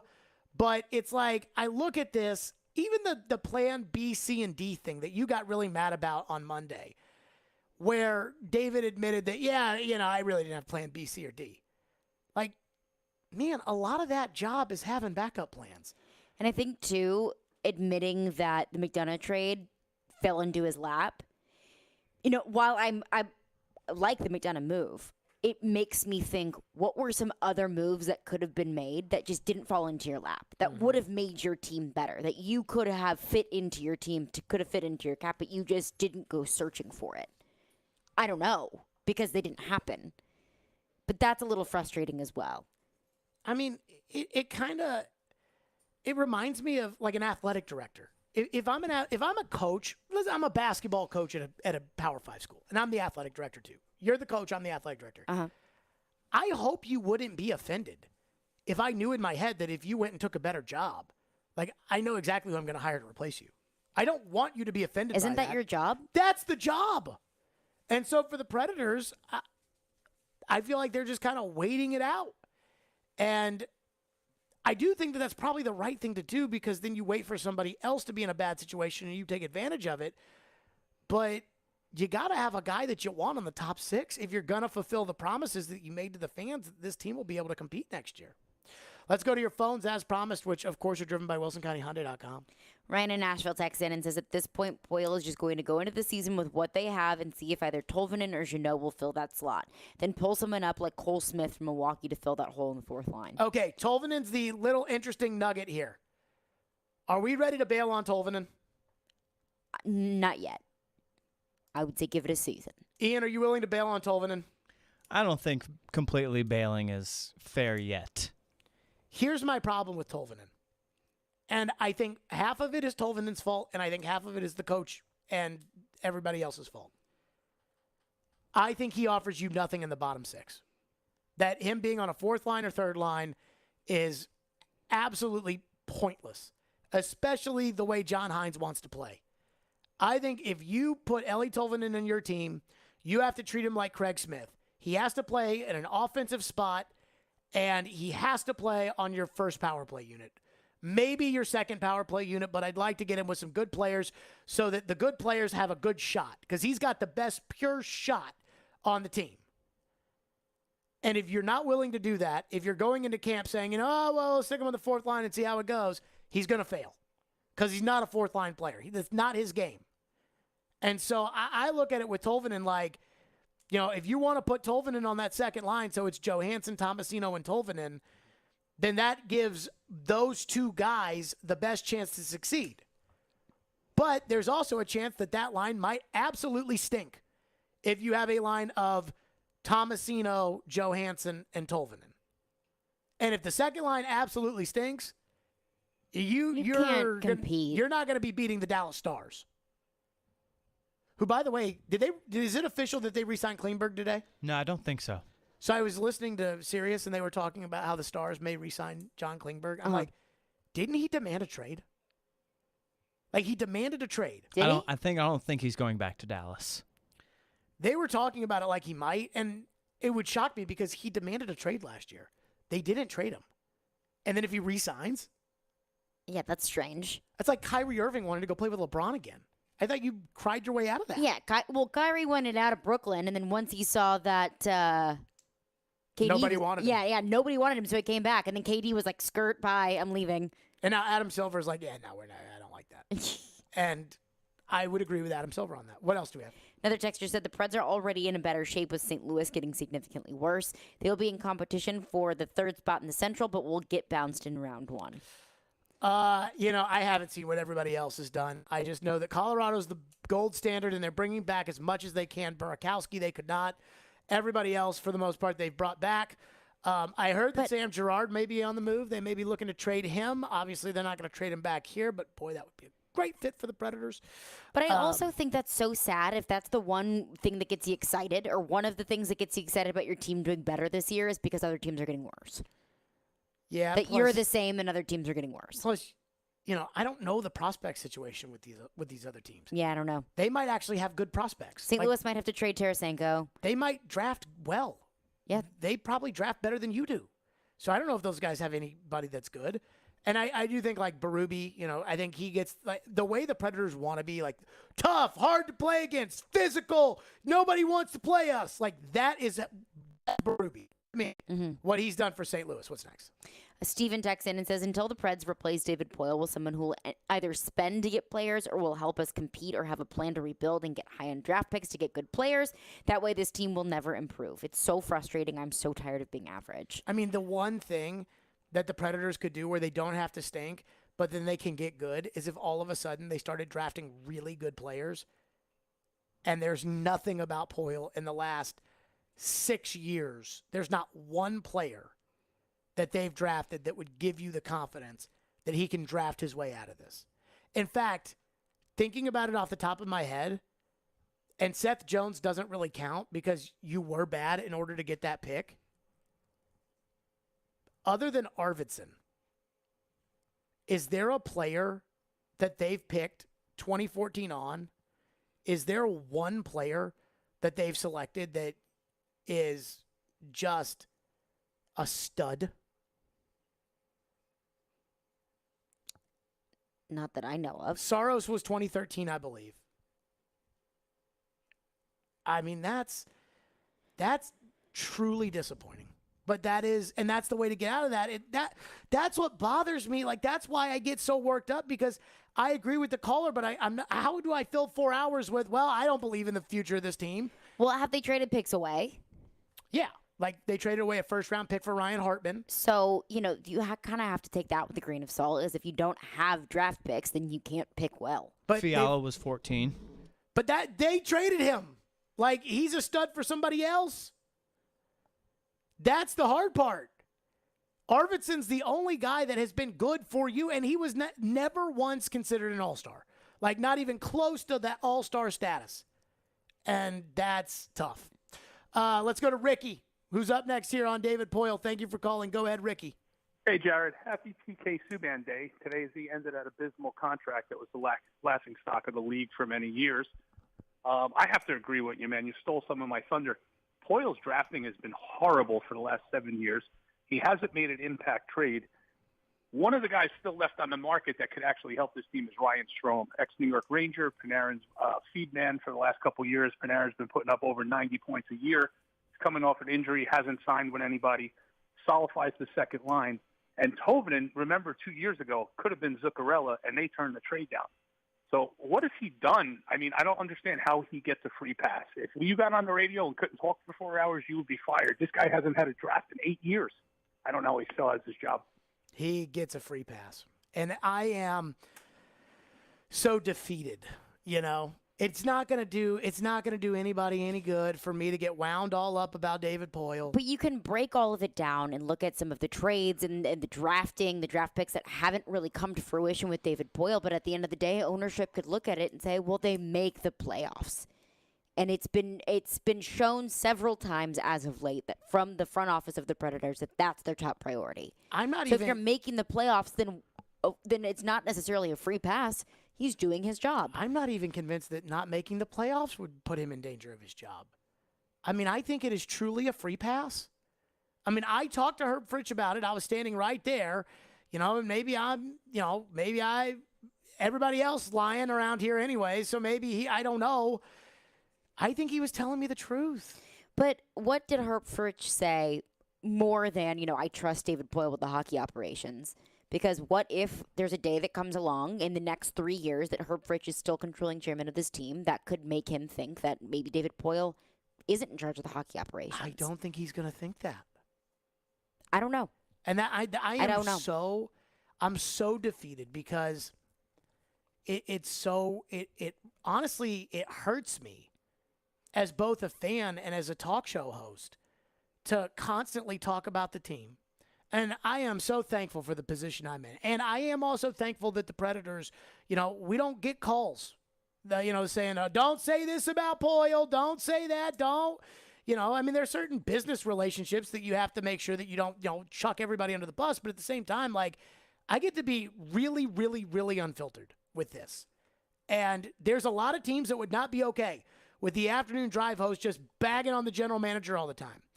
But it's like it almost feels pointless to me to sit here every day and go over these trades and signings and I didn't have a plan B, C, or D. And it's like, here's free agency. Hey, Jared, we promise we're going to try to get a team that's competitive to go up there and beat Colorado. Fans, we promise. What are we doing on free agency? Nothing. It's so frustrating. It honestly drives me insane because there's nothing. But to be fair, at the top of the show, did you not say that that's probably a smart move that they're not doing much in free agency? It's a smart move if there was a plan to it, but there's been so many no plans. Like the explanation for you're trying to rebuild and you trade a second-round pick for Jeremy Lozon. Like that's questionable. That all of it, everything, every time there's moves that are made that I'm like, what are they doing? And that is what's so frustrating about it is it's not going to change. I mean, they are almost maxed out to the cap, and they've added one top 4 defenseman who's in his mid to late 30s, and he's a good player, and he would help a good team. But this team is so far away that it's not that one guy. And so now I have to trust Mr. Doesn't have a plan B or C, and I don't trust him. And according to the Adam Vingan poll, 87% of the fans don't trust him. And that's the frustrating part about this is it's not going to change. And that's what I just feel so defeated. And I know I'm going to go to the games and I'm going to root for the team and I'm going to watch the games and you're going to watch the games and we're all going to watch the games and we're all going to hope for a better outcome. But gosh, it's like, oh, it's so frustrating. That's just how I feel about it. Now, somebody did tell me today that the good thing about this is that I'm not right all the time. I would agree. I'm not right all the time. Fortunately, I feel like I'm too right a lot when it comes to this subject. But that is what it is. All right, let's do something good. Let's give away Sounds tickets. 615-737-1025 is our phone number. Be caller 5 right now. That's right. You will be winning Sounds tickets to see the 4-pack of the Sounds as they take on Memphis on July 17th. They got great seats available tonight, by the way. So come on out and join us for the Sounds. Stillman and Company, 1025 The Game. And here we go! Every Tuesday at 11. The Music City Grand Prix is green! The DDC will get you set for the Big Machine Music City Grand Prix by talking to some of IndyCar's best drivers. Joseph Newgarden. It's a great event. Everyone has a great time at it. Second year I think will be better than the first. Weekly driver interviews are presented by Social Furniture, where we sell comfort. Shop local, shop social at 5412 Charlotte Avenue, and by the Nashville Sheriff on 1025 and 1063 The Game and the Game Nashville app. From the Fox 17 News Code Red Weather Center. Skies are clearing out as we head into the evening hours. Overnight, mainly clear with temperatures in the upper 60s, feeling drier for the day on Thursday. Mainly sunny, highs around 90. For Fox 17, I'm Chief Meteorologist Katie Morgan. This weather report brought to you by Hiller Plumbing, Heating, Cooling, and Electrical. Call the Happy Face Truck today.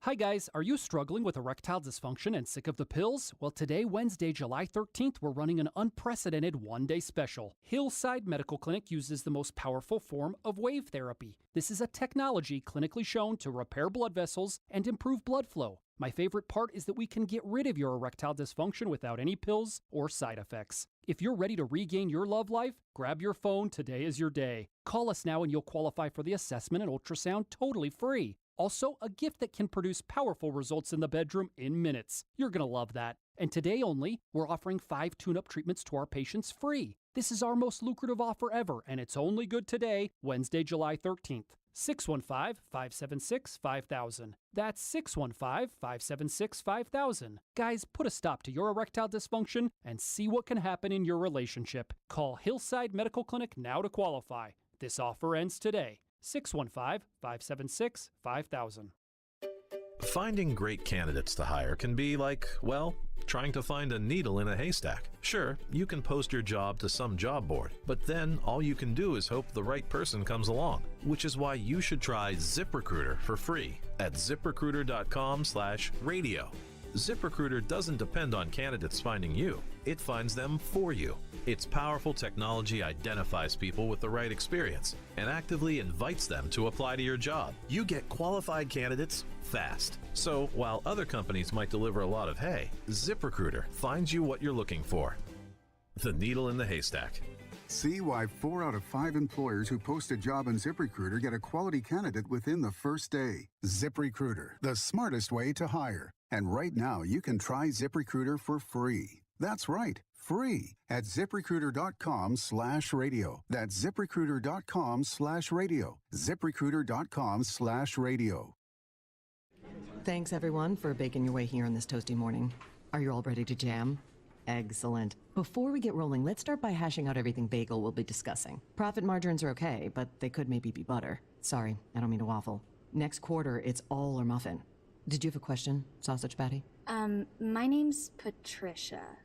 When you can't take your mind off breakfast, it matters where you stay. Delicious breakfast available at our Hilton family of brands. Hilton, for the stay.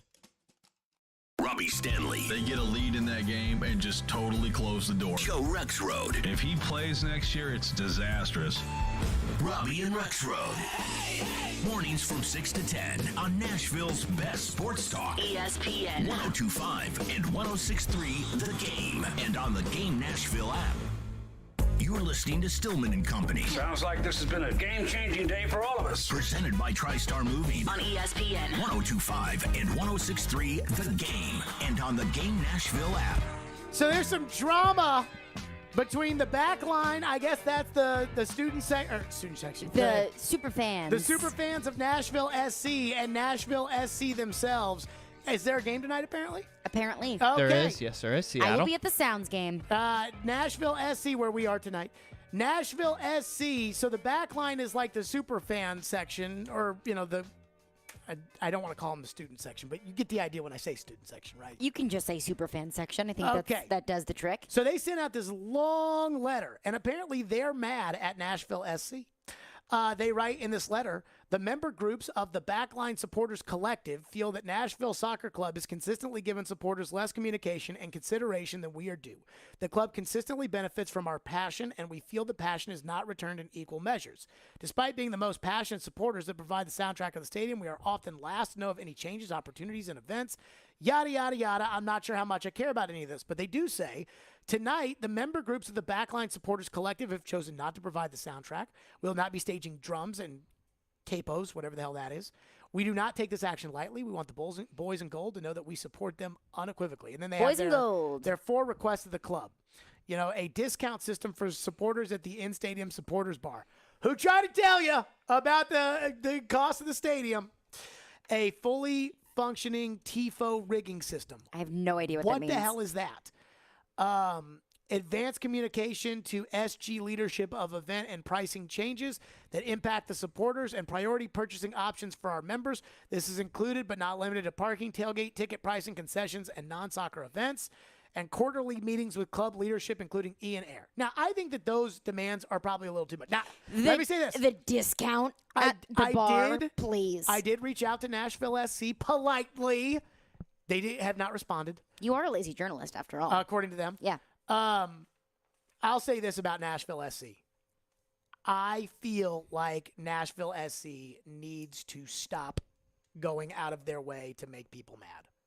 I feel like there's a level of arrogance that has come from Nashville SC. I'm not pointing fingers at any one person or any one direction, but I feel like there's a level of arrogance where Nashville SC feels like they demand to be treated like the Titans and the Predators, and they don't do their part. And this is a generalization and just a response to this.